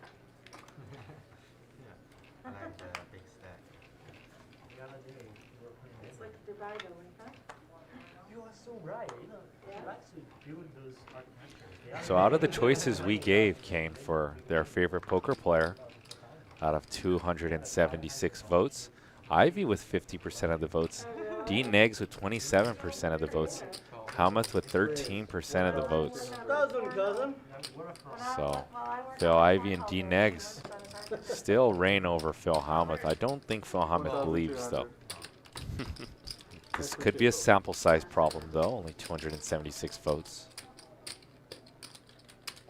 We're both, you know, worthy, Just like poker players who, you know, might have a losing year or two, they might still say sample size.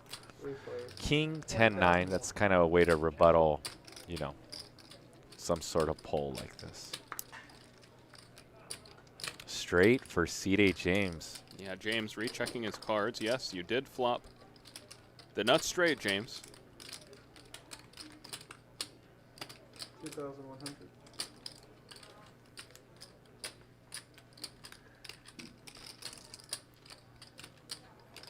Now, Victor has been peeling pretty light, but in this spot, it would be a very, very light peel with just bottom pair. No backdoor flush to speak of. He does let it go to James.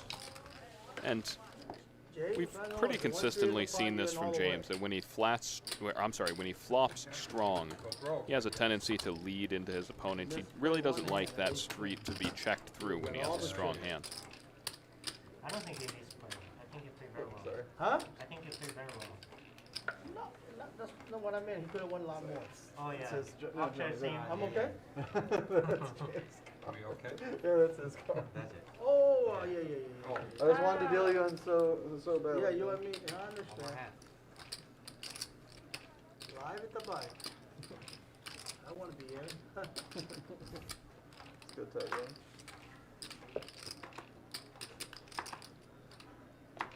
Raise 600. Take it down, dude. Okay. No eat, long time no eat, huh? John, you're gonna stay here for Chinese New Year, right? I think I'm gonna be in Houston. I'm not sure. Really? What do you do for Chinese New Year? Nothing. Play at the bike. Play at the bike. Chinese friend. With my Chinese friend, exactly. That's Okay, exactly the plan. I try to stay here. Dim sum brunch. You like dim sum? I love dim sum. I gotta take you to a place. It's out of this world. I took Where is it? Victor Okay. there. That's very He good. loved it. Which one is it? Newport. Oh, Newport. Newport have Raise been there. 500. No, I haven't. Newport Seafood, right? It's called Newport Seafood. No, Harvard Seafood on roast meat and Oh, Ballard. sorry, Harvard. Small raise from Harbor Seafood. Young here, especially with Very good James dim sum. limping. That's in Newport? No, that's gun. in Montreal Park. Yeah. And roast meat. Quite an ambitious good limp dim sum. by James under the gun with 8 deuce. I would miss this spot. They would all be Yeah, we both, Monterey Park or we both had Central like World, feet. right? Or And we are 4 ways. 4 players. I'll tell you what, 8 deuce started the hand way behind, and now it's taken the lead with bottom pair as it gets checked through. Turn card 6, James now picking up a straight draw, but Johnny Chan taking the lead.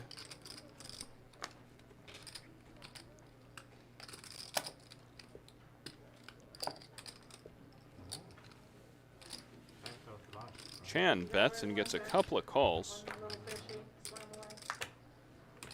For cards at 10, Chan gets the check mark, so he'll win this pot unless one of these other 2 players is able to successfully bluff him out of the pot. Sixes? Never lose. Going to be happy to realize that 6s is indeed the best hand. Oh. Yeah, did it again. I feel like they love to say that, huh? Johnny F. and Chan. And you were out. I had you dominated, but I'm sure I had everybody. Yeah, Jack Queen, really? I have dominated.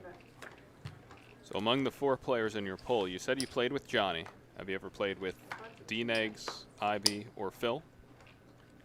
I've played with Phil Hellmuth in LAPC tournament. No D-Negs, no Ivy. Have you played with all 4 of them? Played with all 4. Yeah. You play mix as well, correct? Or I play mix, so I think I've played the most with Chan, the second most with Ivy. 2000. But that's because Ivy is the only one of the 4 I've played with online. Gotcha. Well, you were battling with him in like Rail Heaven? I was playing with Ivy a couple times in Rail Heaven games, yeah. Wow. And you were doing it Ace, King, Jack, 2 spades, and you were playing him because you perceived you had an edge. I was playing because I perceived that I had an edge on the table, and Ivy happened to be one of the players Gotcha. at the table. Yeah, that was back when Guy Laliberté was playing a lot in those games. And so I played a lot of hands back then against Tom Durdwan, Phil Ivy. Gus Hansen was a regular in the games. Of course, Phil Hellmuth. I'm sorry, not Phil Hellmuth. Phil Galfond. Hack Dang and D Dang. Hack Dang and D Dang. I played a decent bit against Ike Haxton in those games. Oh, wow.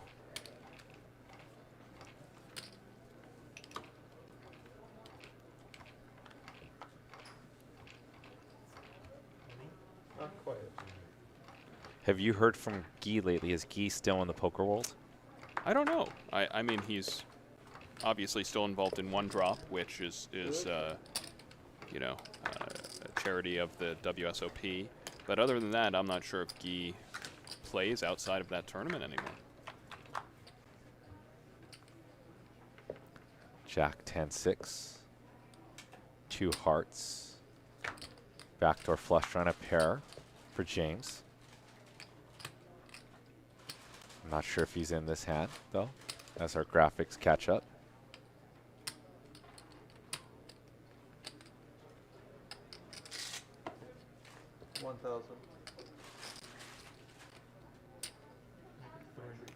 Raise 3,000.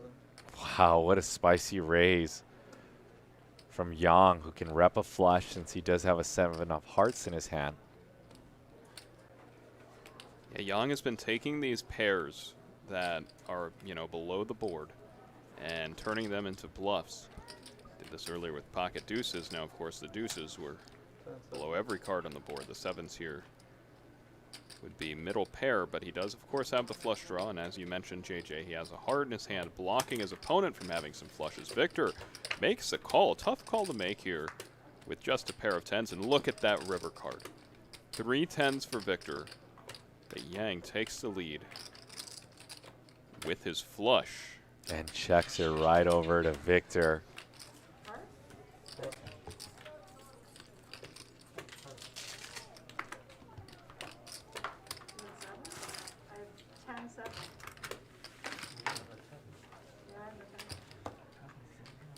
So when you're playing in these Rail Heaven games, I would assume, Kane, we're around the same age. You're around 35.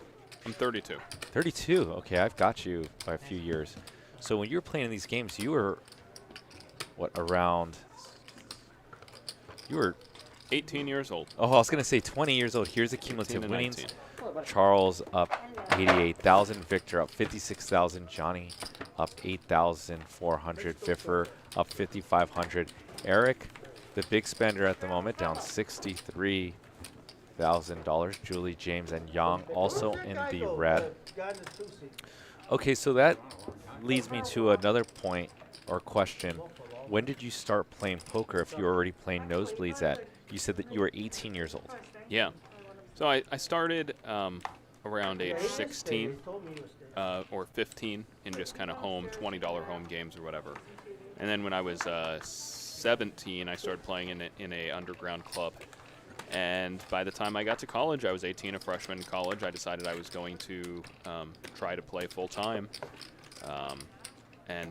Yeah, I got fortunate that I was very successful in doing so. I had one friend who, about a year earlier, had dropped out of high school to play for a living, and so he ended up basically teaching me the ropes and coaching me, and ran well early. And all of a sudden, I went to college, University of Miami, with about $10,000, and within a month and a half, I was playing Rail Heaven regularly. Then a month and a half, or maybe 2 or 3 months, I was a regular in the Rail Heaven game. So Wow. I ran it up pretty fast. So I would assume 10,000. You had to have at least a bankroll of near 400,000 to be playing in those games to like $1 million. Correct? I think the first time that I played in Rail Heaven, I had a bankroll of 250,000, sold about 50 or 60% of my action. Gotcha. I played a Rail Heaven a total of 7 sessions over that period, and 5 of them I sold action. I won every single one of those sessions. 2, my friends for whatever reason weren't awake, and I had to take all the action myself. Those were the 2 sessions I lost. So. Oh, wow. Yeah. Do you think it was you feeling extra pressure in those sessions? No, it's just variance. Gotcha. Yeah. So on your ascension up from probably playing 1-2 at one point, right, and then 5-10, which seemed ginormous, and then all the way up to 200, 400, how were you able to make that leap and desensitize yourself to these insane pots that you're now playing? Were you abstracting zeros from the pot when you're playing? Were you counting the game in just big blinds? Yeah, for me, I've always thought about the game in terms of big blinds. The stakes never really got to me that much. The adjustment I would make is when I would play a game like Rail Heaven, or maybe a game like 200, 400, or 100, 200, where I knew that some of the players there didn't necessarily recognize my screen name of being regular in those games because I was new. I would actually overbluff because I believed that their perception, and I would overcall because I believed that their perception would be that I would overfold and underbluff, being a new player. So that was kind of my strategy jumping into Rail Heaven, is just if I was ever in a close spot, right, I would go for I would unload the clip or call down. Dude, that's pretty amazing to understand those concepts at like 18 years old. I mean, they seem so simple, right? But it's pretty insane to climb to the nosebleeds within a few months. Yeah, You know? yeah, and I looked at playing Rail Heaven in the beginning. The first couple times I played anyway, as was taking a shot. I had 250,000. I was risking 60,000 of it the first time I played in that game, right? And that couldn't be the game that I played day in and day out. But it was a particularly good lineup that time, and I jumped in, and it was a shot. And if I had lost, I could easily go back down to 10, 20, 25, 50. At the time, I was winning at 10 big blinds per 100 or something, and have run it back up pretty quickly. And I was prepared and ready to do that. So to me, that one buy-in that I had at Rail Heaven the first time I played, right, I was ready to play with that buy-in as well as I possibly could. And I wouldn't be sitting in the game if I were making decisions based on the size of the money being too large, right? So it's funny. It was actually the opposite mentality I had. Other people at the table might think that this is a lot of money for me, and might be trying to exploit me in that way, and therefore I'm going to do the opposite of what they think. I just play one day a week. What's that? Yeah, this is the first time I've played outside of fighting in a long time. Sorry. Playing tomorrow? Yeah. James is gonna be here, by the way. I will. Will you? Will you be here? I should think about it. Man, I'm glad I tried. I'm glad I'm to your left. That I'm really trying, must I intimidate you. tried. Will you play tonight anywhere around here? James is worried about Johnny Chan being to his left when, I love to play. you know, Johnny Chan has a stack of what, 40,000. C.J. James, he's got the power in his hands. He's got a stack of $228,000. I don't think he should fear anything with Too much work. that amount of money on the table. Ace 10 5 2 hearts. No, used to, not anymore. I mean, they're cheap. No respect. They're cheap. They're cheap. They should at least give it to Yeah, any champion, I think, right? they should. That's a good promotion. Right. Yeah, if they give to any champion, you have two. Then you should share with the, They should give all the tournaments a free roll. Give Yeah. All one. champions. You should be free-rolling main event. I You know, agree. he was one hand away from 3 in a row. Yeah. One hand. That was. Not one day, Yeah. one freaking I hand. didn't know Something. that. Isn't that You didn't know? amazing? No, I didn't know. What, Heads up the for third, Phil Helmut. Phil Helmut. the third consecutive, no. Yeah, he would have won 3 in a row. Yeah, 87, 88, 89 was the In runner-up. one hand, last hand. In 1990, I was at the final table also. I finished 9 off the 10th. Phil 1990. Helmut won? No. Huh? Yeah. 89. If Won you the have- main He was You a almost different won person 3 in a if he didn't row. win the main event. Never hear about him. How many players were in those fields? The That years could've that been- Chan I thought he had the came most first, bracelets, but I second. didn't know that he- Yeah. I would say less than 150. Let me check. Still, So, quite an accomplishment. Of Are course. there 3 people that won twice? That's just my guess. I have no clue. Yeah. Actually, Stewie went 3 times. And you and Bobby won twice. And he could have won. Johnny Moss, Oh, John won. Doyle, me, Stu Unger. No, Bobby won one. He won twice, right? No, he only won 1 time. Oh, really? Yeah, just one. Said he won twice. Raise from Eric as we go 3 ways on this I would lose King one of 10-3 those, board. those trivia games they play. Proposition bets, yeah. So they play those trivia games on the, during the, World Series. I would lose every one of them.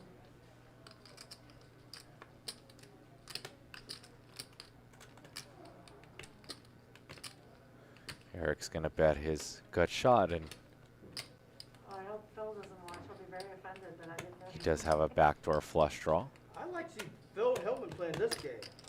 42. He's played her. And our min raise from Victor. I love to play As I that. said before, Victor does play a lot of limit poker, and he plays all the mixed variants here in our legend room. So this is definitely a play out of the limit hold'em round that he plays in. I didn't see his match last night with Tom Blunt. He played, Who he play, Tom? it was Who? Turn it was a 4, continuation of 11,900 in the pot. the duel, Yeah, yeah, the duel. and he won, Oh, he beat Tom. yeah. I might be the next guy on the list. Really? I love to, yeah. That'll be fun to watch. Phil is pretty successful in that duel. So Rivers and 8, and Eric bricks out. Let's see what line Eric takes. He's very creative and aggressive, the Mad Genius. Although he hasn't been hyper aggressive today as normal. And he's gonna go for it at one time, and bet That's probably because 15,000 Kane. Overbet. Yeah. I think part of it is because Antonio's such a cash game player for so many years now, it's like he's way more conditioned for cash games. probably. Eric's hand. Not very good removal for a speaking bluff. of the devil, The main bluff here is Queen Jack. Yeah, we thought you were MIA. Eric has a so you- jack in his hand, but Victor also no. would not the greatest removal to make If a you really call. want to know, I'll tell you. no. The bathroom? Remember this one, bet min raise on the flop, so 2,000 to 4,200. So when Eric bets this, he's trying to tell a story that he has something like You what? pocket kings that just flatted, But I just, maybe even ace king. yeah, you were right, but for the wrong reasons. What did you eat? The A sausage. king 10 that's slow played as well. Sausage, would I take this shot for weight loss? I think even a hand like King Queen or And since I'm not home, I took it at potentially different King times. Jack could go for, And I for took value all for the close size back because to the back, overbet and it is, makes me sick. it's not 2x pot, If you right? really It's wanna- 125% pot. It makes, I wouldn't take any shot or any medication for you don't losing weigh weight. 400 pounds. It's a tough spot for Victor here because, again, his opponent could have a hand like he has, right? Jack 9, he gave Jack 9 the right price to continue on the flop. Wow, and Victor, the boss from the Bay Area. Second pair. Unbelievable call. This session is continuing to be a disaster for Eric. Just nothing going his way. Victor Yeah, you got the button? continuing to stack chips here. My God. Okay. Throws in a nice little limit hold'em play with a flop check min raise and ends up calling an overbet on the river with just second pair. He missed after. Takes it down. Great read by Victor. Would you say that's like an imposition limit blocker play? Is that what that was? Yeah, it's a play to protect your hand's equity, right? To put in a raise, protect your equity. It's a dangerous game, though. Like the fire game, when he does that, he has to be ready to call that In no river limit bet versus hold'em, Eric. it's tough. So what you'll see programs and solvers do that specifically when your opponent, when you are out of position and when you're facing a very small bet. You check to your opponent, they bet a quarter pot. Instead of allowing them to realize the equity in their hand for that cheaply, right? Sometimes you'll see solvers make tiny little raises like this. If you guys Out of don't hit position. that like button, Correct. I'm not coming back next time. Eric now with trip eights and a full house now. Double paired board, and Charles with just an open and a straight draw. See if this is the end of the hand. No. Make sure if you guys want to see some overtime, we're about 45 minutes to the completion of this game. But if you guys would like to see OT, more Johnny Chan, more VIFFER, make sure you guys smash the like button. Also show us some love and hit the subscribe button as well. What was your guess of how many entrants the main event got in 1989? No, you. I said below 150. If I had to put like an exact number on it, we're saying 89 exact. Yeah. That was the one he went runner-up? Yeah. Okay, let's go with 150. 178. Not too bad, huh? To beat, like, think about the fields you have to go through now, right? At that time, you were a main event champion for life. In 88, it was 167. Okay. And in 87, it was 152. I've- So Chan bested a field of 152. Then the next year, 167. And then he was runner-up to, what did I say, 178. Race from Julie. And even more impressive, I didn't realize this, as Chan just mentioned, the following year in 1990, he final tabled. Yeah. That is very impressive. I wonder what the ratio is, or was. I mean, we're never going to be able to find this out, of recreational to professionals back then, and still recreational to professionals now. 15. I would assume that those fields had more professionals than now, since the field was small and it brought the best of the best. Kind of like what the high rollers do now. It brings the best of the best with few businessmen that will play in those high rollers. All right, let's give some shout outs here. What's up, Mason Storm? I see you shouting me out in the chat, so what's up? What's up, Chad Richardson? Wayne is in the mix. What's up, Wayne? Thank you for putting together this game. What's up, Scott Anderson? TC, Fungus Among Us, Nick from Yuma, Sandy Joy, Eternal Life, Mike Hatter. What's up, Mike? Who else is out there of the chat regs that deserves some love?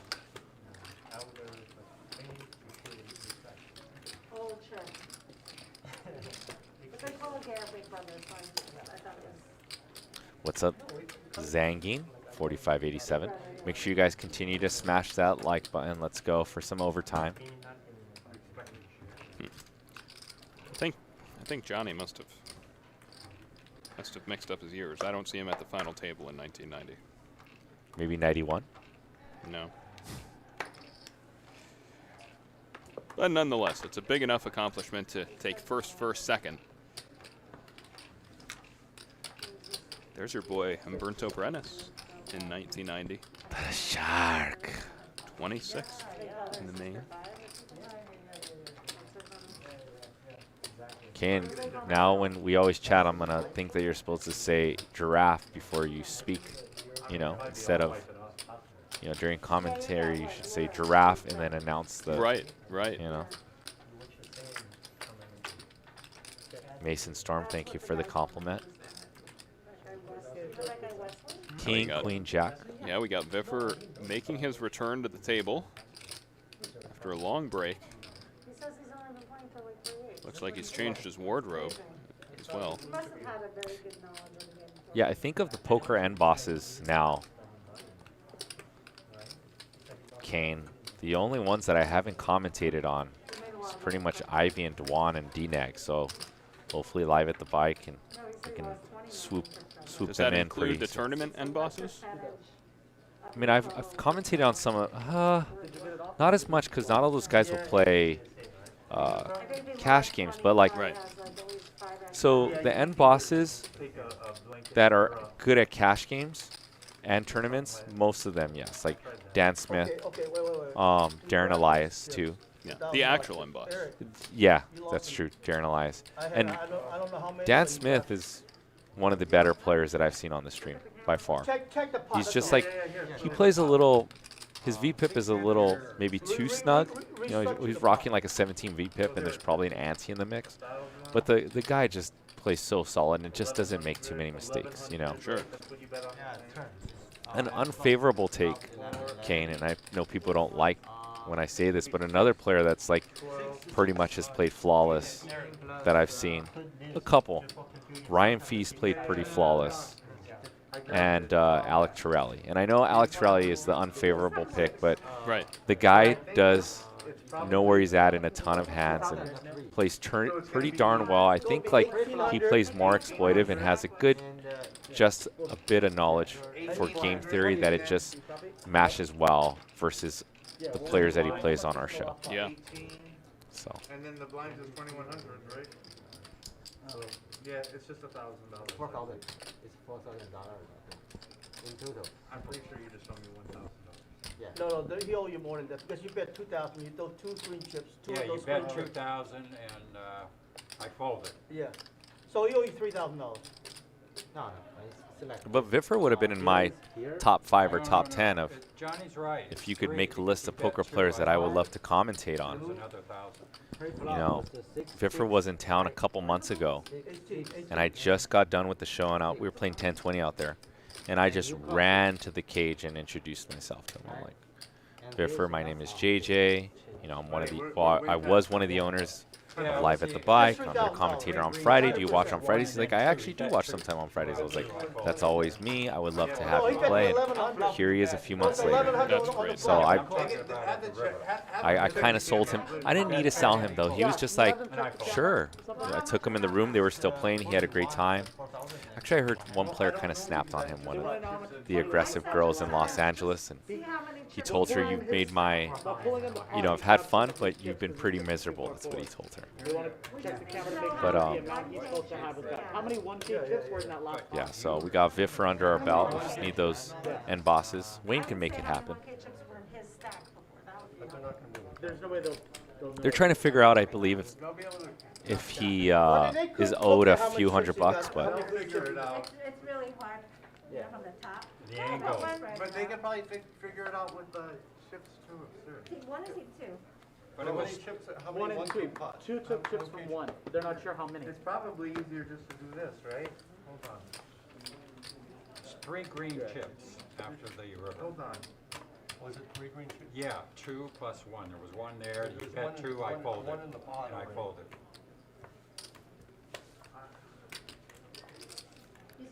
Paul? Yes.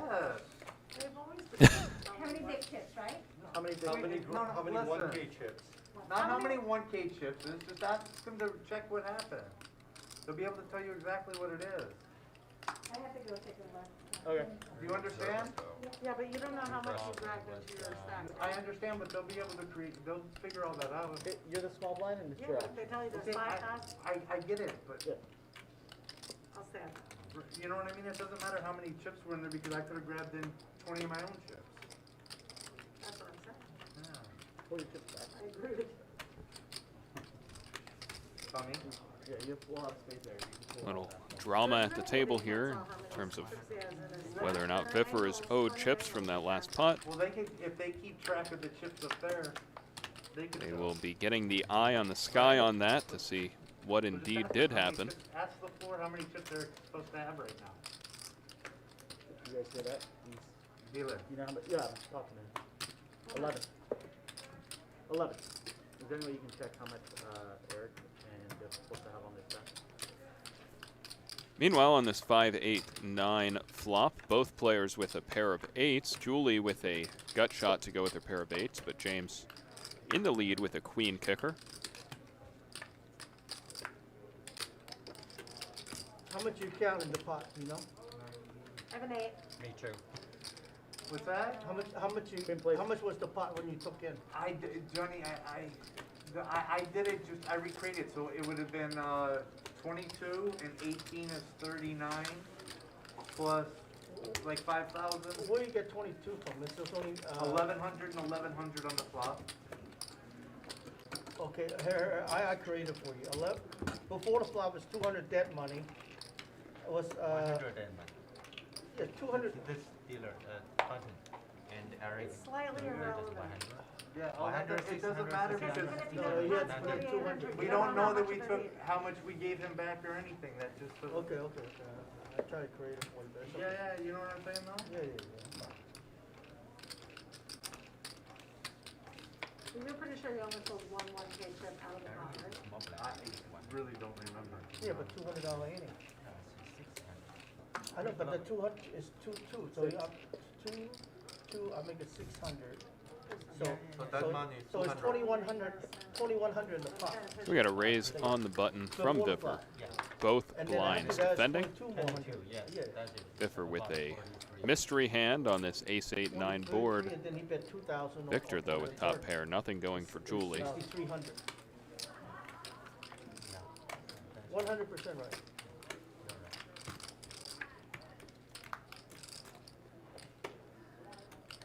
Check. See Victor check, call, turn, trips. Yeah.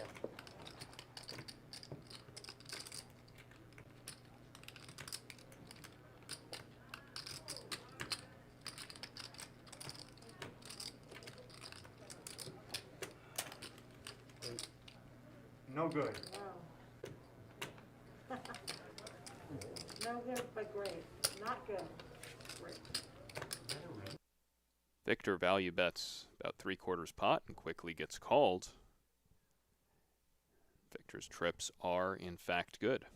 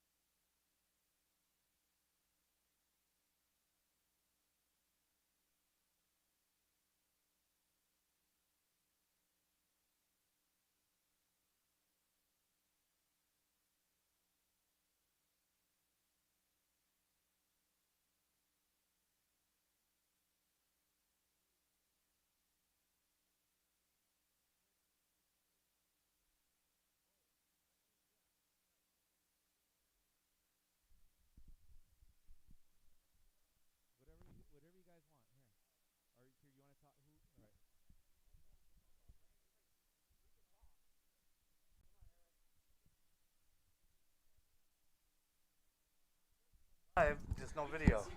I am here in the middle of the blackout. Guys, just hang with us for a little bit. We're having a few technical difficulties. VIFFER came into the booth. He hit the wrong button. Sorry, it's his guys. First time back here. VIFFER, thank you for joining us. Guys, make sure you stick around. We got a $1 million cash game going on right now. We're going to be back very soon. But we're joined here by one of the players. Two of the players. By two of the players. If I don't know if you can consider Eric a player, but he's gonna we're gonna pass you along to Eric and VIFFER. They're gonna tell you what's up.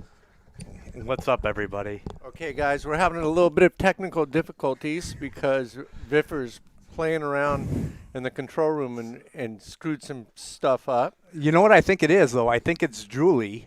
She came back here and poured water on the computer. I know. Because she got so offended that everybody was degrading women on the stream. And like, it's a hot mess, man. All joking aside, guys, like when you see people on the stream and stuff, they're putting their money on the table to play with. That's right. So for you Preach keyboard wizards that want to like degrade women or everybody else that plays poker, there's always a seat open for you guys if you want to come play. VIFFER was offering a finder's fee for some chat pros that want to come in and play. He said he would what was it, $1,000 you'd offer any of these guys to come play? Any of these guys could get $1,000 to come sit down and play.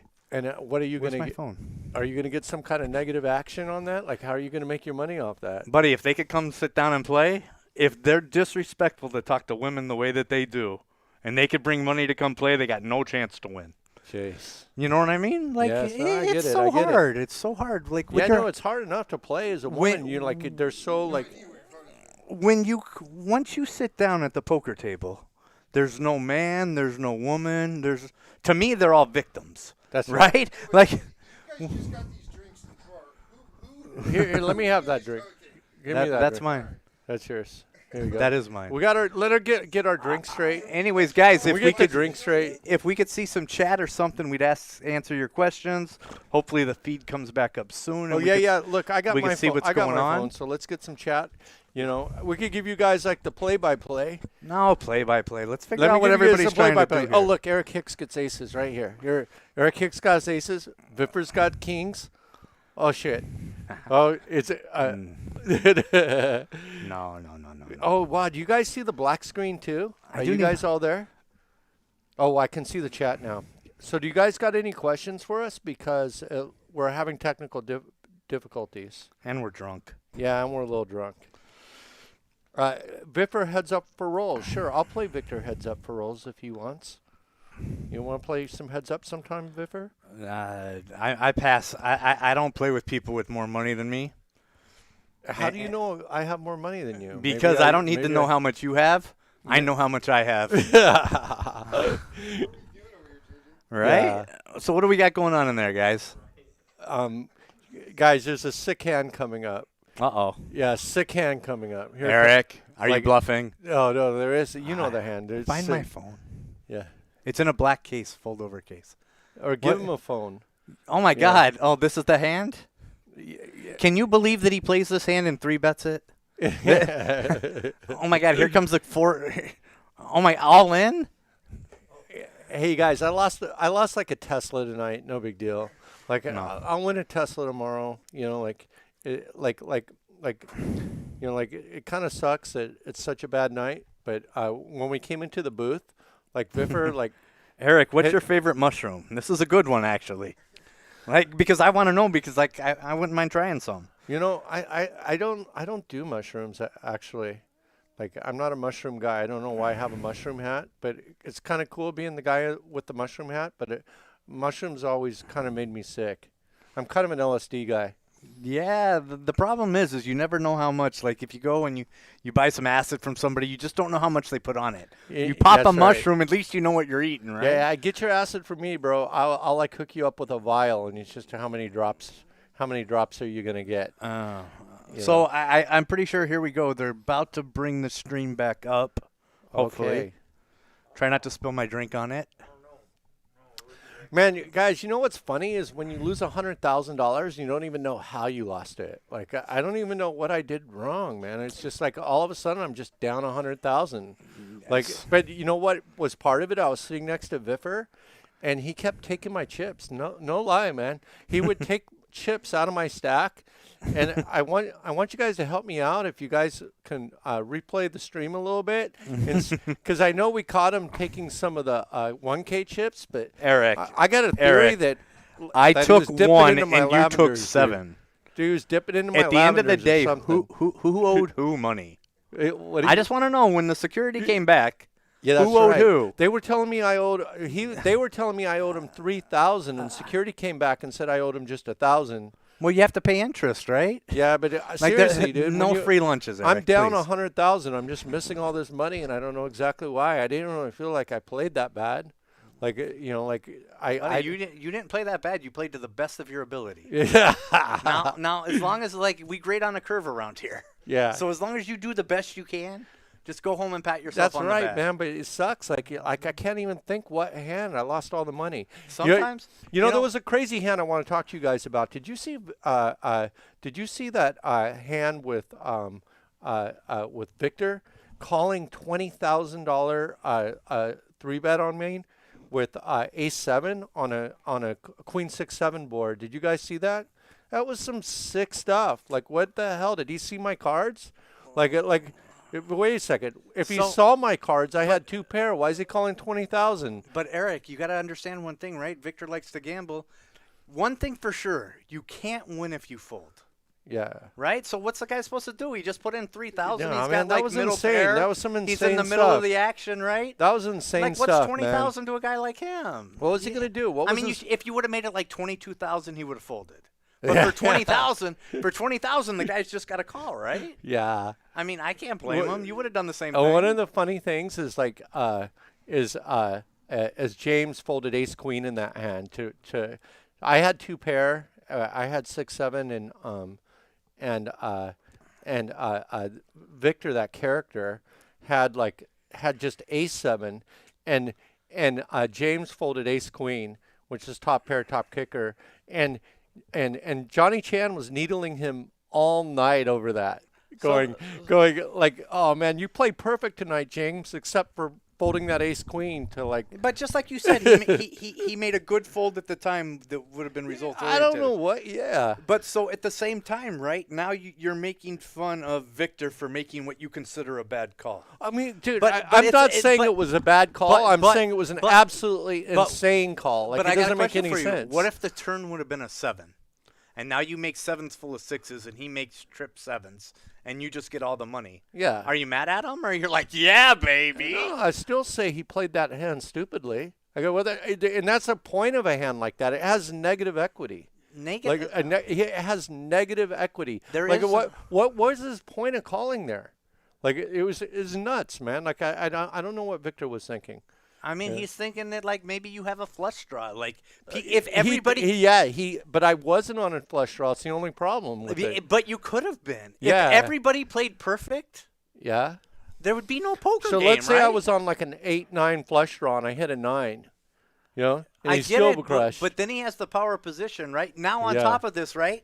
Now all of a sudden he bets, guy calls, you raise 20,000. How strong does his hand look when he Right. calls the 20,000? Yeah, You know what I mean? I didn't really see the hand, but from everything you say, well, You- there's like he's a, not going to get me off a 2 pair if a queen if I don't get counterfeited on the turn. I get Like, it, you know. but you know what I mean? So like in his mind, maybe like he could like if you don't have a flush draw, maybe he could represent the flush draw. Like Right. he's got position on you, and I'll be real honest with you. It's not like he's calling you there with like 8-9. Right. Right? Like he's just not calling unless he has like the 8-9 of spades or whatever the 8-9 of the flush draw was. Right. But like so what does he have? That's right. Right? That's right. Like what does he have? So let's think about the hands he could have. He could easily have a set of 6s, a set of 7s. Right. Maybe Ace like queen. maybe like ace ace queen, but like Yeah. like you know like he made like he was in a really